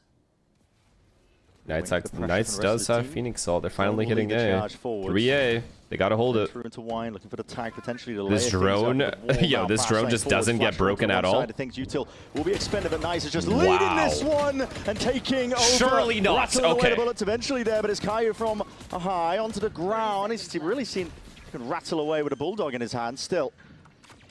Stalemate called for 3v3. M80 though. Yeah, Winter. That's Kaplan. Potentially take this one fast. Annihilation yet. So trying to wrap that. Actually, it's going to be a hard miss. And Demon 1 still posted, but he's 1v1. Alvin boy. Battled up now. Alvin is that 1v1 versus Glyph. Reposition. The Neurotheft going to be clearing up the unknowns now. Highlights spotted out. Alvin knows the position. He's usually good for it in the clutch. Trying to round out and trying to find the ISO fight. Around the corner. There's only so many places that Glyph can be. And patience is played by Alvin. Dings playing it really well. Damage done. Tricky business. Well played. And Glyph is no more. Alvin, well played, Alvin. Consistent in the clutch. I mean, what an insane peak going on that little ledge to just That's find well played. That's a extremely little bit well of played. coming out from that Sova. But I mean, M80, after kind of choking a little bit on that read, not having the right initial aggression coming in there with the waylay. First time on stage too, his heart rate must have been fucking insane. Bunkered because Envy Bonnie thought, gets 2 hey, there is also huge. We're going to assume that they rotated over towards that B side, but they were set up for that. And Bonnie getting those first 2 picks. Yes, bro, easy. Come on. That's what we want to see out of them, M80. We want to see them back to B they go. It's obvious. Not letting Envy is fucking going B, guaranteed. Controlling their entire defensive setup. No end B. Very ready to play the retake. Saving. Despite how they have to save. The beginning of the round went. They're broke. They have 1 off. M80 winning. The money. Not ideal still. Oh, fuck. Bonnie is getting eaten alive by Demon 1 of this op battle. Yep. Through the dome. Demon 1's just happy to just square up here. Net connected. He's got to be careful about this one. Okay, Nismo. Shot's just not quite finding the mark. Nismo eventually returning with that fire. Now we see it again, these same positions. We'll see what SPZ can do. What accounted for, swinging through. Honestly, not bad. Pressure once more to 2v2. That's honestly the best they could have done. Blink of an eye, door needs to be closed shut. Spike retrieved. Find themselves into a potential post plan, but they're just looking. Caillou does have drone, which is huge. They settle it down. This drone can be massive, man. They're getting into it now. Sun forwards and a flash and a peek. That is nice by Envy. Called in a moment. Double peek as well. Yeah, too hard. They're gonna high low. Yeah, it's too hard. It's too hard. It's too hard. Fight. Where Caillou's hiding. He dart across to it, but Kesnit on fire right now. He's got a hot hand. That's great util. That's great util by Knights. Wow, that's give it to what him. we've been wanting to see out of Envy, especially when it comes to those post plants. That's something that they struggled with in the past, is not having the same ideas and end up being in very uncomfortable situations. But here we saw them take action, even knowing that they have an operator in hand that could kind of get M80 back. Well, they haven't hit round. B in the Cypher deadlock setup, so they have a gun round again. Killing me the stupidest ways. He's playing Gen by himself every round. Hey, I feel you there, Rossi. I feel you there. It's lovely to see Envy, though, as you said. I mean, so they are for Caillou. Clearly making big improvements. B split again. Old Envy from okay, let's see. Would not be calling a wait, is it a fake this time? Because Neon looks like he's going towards Cat. Again, the same game plan has really layered down a couple of these early rounds for Envy. Pressure over towards mid. Causing a bit of uncertainty, but the cam is not broken, and there's that operator finding value. Wait. Because it's going to be falling. Kill them all, Cat. Okay. Camera taken out. Flash forwards again. Looking okay, away here it comes. Market, trying to apply the pressure this time over towards these anchor players once more. Heavy setup, lay it down. It's weird if they walk in, though. It is weird. Still plenty of time on the clock. Look at them. They're like fighting CT and shit. It's weird. See what else they can get. Like, look how far the rotates are, chat. Even if you have the delay, eventually they'll break through, you know? They're going to send that one to the Hunter's Fury to try and follow through. This one's going to be going down and just trying to help out Alvin. Any bit of util will help. Let me see now. SPZ back to the wall, back towards the side. He's got a lot to do from a spot like this. He's worried about the wider swing and phase. Big reveal, he's locked in. Oh my! Light him up now and buying time for the rest of the squad to get involved. It's M80. Okay, Spaz. Immediately on the scene, on the site. Back online, now trailing just by the 1. That Omen ult out of SPC was huge. Yeah, if that Omen ult, I mean, if the Omen ult isn't there, I really don't know how they plan on holding B. Helps having 3 there. Completely in these shots. But when that's not the case, how are you going to hold B? Because they've done that on other gun rounds as well, with different agents. Being able to pause mid-round and Envy is so easily cutting off the rotates. And that is what Emmy has been wanting them to do, especially being able to bunker in sight and have them flood into us. Without ults, how do you do it? Or flood into them. Yeah.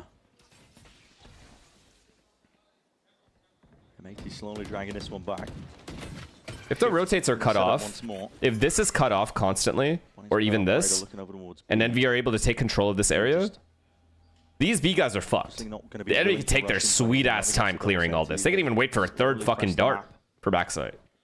They can save their fucking paranoia for backside. Doesn't look like it got a lot of info. This round they are playing 3B, to be fair. I love how M80 aren't antsy for information. Yeah. They're willing to.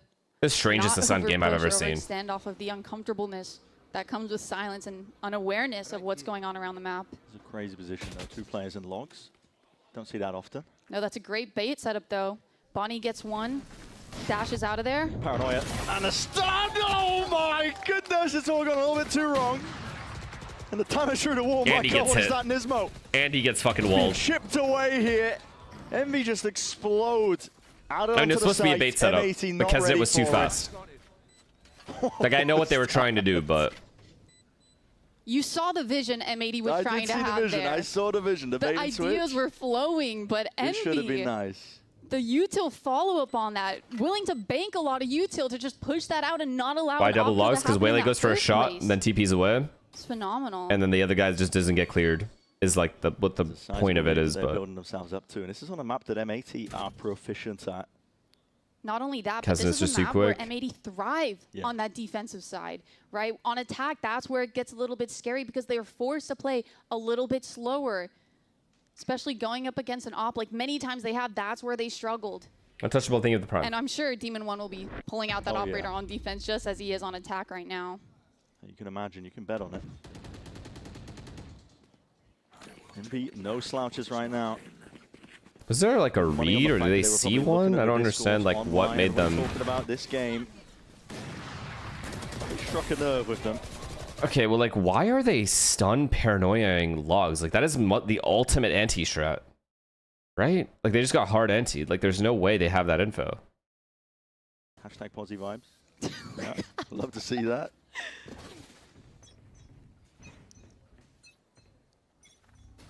Let's see. What was the tell that let Envy know they were doing that setup specifically?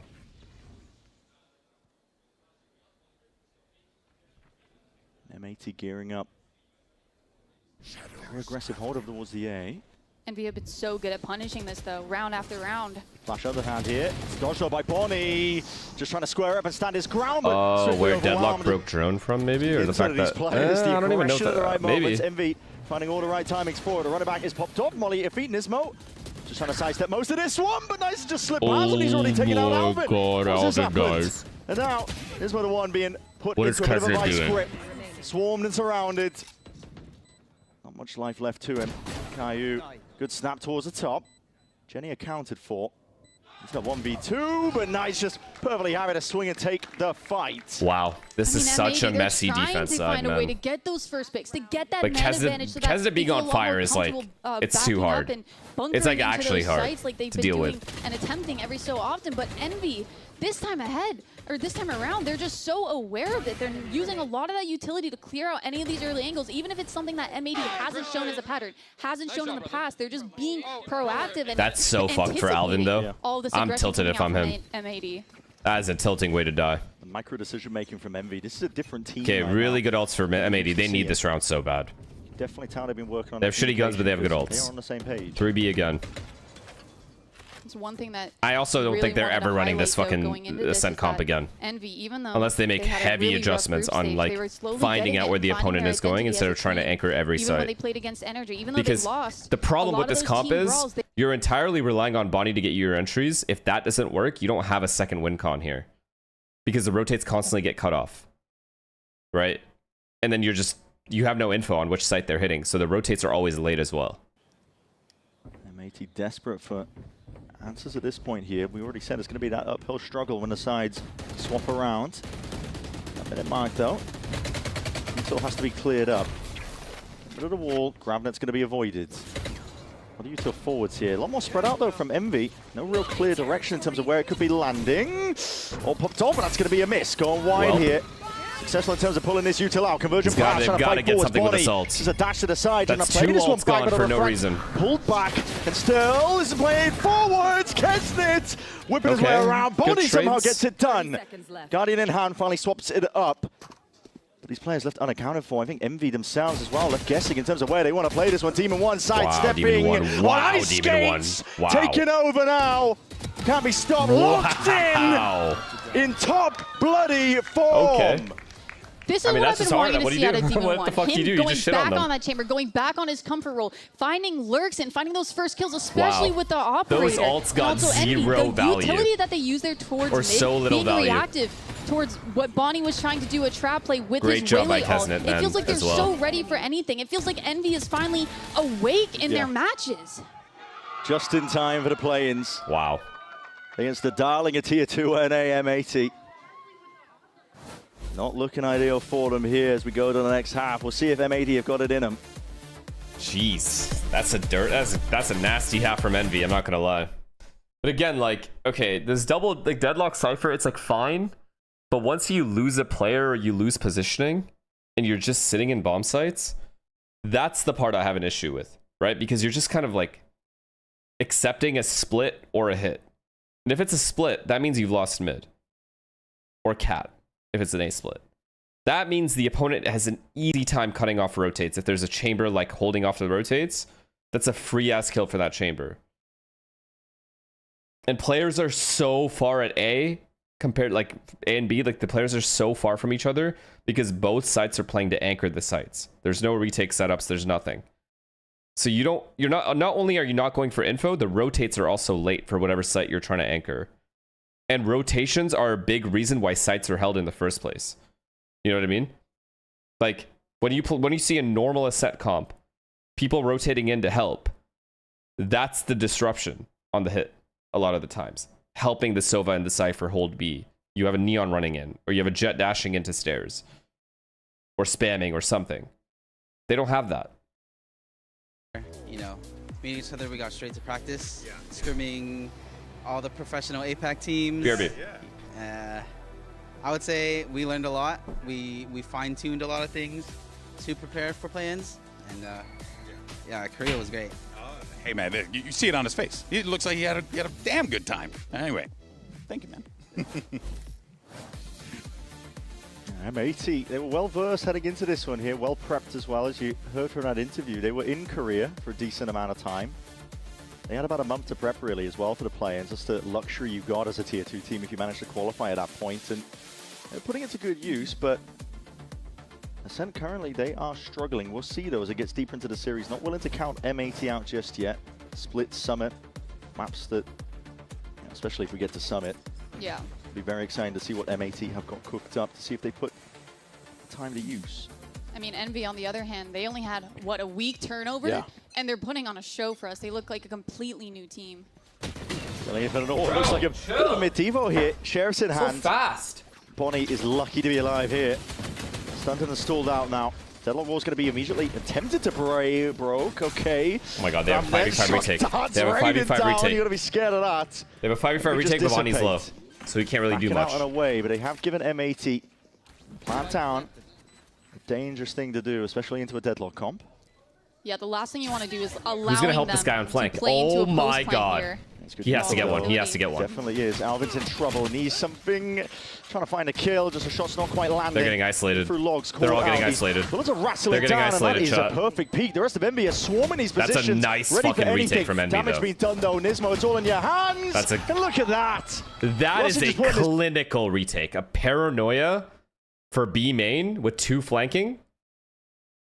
That is like nice from Envy. They're ready to set up into a post plan, but the shots were initially not connecting. Normally, if you see Alvin Boy in a spot like that, he's getting one at least. Normally, he goes for insane multi-kills here, but I don't know what Alvin can do there. I'm gonna be honest. He's fucked. I mean, even looking at that early round, using a lot of that Deadlock utility to kind of deny Envy's original plan of flooding into sight. It looks like they had that one. They looked pretty good. They looked like they were in a great setup. I can't believe we're watching Envy right now. That's what I'm saying. This team is looking different. And they have not had a month to prep. They have not been boot camping in Korea. Cover going out. Going straight from the group stage games into this, but I'm saying it, you cannot count any team out. Can't be Okay, we're going to see this one caught though with the grab there. Demon1, not to be removed. Eventually going to be flying forwards. That's Team Flash at a paranoid, but all good. Does the job, push them back. Bestia looking better than M80, bro. Take it easy, man. This is Envy's map pick. Out of Envy is them having a map they feel confident on. You know, originally when we first saw them play Ascent against EG, let's see what happens. Yeah, they got stomped, but they didn't give up, and I think that's one thing that we commonly see about I am disappointed in M80's inability to adjust though on defense. To see if they progress, so to try and keep working on it. I think that's exactly what we're seeing here. Like no Omen, not even Omen one-wing. Knights is just roaming around the map alone with a Spectre taking fights. Like Omen wasn't even one-wing A main. I swear to God he wasn't. I don't think he was at least. That Phoenix ult up. I could be wrong, but he was. They were not playing for A main at all. Not playing for B main at all. Building up that Phoenix ult. Just playing to anchor sites. Use it in one of those earlier rounds. He was to try okay. And At least there's that. M80 was he ever playing here? To build momentum and get back into the game. Phoenix ult's a perfect way to shut that down. He's roaming around a map. It was just full passive.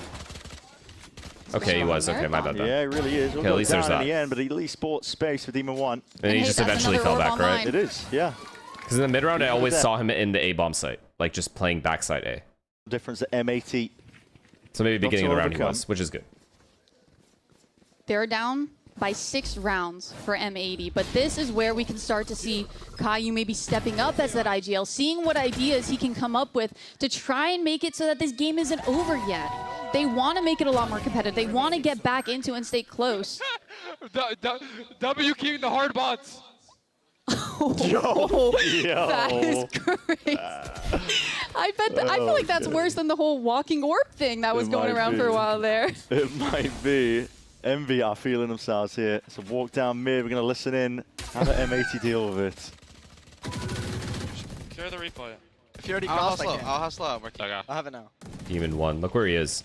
Get your ult. Yeah. I'll let you cross. Yeah. I'm playing anti. It's quiet on me, eh? They smoked for us. He's walked out cat. Yeah. Walked out cat.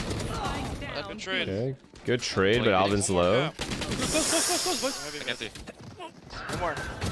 They actually are running them down. Good trades though. I'm down for that. He might be pushed there.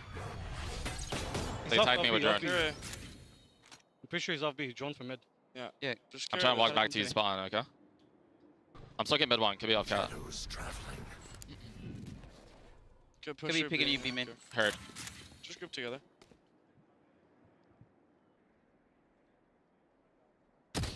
One enemy remaining. He's probably bottom mid. Yeah, he's probably bottom mid. I'm holding B main still. Yeah. Good awareness. Let's go. Very good awareness. 30 seconds left. Run it? Okay, bet. I'm still gonna mark it. Clear main, clear main. I'm gonna have dash up. Cat. I'm going lane. Could be backside already.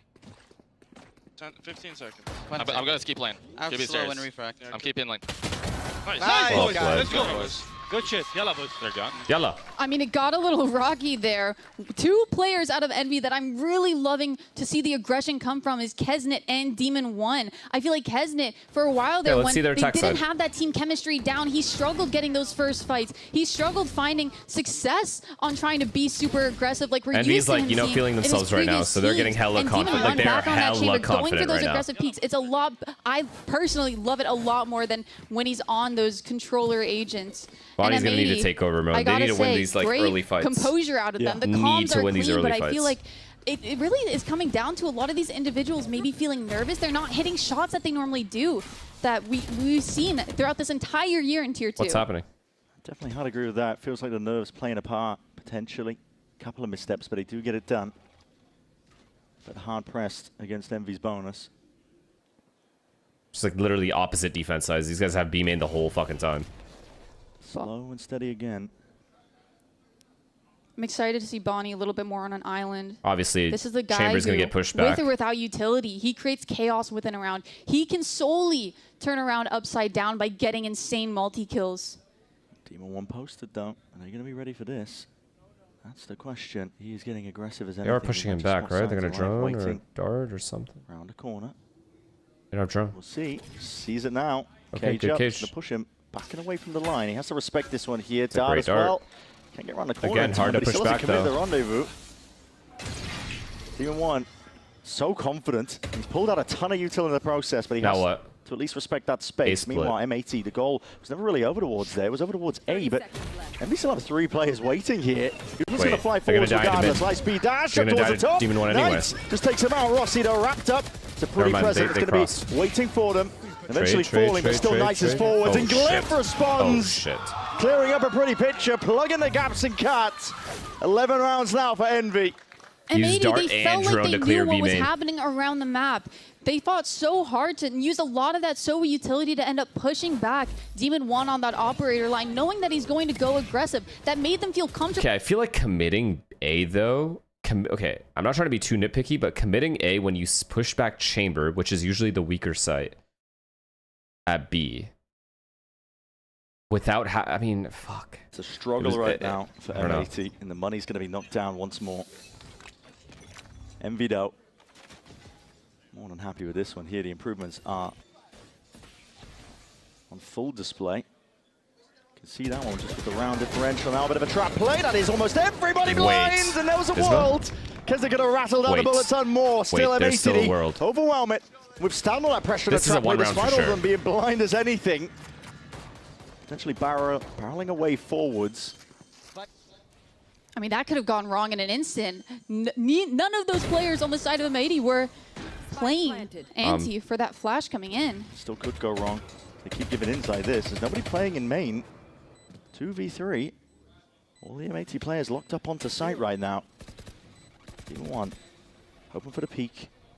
Hoping for some presence here with the retake, but the operator finds it. Early mark, why not a second one? It's all going a little bit too wrong. M80 thought they were gifted one. I'm sorry. But not to be. I mean, look at the players that they lost there throughout that round. They're going into sight. One thing that they love and thrive with this comp is being in that post-plant spot, but none of the Sentinel utility was actually there to have them really benefit from it. And the crossfires that they were holding, it fell apart. Caillou trying to peek and go for something before the smoke falls down, and then an operator just peeking into you. One by one, they fall. Let's go, baby! How did they lose that? Well, they all played ones. There was no peek off anyone.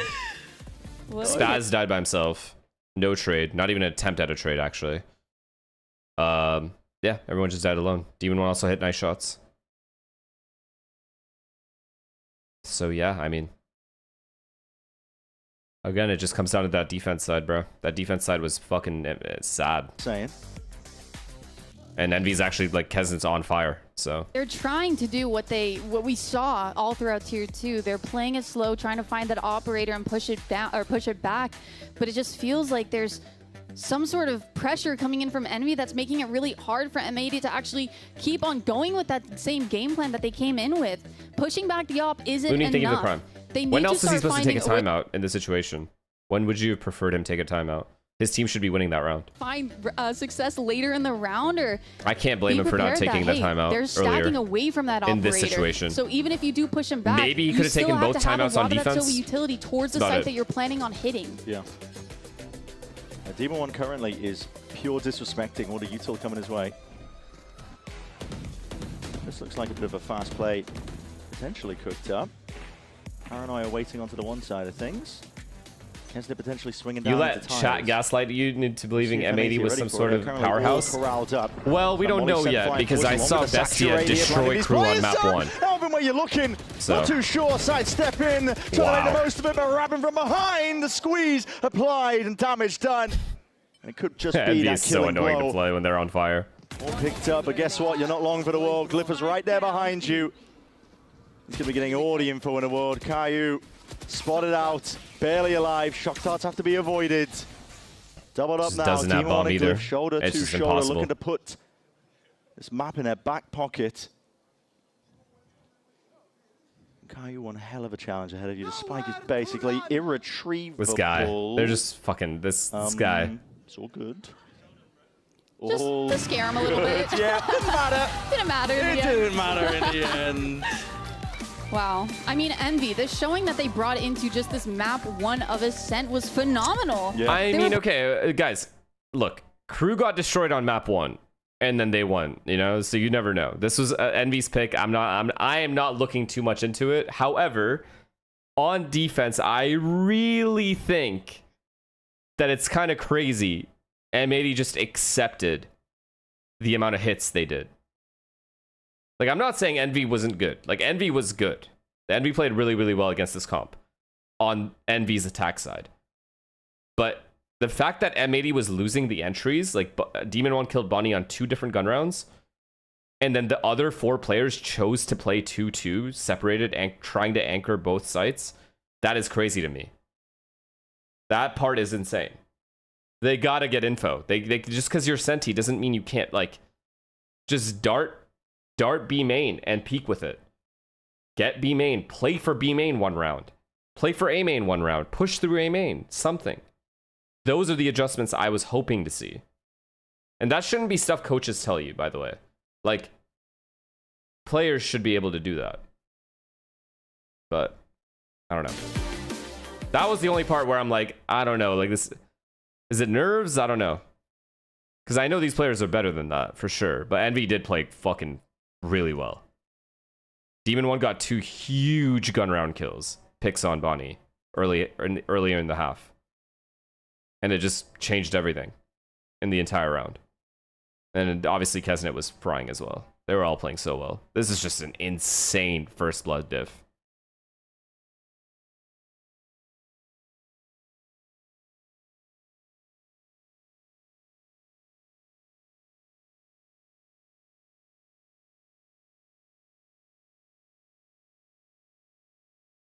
What's map 2 split? Well, we'll see. We'll see. This is their map pick now, so we'll see. I don't think I'm like gonna look too much into it besides the adjustments. I think the adjustments were bad, but I also like, it's fine. I think they're all right now. If it happens again on split, then we can talk. Is there hope?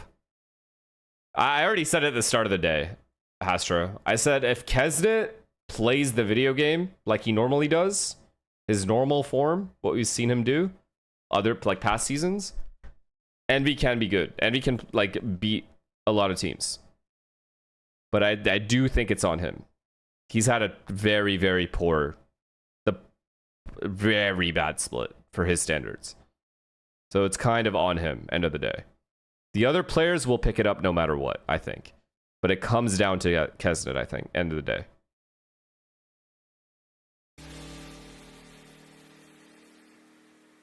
Damn, you really hate him, XD. Yep, that's what's happening here.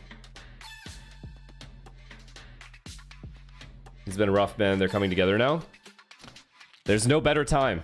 There's no better time to come together than now. So... Plus, once they get going, it is intimidating to play against because it's just constant aggression. And it's very hard to, like, unless you have really good mid-rounding, it's very difficult to, like, adjust in the moment versus an aggressive team like Envy when they are playing well.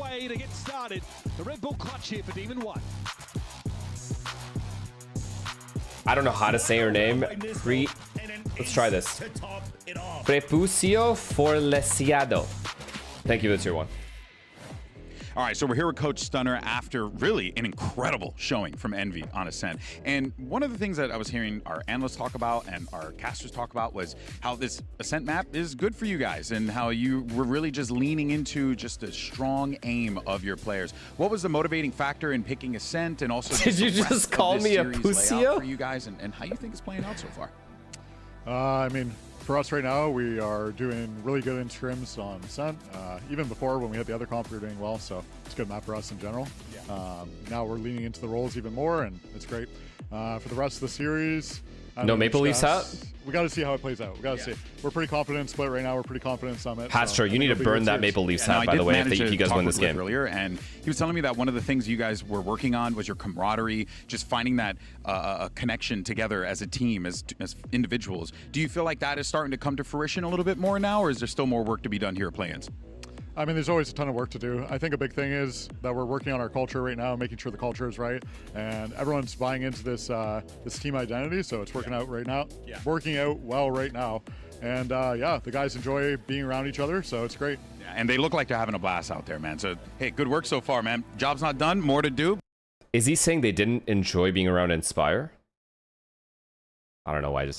Why am I doing that? In this first just, I'm like a grown-ass man instigating coming for no in reason. from Envy. I was about to say Crew. I'm still stuck in the last game. From Envy, they looked so good, and it felt like we're finally seeing these players. It went against Riot's uniform rules, so they made Sun to remove it. Why did it take him so long? He's been wearing that Leafs hat for like we talked about it. 2 stages. They were finding themselves throughout the stage. They were playing different They comps. just now found out that he was wearing it? Right now, and now it feels like not only are they playing comfortable, but they're also playing things that allow them to have a few more set plays, that allow them to have a read on the map, and especially because we thought it was going to be a bit more challenging. I have no idea, but apparently became an issue. That's so strange. I didn't think that before this game I would be saying I feel like this entire team's heart and soul is Kesnet's playstyle. If he can dominate, not even dominate, if he can at least just do neon things, aka create space and stay alive for a little longer than he normally does or has the split, it helps a fuck ton to the rest of his teammates. It also helps Demon 1 getting these entries. So a lot has to go right. But I think it's all up to Kesnet. Mostly up to Kesnet. Owning. Yeah, and one of the main reasons they were in that deficit was because of these two players, Demon 1 and Kesnet. You're seeing a lot of the highlights on the screen right now, but they've been doing so good. The aggression has been phenomenal, and they just haven't stopped with the confidence. If you're an Envy fan, this is exactly what you wanted to see. You wanted to see a Kesnet that is playing the way that he has always played throughout his career, not so much the way that he was playing recently in Stage 2, where he was really struggling on Kesnet is redeeming himself. It's a wrap. What a player. When a player refines his form. He did it in that series that they won. I don't want to but it feels like it's something I don't want to make too many assumptions off one map. Like, it's good that Envy is playing well. It's good for them. It sucks for M80. However, like, I just watched a game where the first map was dominated by a team and then they proceeded to lose the next two. So I just don't know till we see the whole series. And even then, we have the rest to play in. So I don't want to make assumptions too quickly. All I can say is my takeaway is it's nice to see Kesnet back in form, because I think they rally around that Envy team. And then for M80, I am very disappointed specifically in the adjustments they made. All they did was swap bomb sites and put Cypher Deadlock in B, and sometimes play triple B. However, there was no aggression. How are you losing a set defense half with no aggression? That's insane to me. So that part I was disappointed in.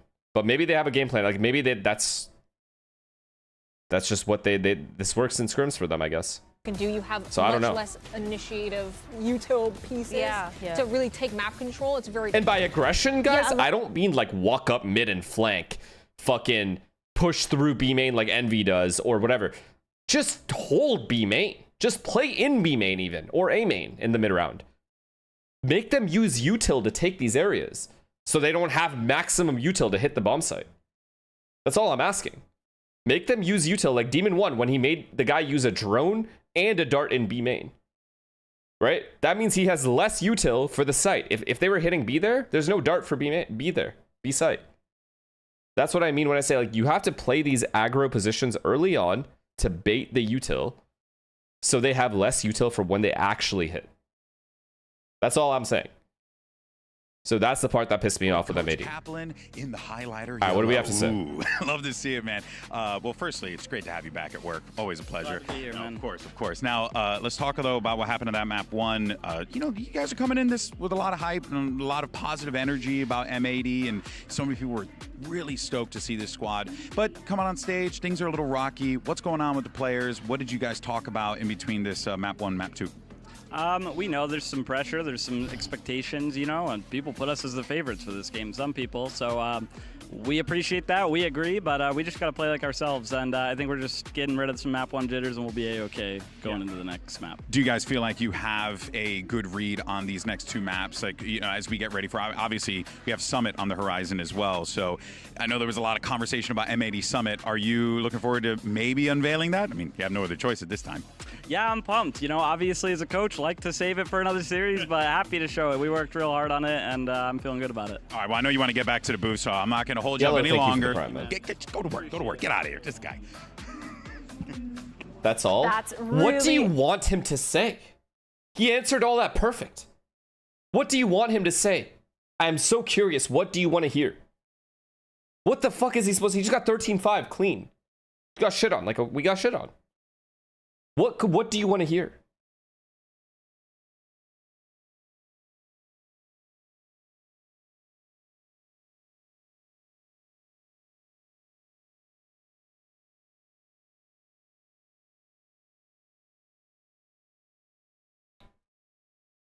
Okay, I was really strong. And I'm kind of surprised, if anything, for Stunner. We are said that they're horrible. pretty confident on their split, but they have lost it the 3 times that they played it this year, so it had to be a massive change coming from them. Yeah, well, Bren and Emily will be back with map 2 right after this short break. Wait, let's see. Let's. The way you talk about yourself makes it seem like you play like autistic child. However, seeing your ranked gameplay are still good for an unk.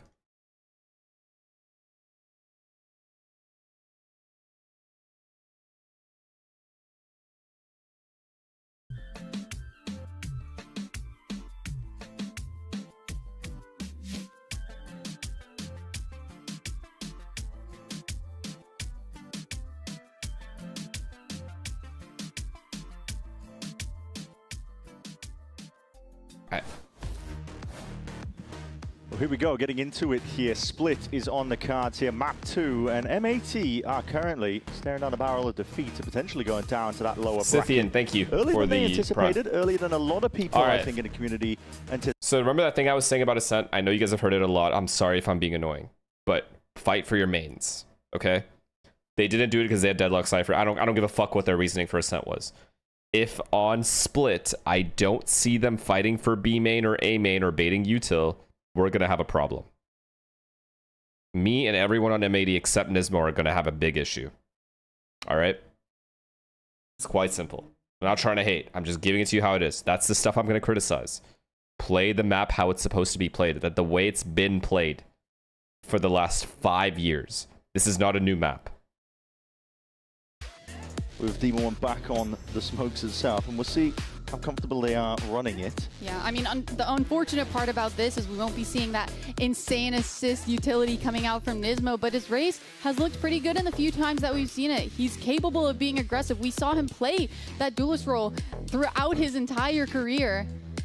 And especially looking over at Envy's comp change, I love seeing Knights on that Phoenix. I think 2 players that have really been stepping up are their 2 newbies. What's Envy's comp? Glyph Is and it Knights stepping into the roster. Glyph calling Lev's comp? finding his Do they have footing. chamber And here as I well? think he has a great idea of how he wants to kind chamber of guide though. this team throughout these maps this time around. Okay. Nothing but positivity in all the recent interviews we've heard from Envy. Well, let's get to it then. Side round for them. We get to see M80 on their defense here on Split. Nismo raised, by the way. He presses Chop. towards mid. Pretty standard stuff as far as most things go. Alvin's going to be under an immense amount of pressure. Needs to decide, do you want to commit?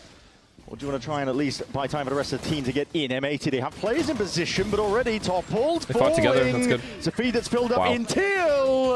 And they are dishing it all the way out. M80 on top of things now. They got the start last time. I'm not getting too excited It was yet. necessary for them to shake off the nerves of the Good first. job fighting together, though. Everyone flooded in. And that flood coming in from the rest of the team looks so clean. I think that's something that they're going to be wanting to try and do more If this Knights' time flash around, is like especially with this 1 double extra duelist second comp. delayed, though, We I think wanna the be finding those entire team fights. defense We is want to blind be brawling it out. through that Phoenix wall. And also So that Ray could have gone on really this bad as well. getting the energy out as well. Driving the energy for his team. Time to work. Pretty close quarters here from Caillou, but luckily nobody's going to be home. MV got their sight set towards mid for their eco. Starting at... See what they can do. Orb up. A lot of damage in the process, Nismo. Might as well go get the orb, no? Just go get Looks like orbs. They were going to go a little bit aggro through that Viper smoke, but Not that matters too decided much, to but... chill out a bit, see if Might as well. M80 actually make No a one's mistake, close, but still. over-aggress into them, allowing them to play a little bit slower this time around. At least bait you're going for the orb. It's a hell of a That shot. shot. Yeah, straight through the wall. Damage done. Nismo immediately swapping the guns around. Now they will into a B pop. They have Paranoia. They have any longer. Nismo still has his nade. Yeah.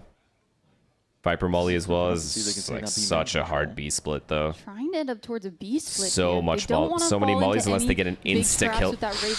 What is that? An insane shot out of Kesnet. Elvin's head on the chopping block immediately. Kesnet is just running away with things, and they've lost control over towards heaven. These players unaccounted for. This can't be happening. Envy just waltz their way into the B site. M80's defense just crumbles. Don't get me wrong, Bonnie is insane with these scoped weapons. We've seen him shine time and time after, but he's gonna have a hard challenge ahead of him now. It's winnable. It's actually looking for a little bit it's more. Winnable. Slide to the side as well, just trying to isolate these fights. But it's not winnable anymore. Dealt with at least, but this guy's done more than damage in the round. Basically won it for them. Final kill flows through. It's a thrifty for Envy. I mean, that's a nice shot today, but I think it's well deserved. Alvin's got to be jiggling. Was he jiggling and got hit shot like that? I mean, playing so slow, even though they're on that weaker buy, so that they don't fall victim to any of the utility that M80 has. Whether it's the raise, do I criticize this? I don't know what to criticize there. I mean, he just got owned. Jump spot maybe, jiggle less like committed. I don't know. When he gets owned, it's like it all falls apart because it's a split. I don't know. Finding his footing. He was a player that was struggling a lot mentally as well throughout this entire. It's an eco round. I expect them to play range. It's fine that they're playing site. They have 3 there. He might just explode out of this one. It's a Paranoia held, and that's off that Prowler's contact. Stun though, stitched out on either side, but it's a lot of damage done around the corner. Cheeky idea from M80, it's a but good trap, but just the wrong round to do it. You have no guns to actually kill the players. You're just throwing a bunch of util. He's doing significant damage in the process. Knight's just trying to chase them down, see if he can hunt down these following few kills. A little bit of a gap there. It's getting messy. Potentially opportunities. I'm finally down though, and they don't have a lot to work with here. They're out of that Fade info utility. They have a Molly to maybe try and isolate some fights, but he's getting pinched. Yeah, he is. Rossi circling and swirling around now, finding where the stragglers lie. Caillou, barrel pokes out, that will spoil the party. Could have got deadly. I mean, everyone's just going to do what fucking Lev does. Initial B main control, Viper holding A, and then go from there. On that weaker buy, trusting in their utility to kind of disrupt any sort of trap play M80 was going for there on that B main and fully investing into it, being confident that they're going to come out on top of these brawls. Just looks so clean. And this is a side of Envy that, frankly, we've been waiting for all is the year. Blueprint. I mean, yeah. We've been waiting for them to have that, yeah. And Kesnet, he was disheartened at times, really, talking about it. He's only really ever known individual success in every single team he's been part of. And this one, this Envy, a tough time of things. Great kill. Good job by Spaz playing passive there. No util really hit him. Oh, and then he just repeats like a fucking clown. The pressure. They're taking that space nicely. The trade. If that guy's running up, why wouldn't there be other people running up with him? He is also surrounded inside the smoke. It's the only defense he has, twisting and turning around. But the protocols are nice. Leaping into the fray. Shorty in hand. They clean up the kills regardless. Season and Nate, though, should be a little bit better. But the flood is quick. Getting a target sidestep. Glyph is still alive for now. 3v3. M80, though. In position, but his wrap around from Knights could be absolutely everything. Huge kill. Snizzer with that peak, but still you have to deal with the anchoring players. And it's all Envy once more. Can someone explain to me why Spaz does the perfect thing and then re-peaks that same angle like other people won't be there? Just fucking drop. You did your job. Tell your teammate you want to play retake. That's fine too. Why do we just re-peak and throw away our lives? And off of each other, you know, someone getting that first point of contact and then swapping on the next. And they had everything right in that 3v3 too. Bro, I'm trying, bro. Bro, I'm what? trying to help them win and they can't win. I'm trying to help them win. What does he mean? A lot of bros. It's like artists. I've seen a similar look at M80. This is what they're doing on their previous eco. Trying to set up a bit of a trap play to punish some of these players' fours, but Envy, they're so ready for it every single time. I love how they wait in the smoke, they wait for the util. Why are M80 saving their insane traps with good util and their 3-man fights only for eco rounds? We could do this on gun rounds too. And shutting M80 down. M80, they play super standard on gun rounds. To win this next round to start building that momentum, and then do these crazy things, these cool traps on very well eco rounds, so far where they don't have the guns to actually kill the opponent, even when they're stuck or util. Confidence, that first map jitters that Kaplan That's so funny to me. They need a round on the board, anything to see if they can stunt this string of rounds that MV have managed to put together off the back of the Thrifty. Kai's going to make a go of things here. They've got plenty of money to work with, but he's going to be shut down regardless. It is dangerous tidings currently. I think one look that we haven't seen out of M80 that we're used to seeing them do in Tier 2 with Senna's those supposed to be scared of these guys? Instead of trying to brawl out. If Kesnet is playing like this, I'd be scared of fucking Envy if I'm Sen. I'll tell you that right now. Is instead take your timing, let that first wave of util go, let Kesnet get that original space, and then try and fight for it back, catch them off guard, and disrupt their exec. Because as soon as you lose those early lives, I know it you meant opens up the M80, round and but the I'm saying if Envy wins here, just kind of I wouldn't write them through, off against Sen. leaving your team in a pretty rocky and man disadvantage retake. It's been tough going here. Envy, they're all in this time though. A lot of utils going to be flying forwards, and this is some fake pressure. It's very much real. Bonnie very much ready for it. No, the DTP. Team one is punished. Overdrive now. Good job. He's staying alive. He's keeping. This is very. What a hold! What a hold! It's unreal. Back against the wall between a rock and a hard place. That was nasty. That was fucking nasty. He did a good job trying to stay alive too. What we needed to see from M80. They desperately needed a round like that. I mean, what a round coming in from their IGL. That was fucking nasty. I can't lie. He was struggling in that first map on Ascent, but he has a new look to him. I feel like him, the leader, getting a round like that just instills confidence throughout the rest of this team. And also finding a way to actually shut down such an insanely fast round coming out from Envy. Even Rossi's shocked. That was my reaction. I mean, that was very fucking clean. Just kept a lot of guns up too. All right, Envy. They decide. Good ults, both teams. Be disheartened after that. Didn't go Unique Salt Fade ult though. That's a hard sight to hold. Yep. Kayu's got to get out of here. He's gonna die. Kayu can't do that twice. No, surely not. It's just a one-off. Oh, they are going ramp. Never mind. It's a deep TP. Demon 1 is going to commit the ult onto the side. Meanwhile, running back up and through into Heaven. They have A Heaven so quickly. Retake ults here. They have that Fade ult for info to they left A Heaven. Never mind. It was just a Phoenix ult. The Neon ult that they can use to try and got into it A down. so for like actually for free. War chest is brewing right now for M80. How does the retake look? The plant already down. Time is ticking here. It's a pit to try and get through in the end. This one's going to be flying up and overhead here, landing straight into his own neighbor. They haven't really cleared much of the pit at all. These players are being ripped to pieces. Nismo, it's an ult available in the back pocket. Oh, wow. Already 2 kills to his name. It's shut down in the end. Knights taking over. Shutting it all away. Can't retake like love. And there's no chance whatsoever now. No chance at all for M80. I mean, them not having CT before they did this, it's like pretty rough, I can't lie. No CT control there. I mean, it's fine if they go ramp and pressure from both sides. But they only came out of Heaven, it looked like, no? Really hard angle to come out of. Yeah, it's very tough, especially into the pit on top of it. Yeah, I mean, they only came out of Heaven. Pit, but really, it was disjointed. You're just falling into the hands of these players that are hard anchoring that ult.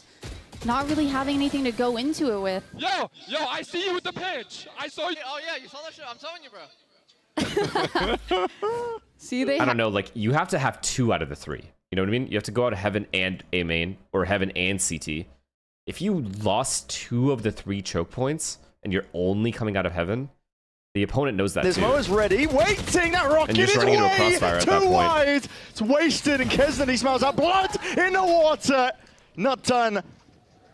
Not by any margin. This guy dissecting and ripping apart the site. The B site now theirs for the taking. And already Rossi trying to apply that squeeze. Wow. Stand up matters not. Nothing is going their way, man. Still these players trying to take him out. Hops up onto the box. Eventually brought down to his knees. We're seeing it at least, but still Demon 1 has got it all under control. And once more, poor Adam left alone in an unwinnable play spot. Like it's ranked. They're just running it down, man. It's like coordinated ranked play. He thrives in play. clutches, but being 1 HP, it's better just to save and try and have another gun going another round. But that was a great adjustment from M80. They kind of did what I was hoping to see, is play a little bit further back, let them take that B main space and then disrupt, but the rocket didn't land. Nismo gets punished, and then from there, Kesnet has all the confidence in the world. OG rankers, basically, yeah, when they're feeling it. And pick when off, they're feeling it and they have momentum, it's like any ideas anything they do works. Any type of aggression works. And they're really struggling. They've had a lot of time with the boot camp to shore up some potential weaknesses that split win in the grand finals that even got them here. It was powered by a lot of clutches, powered by a lot of hero plays. How'd the initial kills happen? I was hoping we could see some more adjustments, but just everything going wrong for this team right now. He just gets nothing with it. Just nothing. I mean, like again, the idea is good. Yeah. The execution is so poor. They're trying so hard to find these solutions, but just getting punished everywhere they go. Either util's not connecting. Full stunned with a judge on a slider. You got one tap. Yep. Still finding the kill. See, but if that was me, I get one tap from a judge like 8 years away. 100%. Yeah, that's happening to me too. Press and escape. I mean, Nismo just has to get one with a raise ult there. The fact that he commits a raise ult in a small choke point like B main and doesn't get a single kill and it just ends up dying for free on top of not killing one. It's like, it's not a bad idea. Like, that's a good choke to ult. It's just execution is just poor. Count later on. And so a ton of success there. But for M80, a lot of these teams in Tier 2, you would expect them to be the underdogs, I think, going up against the partnership teams. It's kind of been flipped on its head ahead of this series with the narratives. I mean, just because of how much success they found, I'm not saying this to you, but M80 looked overhyped. I mean, a whole month to kind of... If this score stays like this and they just get like 13-6th, then...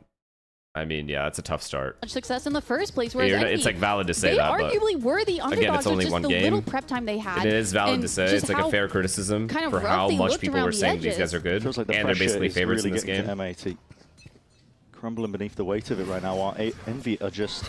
But I think they were favorites a lot to do. The fact that they were favorites had a lot to do with how bad Envy's been as well. Is good. A bit of spam, supplementary in from mid. Rossi is going to be punished. It's a big one.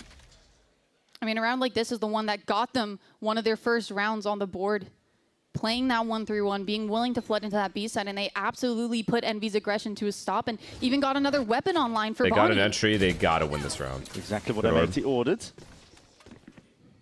Envy not willing to rush into too much. Good, they're playing for mid. As long as this the guy jiggling B main doesn't die again for free. Fade's already playing retake A. 2 rifles in play. They have the right read. Yeah, this one gets played though, now with a Prowler being broken. They're setting their sights towards that direction. 52 seconds. And they already used a lot of their... Nismo, what a kill. That was a risky fight. Yeah, definitely so. At this point, Envy are running out of answers in a round like this. It's a beautiful smoke. Good damage, and he kept the space. That's huge. Whittled down and just don't die one by one, please. I'm begging you, please don't. Holding down onto the high ground, but he just turns at the right moment. Twists on a dime, momentum. Shuts it down on a spike, out of grips, out of sight. Another a nice clean round. They can pick up all the guns. It's clean. M80 back into things. It's clean. I mean, that first kill, even though Envy were running a 4-1 setup, just getting that extra gun online puts M80 in such a great spot, and the utility that they use, that for Envy flood, is huge for M80 here. Only plan from there because they have to win this next round. Just completely to a halt, having them reevaluate what they want to do, and they started to get a little bit disconnected. Like, this is insane. That's a great idea. That's a crazy kill. I mean, listen, that's a crazy entry to get. Drops it down when Rossi's trying to take a timing off the back of him, catches him completely unaware. Yeah, it's the right round to do it. Yeah, it's the right round to do it when you're on an eco as well. It's risky, but it got them the gun, and it gets M80. If M80 win this next round, this could be a 6-6 half total. Because I think Envy might have... Actually, I think they have 2. I think they buy the rest of the half. I think they buy 2. They have 2 really good buys left. I think, right? Or do they save the next one?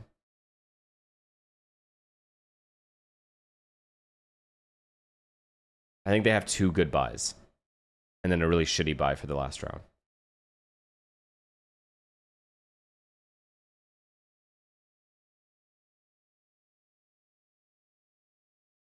So, I mean, fuck. They don't have ults either. That's the big thing. Envy doesn't have Phoenix ult or anything. Sentinels. Yeah, this has really been an opportunity for them to go on that. They can go on a run road here. Of revenge, really. Kaio and Kaplan had a poor exit out of the partnerships. Everybody knows it. And for them, this is a validating moment. It's supposed to be, at least. Envy.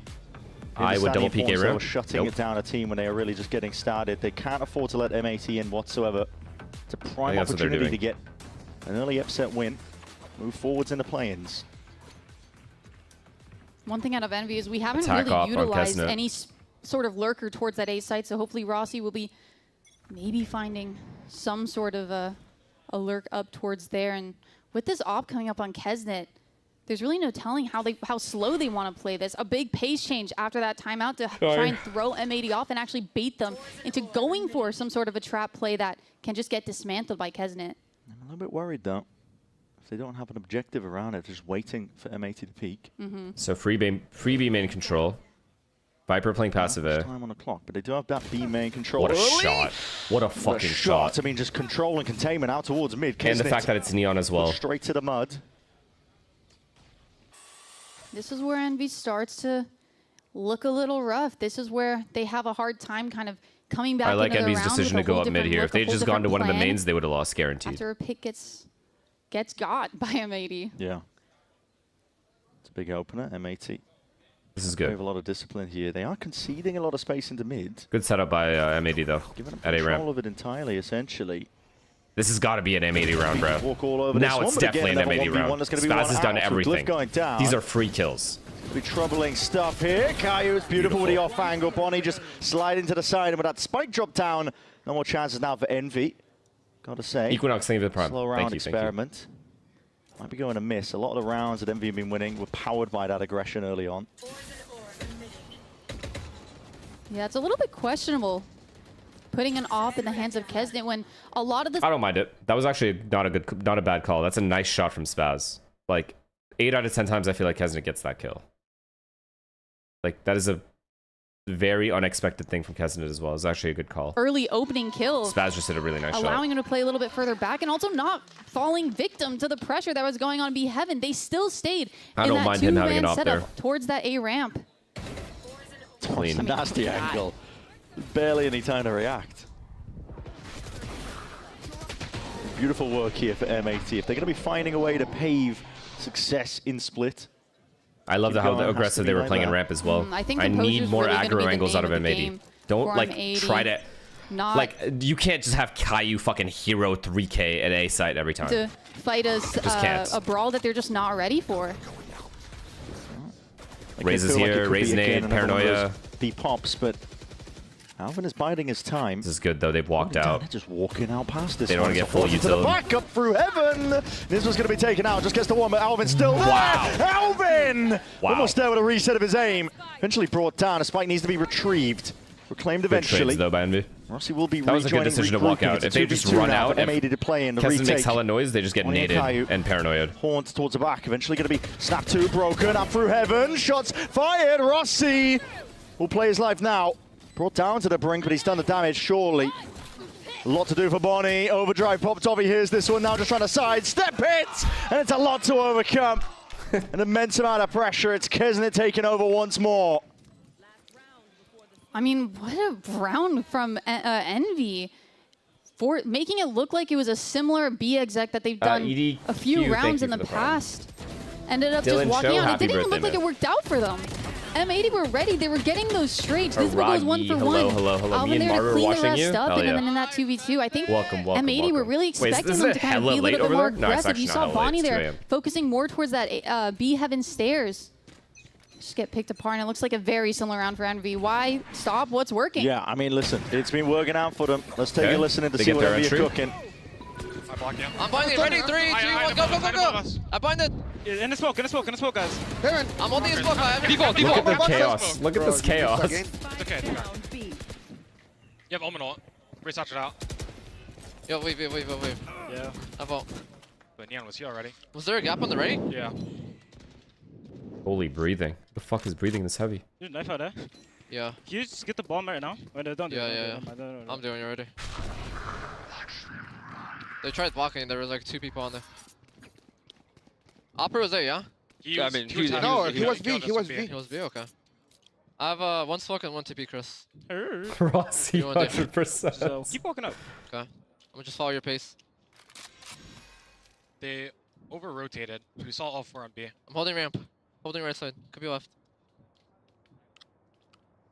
They're gonna play. It's M80. I'm looking guys. at now. They're gonna play like pussies. Bro, I think you 1-1 it, bro. I think you just take the risk and take one for fights. Let them play, guys. Yeah, go. Just don't tap yet. I'm gonna push one. Hurry. I'm gonna play for heaven. Tap at 24, okay? I'm smoking everything Play now. Play the Proven.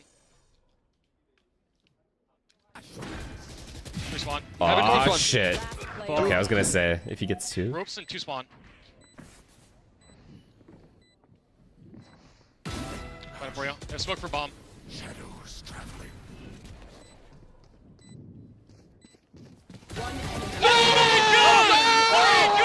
You're so tilted. I know you. Okay, I mean, that is unbelievable. Wait. That is unreal. That is an absurd my mic wasn't live at the end of that. Why would he ever think that's a good idea? Over here. That is just ridiculous, my Wait, Demon why One. would he ever think that's a good M80, idea? They should be expecting that aggression on Knights getting that first pick. Wait. No one was playing anti there. They were able to get the trade. But then Demon One just getting that insane flick.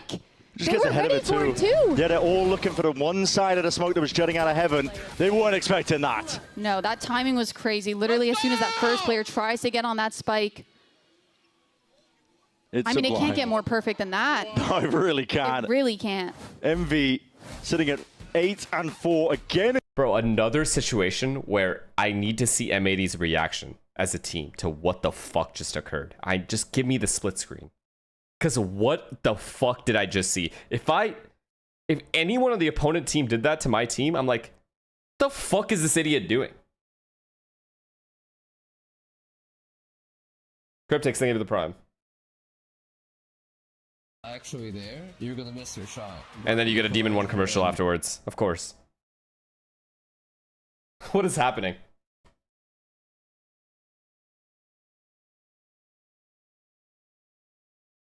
I've seen enough. Envy is beating Sen. Don't say that here, bro. Trust me. It's scary over here. There's gangs over here. There's a Sen gang over here. Don't say that shit around here, bro.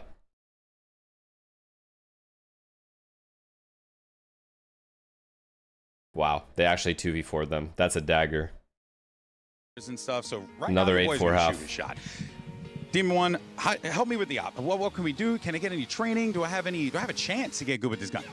A chance? Wait, Yeah. did I just go into... Do you want to help me? Did I just see a Demon yeah, if you 1 watch the impossible matches, 1v2 into a Demon 1 commercial, of course I watch into a matches. Demon So can 1 I get, interview? Like, specific training from you though. Like, can we sit down in a Discord call and you train me? Yeah, on the stage. Go ahead. No, like in a call. Like, can we? This guy, you know, we can't get him to go. We can't do it on stage. Unbelievable. Anything else? Any other pieces of content we want to show? Demon 1 ace on pistol round, maybe?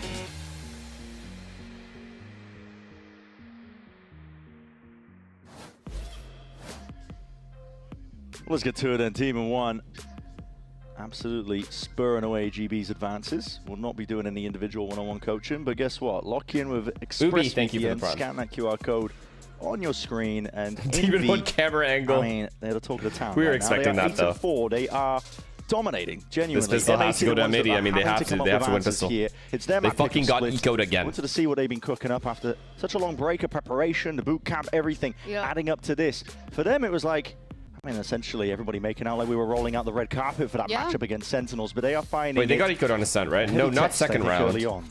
They did get eco'd. I swear they did. Of their attack half here, No, they we got talked a little bit 2v4'd. about it was Caillou, but I think They've been another player we have to 2v4'd look twice. at is Bonnie being able to go head-to-head with Kesnet and meet that same aggression that we're so used to seeing him have.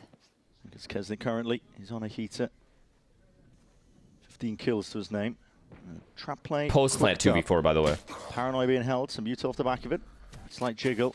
Demon One trying to get that information. Trying to contact peek out of this one. Not even using the util, but the bullet's rattling down. It's done a lot of damage. Bonnie potentially in trouble. The molly well placed. It's going to be Does get slowing away, down but they the did get aggression for space. now.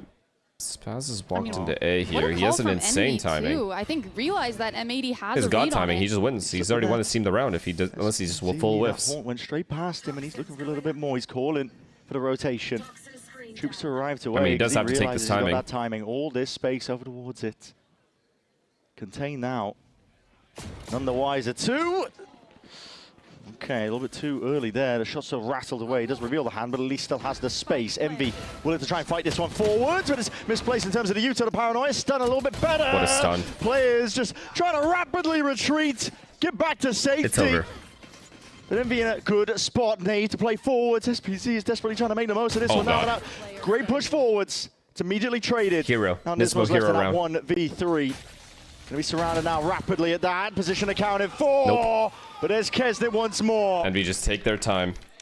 That's a first. Asking for a miracle coming out of Nismo there to win that and get that pistol round online for them. But Envy, I really like that mid-round call for them. Instead of falling into that trap set of realizing that M80 has a little bit of a read, and instead of letting M80 try and bait that out, peeking into them towards that mid site, or towards that mid, and kind of just doing instant so much entries damage. and instant trades for trades. MD right now. They always feel like they're one step ahead. Even in that retake, M80 looked like they had a good brawl kind of brewing towards that screen, but Envy peeking so early into it and just disrupting 17 and 8 Kesnet. Step ahead of the timings. I really want to see more aggression coming out of M80, is the especially ultimate coming out win-con. from Bonnie and Nismo. I want them to be the dynamic duo that they've been working all year to kind of become and showcase here in stage 1 and, or sorry, in America. Is it a comfortability thing on side of M80? Could be a bunch of them. Not in their heads, so I don't know if they're like nervous or whatever, but they are also getting, they're playing a really good version of Envy right now. They're playing like a, Envy's playing well. Let's put it that way. It's not like Envy's playing like dog shit. Envy.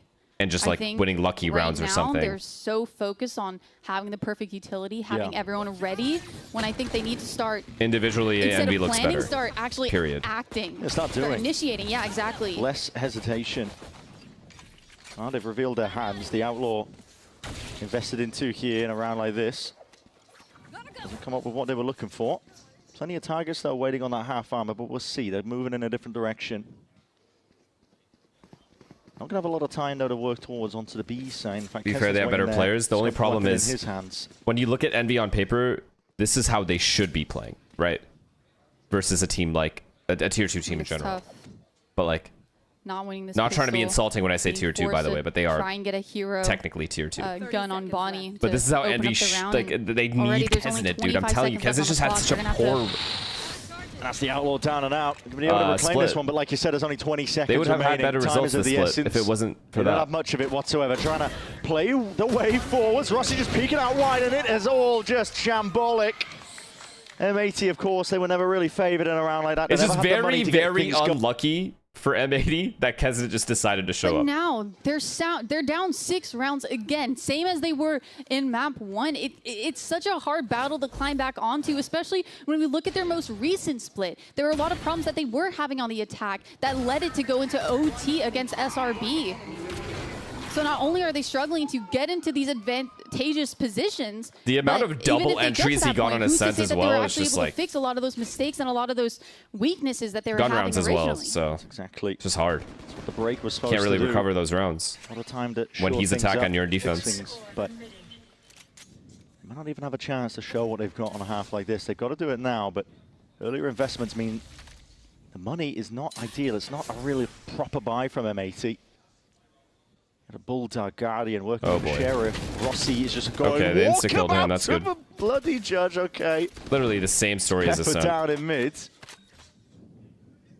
It's okay to take risks. You are on the bonus if you are MV.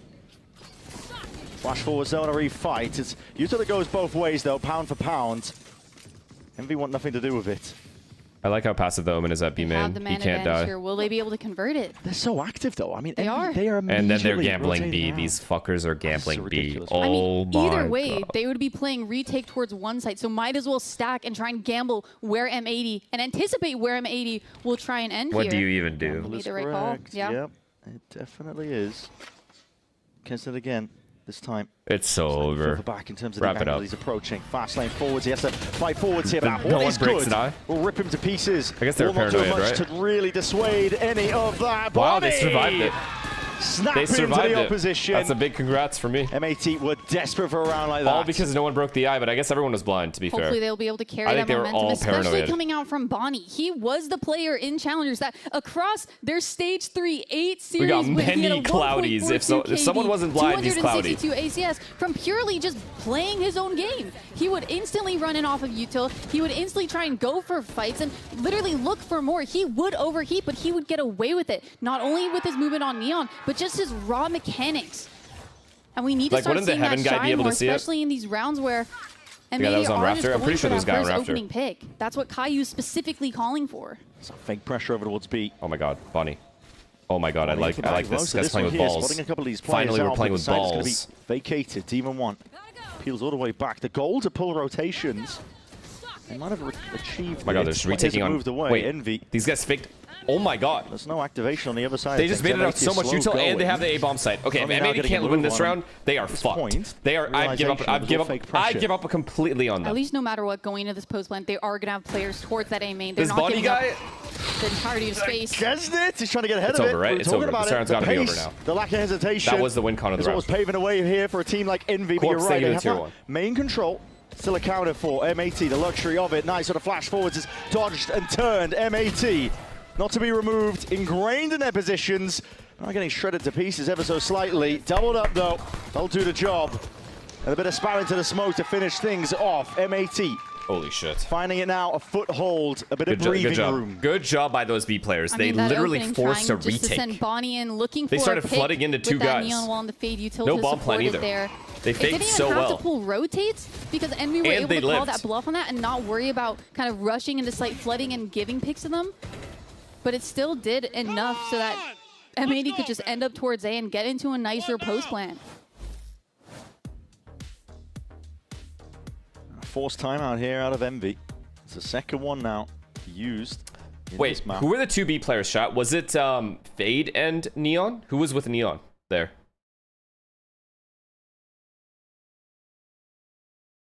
Fade Neon, okay. I feel like we're seeing the players kind of well done by start them, to come alive, specifically Bonnie. Yeah. On a lot of these opening engagements. Even when it seems like there's so much util being thrown at them, he finds a way to go past it and punish Envy. And even though Envy, I feel like they're doing a fantastic job at having different looks, whether it's trap, it's early round trap setups, or going for some sort of mid-round aggression, or even playing full retake. I mean, that last round, it didn't work out for them. There was a little bit of disconnect, and M80 did a great job at putting that stall pressure towards that screens, and kind of left Envy to fight for their own individually, just flooding out one by one. I'd say. It's been what's winning rounds for Envy. It's getting ahead of the util, the setups that M80 are trying to set up.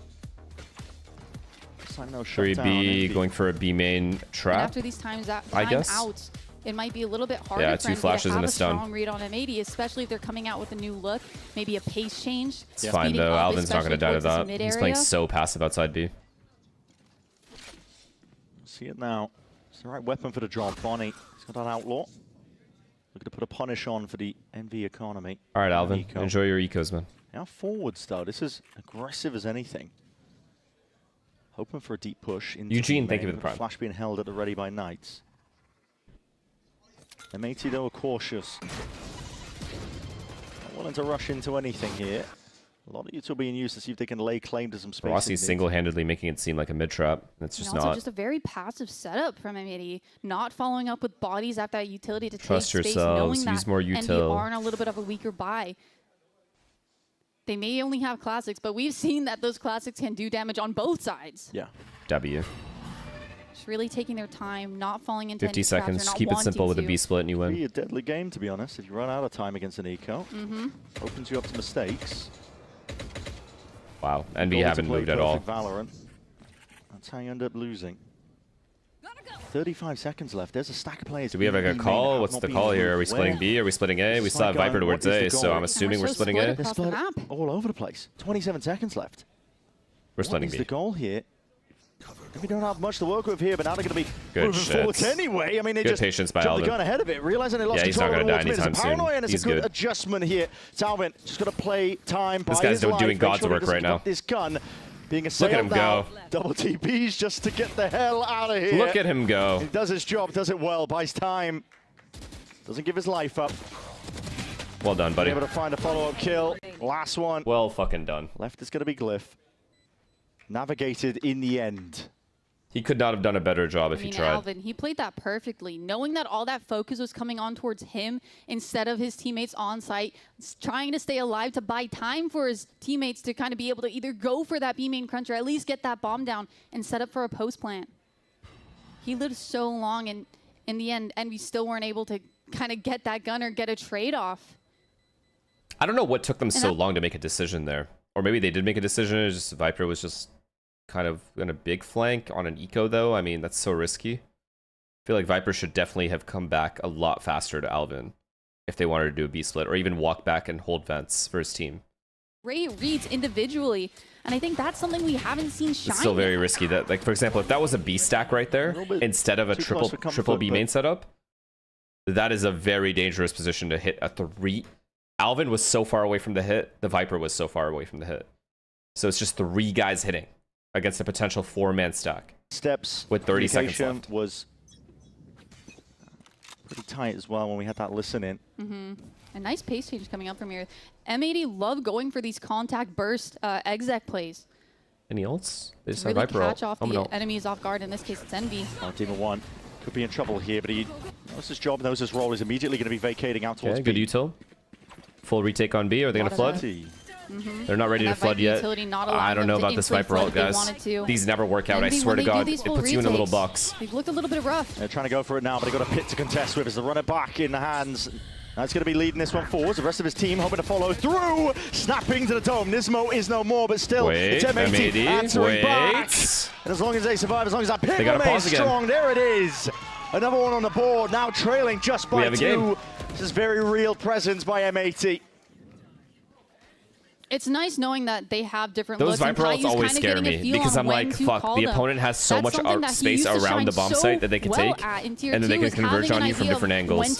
And you're kind of just stuck in the ult. When to slow and kind of feel, or play slow and feel out the map a little bit more. And this was a perfect example of, you know, how he's able to call on a feeling, on a whim. Oh, they have no more pauses? If M80 do decide to play at this pace, Envy are going to have to work a little bit more, be a little bit more cohesive when it comes to those retakes, and have a set idea going into it. Making it feel like it's a lot of presence just with Nismo and the Boombot. They're going to retake B main, know that it's not B. Nismo's not going to hear that. They are A-popping. One player breaking that prowler. Full retake A, 5v5 again. And neither of these teams are Levs, so no one has good retakes. Vacated is the site.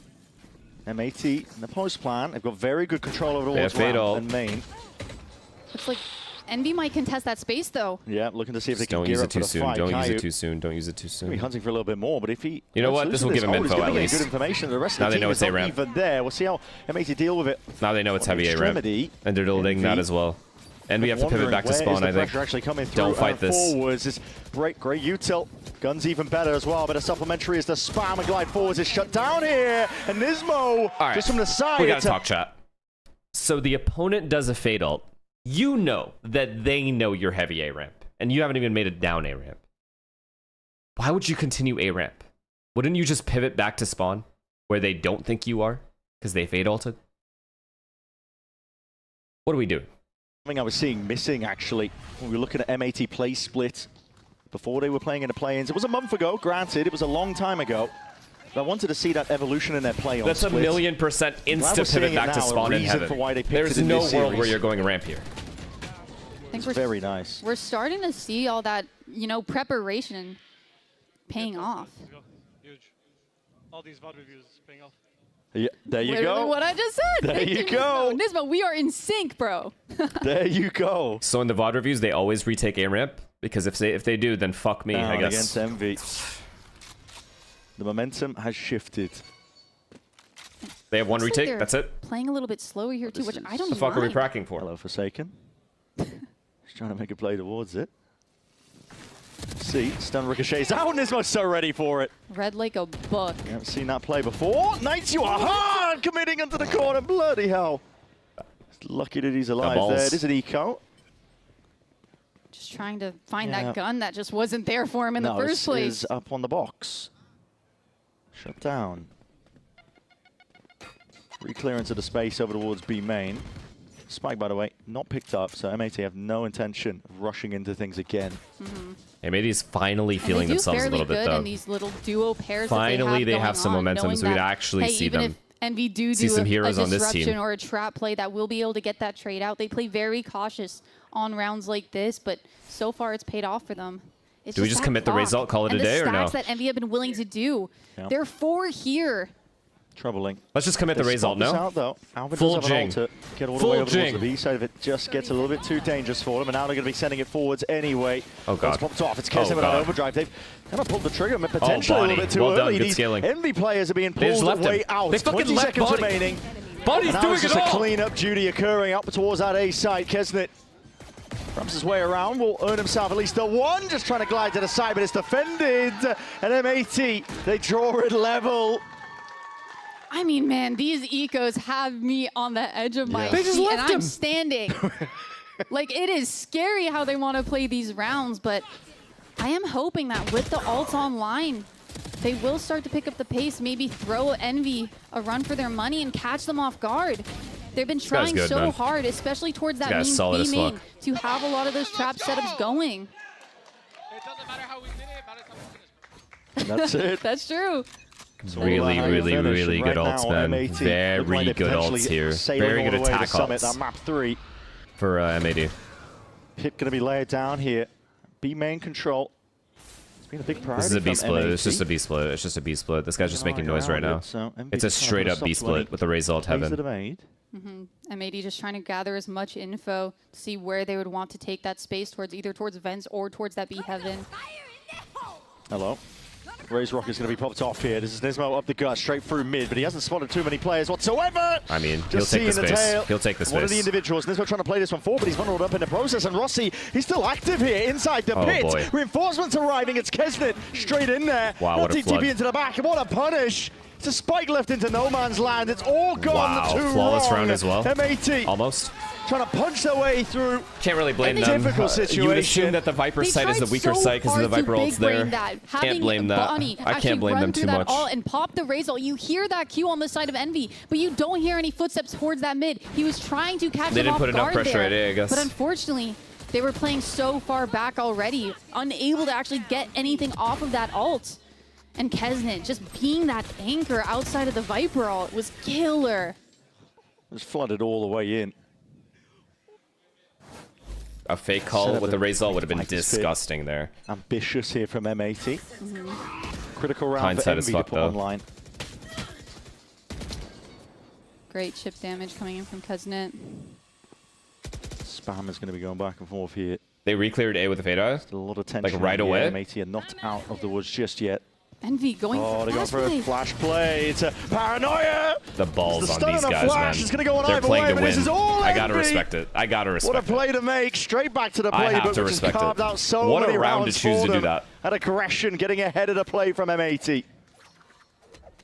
I have to respect that. I mean, Envy had the read. M80 have been putting a lot of this pressure towards that mid space. If I'm even if they're M80, doing I'm it not quietly. expecting that at all. Every round they've seen that they have players Not a fucking there. chance. Instead of allowing M80 to wait for that Viper util It wasn't to go even down like a and coordinated make that mid first trap. It was move, one they just flash. shut them down before they can even get started. Orb goes down, one flash. Everyone's blind. 3 guys behind It's the all smoke. contained. And up to 12 rounds now, Envy. 2 chances to see if they can It's drag actually a it really all good the way and send M80 toppling down to that lower bracket. I mean, that was perfect. They were all out in the open. Well done. Vietnam-esque, really. Yeah. They love that little triple play with the duelists in mid. I gotta give Envy props. Not even just their money, at least. Their team chemistry going into it, but the reads that they've been having that I can only imagine are coming from their IGL glyph. It's phenomenal. It's been a good turnaround for them. Oh god. Looking for a little bit more now. The Oh, God. pressure Oh, God. potentially Oh, my God. overwhelming, Oh. but should be contained. They don't know. Not They don't know quite he's on here. Alvin. They don't know he's here. Accounted for. They thought Free it was kill. just a He knows one, the and other he guy's slipped rep. the net. Found himself at least another kill to reciprocate and potentially earn a way forwards in a round like this. And M80 hearing all that pressure towards A, knowing that there was 3 towards that site, but still not Tether taking and space paranoia, though. towards mid. No, instead regrouping towards that A site, taking that Does he have a 4v1. no? Does that guy have a no? He's going to be getting all the information in the world with that one. That's 4 tags. He does. Remaining 4 He's behind players. them. And the TP from Team of 1. It's not hard. They're deaf and blind to it all. Big wraparound now. This is M80 being squeezed. The hammer and the anvil. Oh my God. Envy. They Oh, can I thought he was taste going it. to peek right as the smoke was Something coming in up. the air. The level up of their play. Rossi just taking his solo Wow. fights out. It's up to Nismo and Alvin. But that Dayward Destiny versus Sentinels. Huge kill. It's all on the line Huge for them. kill. M80, M80. Big dink, big still kill. alive. Nismo met it when and it matters the two most. players who do it, That Nismo, was so well played by Envy, though, man. So many teams in Tier 2 since 2021, being able to see the rest of his teammates find success in Tier 1 and not be able to get that for himself. Combo. And Alvin, just last year on TSM, he was one match away against the previous iteration of Envy to make it to Tier 1, to actually ascend, but just falling short in that last match. One series was all it took, and you know, they're the two players to be able to keep them alive in their first showing here in Tier 1. Massive step up. Individuals popping off. M80 are same not default done every yet. round, though. Oh my god, he's taking a quick timing. We're pulling out I couldn't anymore. Okay. And trying to keep it cool, still willing to play slow, trying to utilize their lurker. Is he really walking into A right now while they fake mid B? Info and maybe find an opening for them that'll simplify the round. Oh, the Fade Prowler, no. He has to get out now. Yeah. They got to do it a little bit earlier, and he would have had his timing. If they did this a little bit earlier... The rotates it brought over from Envy. Mid is completely open. Massive over-rotation. Envy has left B completely open. Somehow they thought it was heavy A. Hard challenge ahead of him. He wants to try and hold it down over towards that B main angle, but without B heaven control... It's just Omen here. It's going to be tough. Let's see if he can at least vacate. Peel it back, but he's really looking for the pick, but it will respect it. He gives up that space now. M80, they spotted us out, sniffed out where the empty site is, but Envy, is there any not one ults? that takes things lightly. They've got to run it back, waiting in the back pocket, and they're going to be looking to see if they can flood their way in. The plan down, Knights. He's forwards with it now, trying to lay claim to most of this one, but again, it's shut down, but over the shoulder now. It's Glyph and Rossi activating. It's over, it's just over. There was great punishment on the Phoenix ult, but that's not a body. They still going into this 4v3 retake. No utility. Try and find more. Winnable. No util really to Warg if it just comes out of the raw Angels, but Envy are just on top of it all. And on top of the world, with a win like that, M80 denied that day with Destiny versus Sentinels. They move forwards in the bracket, and they send them spiraling downwards. That's definitely not what they wanted to show today. They wanted to show the team that's been grinding, finding that success in Tier 2, the team that put in the work all month to find that early success here in Tier 1. But unfortunately, Envy... Bonnie had ults. Envy... Without sniffed out where the empty site is, but Envy... not one. Let's see if he can at least vacate. Yeah, I don't know why. I actually don't know why. You might as well. Like, you have nothing to lose ulting here. And if anything, it's going to fucking make the opponent more delayed. They're going to be way more scared of you. Peel it back, but he's really looking for the pick, but it will respect it. He gives up that space now. M80, they spotted us out, sniffed out where the... He's in a really good spot to ult as well, man. But Envy, not one to take... Oh, it's Glyph and Rossi See, like, right here, he's at pillar. He could just ult. Activating. I mean, there was great punishment on the Phoenix ult, it just keeps them delayed. That's not a body. They still going into this 4v3 retake. Just ults. Like, why are you not ulting here?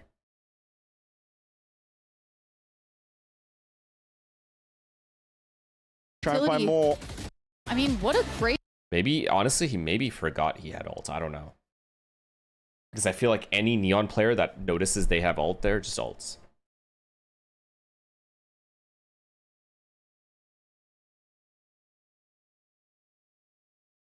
Rob Moore tweet? What do you mean? What could Rob Moore be tweeting? It should only give me a link right now. Start to get their map pool sorted. They'll start to find their comfort picks and comfort plays and play style overall, because there were so many unknowns with Envy going into this tournament. But now it feels like they're starting to find their way. There's no way. It's really only up from here if they can continue and be consistent with that. Yeah, it's one of the benefits that's provided to you. Oops, I guess they forgot to share the script with Envy. You finish. Is this like an inside? Am I missing something?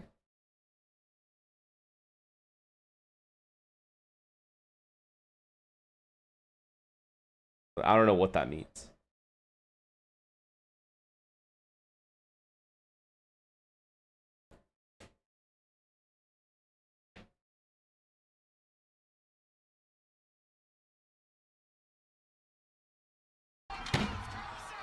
Yeah, these guys are weird, bro. These guys are actually just haters. Earlier, you sounded like you're pretty confident coming into this matchup. What was it particularly about this game, but what was it more importantly about your team that gave you this confidence coming into today? I mean, it's fucking funny. It's just, it's all in good. Like, it's not really that serious. It is kind of funny. We should not be anywhere close to the worst team, so it's like a fundamental issue with a bunch of things. Yeah. And we finally like overcome that. It took us basically the whole year, even though it was different like roster durations. Yeah. But our practice has been like really, really good. Let's and as see you Kesnet. I mean, those M80 guys, they're really good, but it's just, look at our team. We have Demon 1 Kesnet. Those guys have never been and never will be as close to as good as them. So GG. Yeah, oof, I mean, hey, I respect it, but also I would have to agree with you on Kesnet and Demon 1's talent. Absolutely unreal. It does feel like you guys are vibing out there a lot now. Was that like a part of the goal? Did he say they will, or he won't be as good as them? They won't be as good as them ever? Feeling that pressure? I mean, if you win, you laugh. You lose, you cry, right? So that's just what it is. It's simple logic, right? So we're winning in practice a lot, so everyone's much happier, and that's just what it is. I mean, obviously there's conversations, but winning fixes everything. Yeah, no, of course. Now, looking at how the series played out and everything, you guys started things off Why is quite Inspire nicely, not streaming? Right? You had a couple good runs there, especially with that Ascent game. Did you feel like with Ascent and kind of setting the tone of that series, it gave you that leg up to give you the result you have here today? Nah, definitely not. Like, we came into this game, we saw the draw. Like, I mean, we knew the draw 1 month before. You know, it's scripted. Like, we all knew we were gonna play the M80 because everyone wants to see Sentinels. But we knew we were gonna beat those guys. It's not like, there's no offense to them. Like, I keep saying that they're great, but yeah, it's tier 1 versus tier 2 for a reason, right? Ooh, that's just what it is. All right, hey, I respect it. I think that the confidence is certainly playing forward here. Are we expecting more Envy as this bracket continues playing? Maybe Envy playoff run, perhaps? I mean, well, only God knows that, right? But we're gonna. That's it. No, hey, it's perfectly fine. It's perfectly fine. Now, as far as this whole like experience and teaming with these guys and going through this grind, right? Do you feel like it's actually made you into a better IGL, better leader, just in general? Not even IGL, just a better leader and a better person for this team, because you guys previously have had a lot of ups and downs, but you have had to have some personal growth yourself, I'm sure. No, I wouldn't say so. I mean, I've played with Max before, like on Lev. Christian is literally a kid. Connor is a very nice, quiet guy, and Kez is my boy. It's just like, it didn't really grow. It's not really growing. It's just more about finding who yourself is again. I didn't get better. I just played like how I normally should play, and how we all should be normally playing. Bro, we were never bad in the first place. We were just showing that we're bad because of regression, not progression. You know what I mean? No, I totally understand. Totally it's just about being ourselves. That's it. And hey, it looks like it worked out, especially here today, guys. Give it up for Rossi. Give it up for Envy. That's gonna do it. Okay. I mean, they were definitely playing bad. I don't know what the fuck that was, the last part. But yeah, everything else, I mean, I respect that he has a lot of confidence in his team, as he should. But yeah, they've definitely played underwhelming. Without a doubt, they've played underwhelming. There's no question about that. But I mean, it's this guy. End of the day, it's just this guy. This is their guy. He opens up the space for his team can shine, no matter what. Because Knights is always going to do his thing. I think Demon 1 will always take his timings and take his space, win his fights. It really just comes down to Kesnet. He is that third piece, and probably the most important one. Basically like any other Neon, similar to like Spikezen. If Spikezen it starts performing very poorly in terms of his routes and just constantly dying first every round, very early without doing much, Lev would go through this similar like type of situation. Not as bad probably, because they have a lot better. Their overall structure is really good. But they would also, like any team that has a constant duelist struggles, or their duelist is struggling, is always going to be hard. You're just making it 10 times harder for yourself. So, what is this? We understand playing tier 1 teams can be scary. However, too much script dodging is a pain for the fans, so take some time, collect yourself, and make your way through the lowers before you queue up again.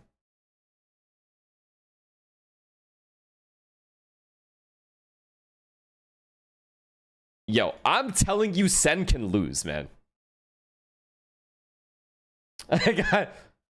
Sen can lose to this Envy. And Envy with a good Kesnet, like a solid Kesnet, it is, I'm not saying it's like, Sen are still 70-30 favorites. Maybe even 75-25 favorites. But they can lose.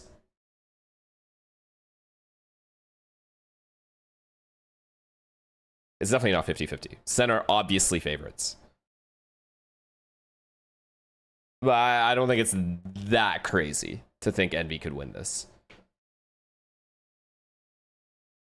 Yeah, Sen's on a 3-game losing streak. Like, they'd lost to Crew, you know, who's not having a great season. I don't know. They could lose. Yeah, even 60-40 is, like, valid.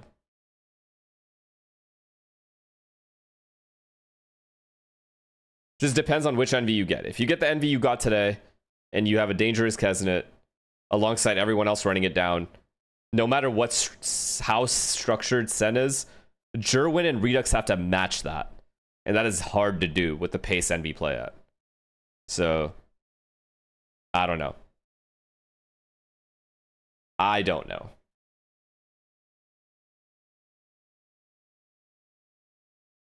Did you watch what KRX was ONG? No, I didn't.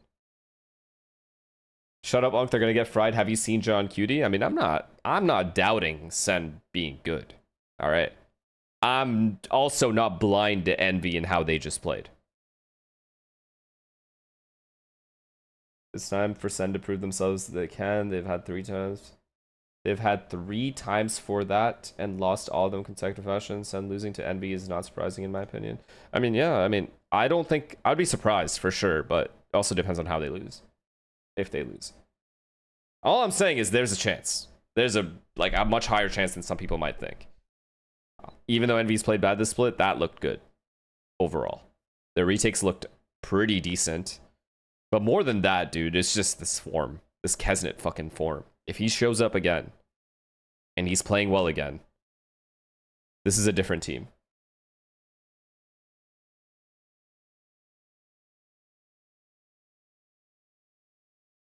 What match are we watching next? Wait, what's this? I do think though, like the game that they played on map number 1. What the fuck am I looking at? Map 2, Demon 1? Where is it?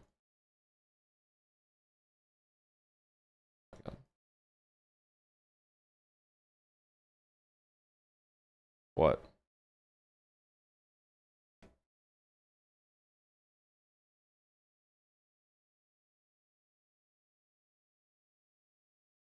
Oh, headshot percentage? You guys love this stat. This stat never goes by, chat. I think this is the first thing. I don't even think you guys look at this anymore. I legit don't even think you guys glance at this at first. I think you guys insta look at this.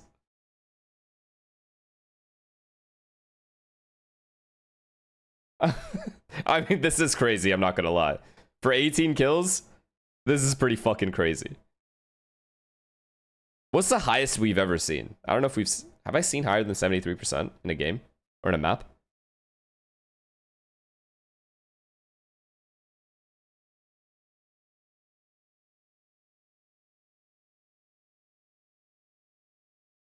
Scream? That's fair. That's understandable. Okay, what do we have here? Holy fuck, I've been up since 6:30? Fucking tired. So we have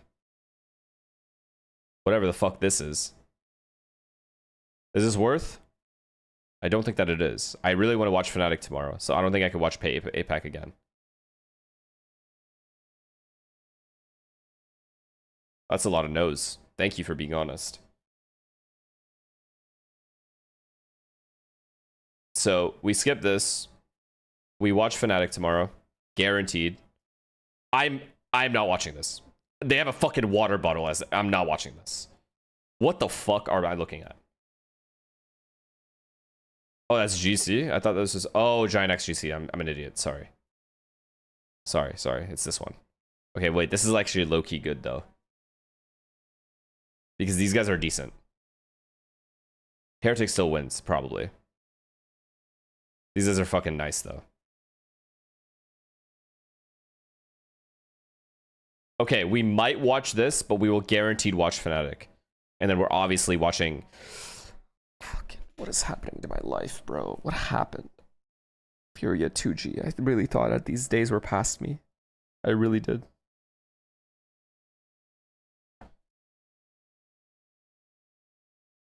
Like, really, yo?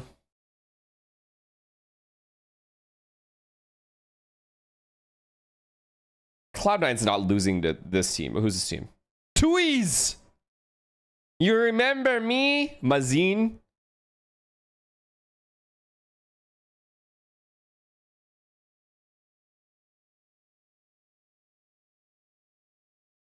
Does your head still hurt?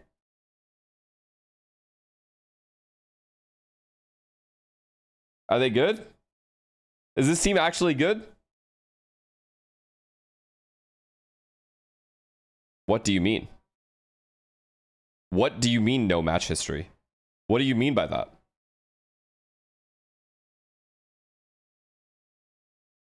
Oh, it's a new org. Okay.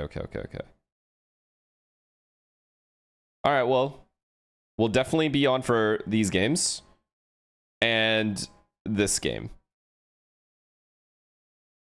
Wait, why is this team's... This isn't an org, right? This is not an org. Habos Babos.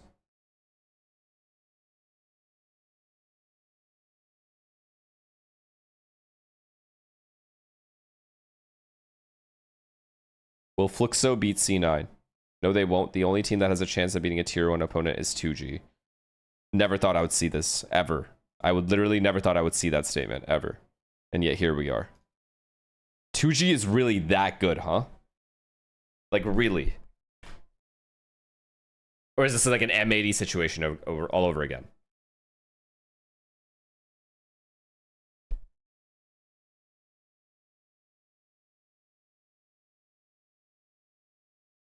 All right. Okay.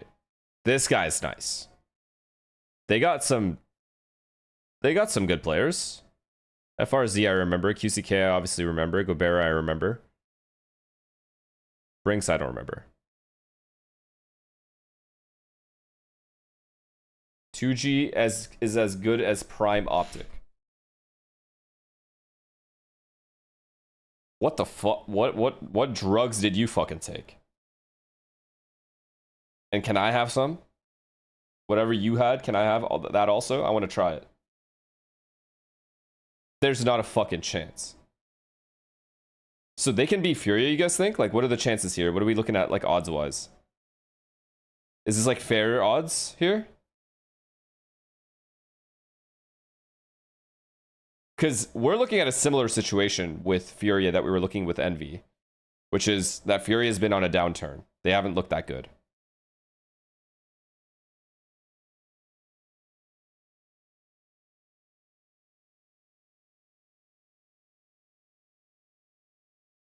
I hope you appreciate the 5. Oh my god, you gifted me 5. Thank you, Poya Toshi. I appreciate you, man. I'm so sorry I missed that. My fault. Thank you. My bad. Thank you, man. 55-45 for Furia? Alright, well, I already told you guys. Regardless of which tier 2 team in Americas even qualifies to playoffs, they are not qualifying for champs. So, I put 1,000 gifted on that. Xenix, thank you for the prime.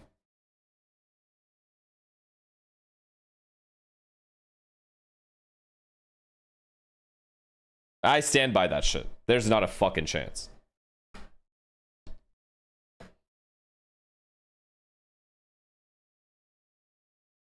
If 2G make me eat my words and 2G qualify for champs. Champs. Not fucking playoffs. For champs. I will have a smile on my face while I gift 1,000. Meep, thank you for the prime. Because then I will have seen it all. I will really have seen it all at that point.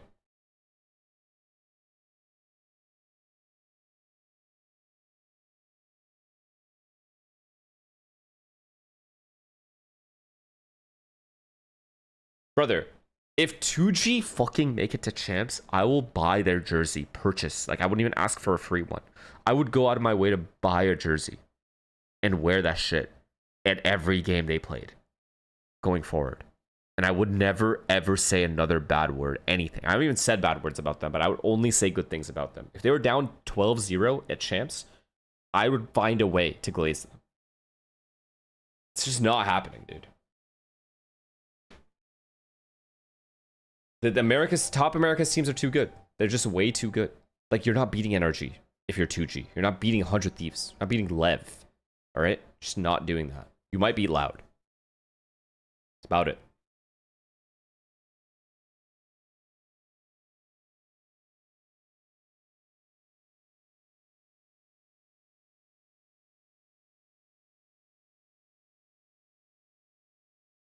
We already know who's making it. Like, you know G2 is making it. You know NRG is making it. You know Lev's making it. And you know 100 Thieves is likely making it. Unless they just randomly fall out of form. But it's likely that they'll make it. There is no Ansen. There is no C9.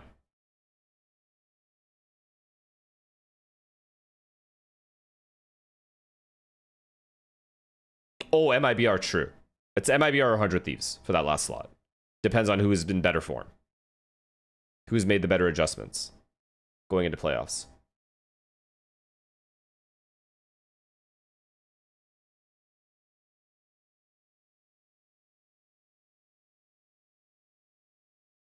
EG? No, we're fucked. It's too hard. It's too hard this year. Maybe we'll try next year. It's too hard. I'll keep it real. It's way too difficult. Too many demons out there.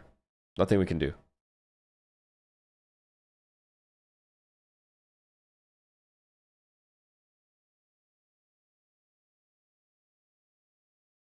It's low-key boring because the top four, MIBR, Thieves, NRG, G2, Lev is too strong for anyone. I mean, especially in tier 2, yeah. It's not going to happen. No one's making it other than those teams.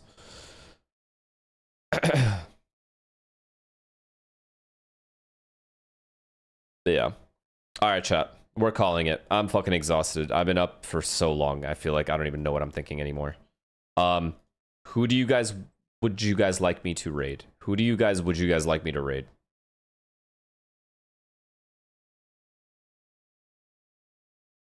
GMD? Did I raid GMD recently? I don't think that I have. Okay. Easy. Let's go with the GMD today. Alright.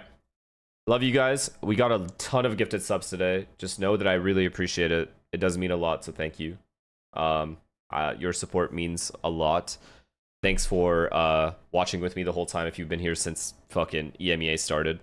Or even before that if you were watching Sam when we were playing ranked. Thank you all. I appreciate each and every one of you. Thanks for all the questions. Thanks for the chat.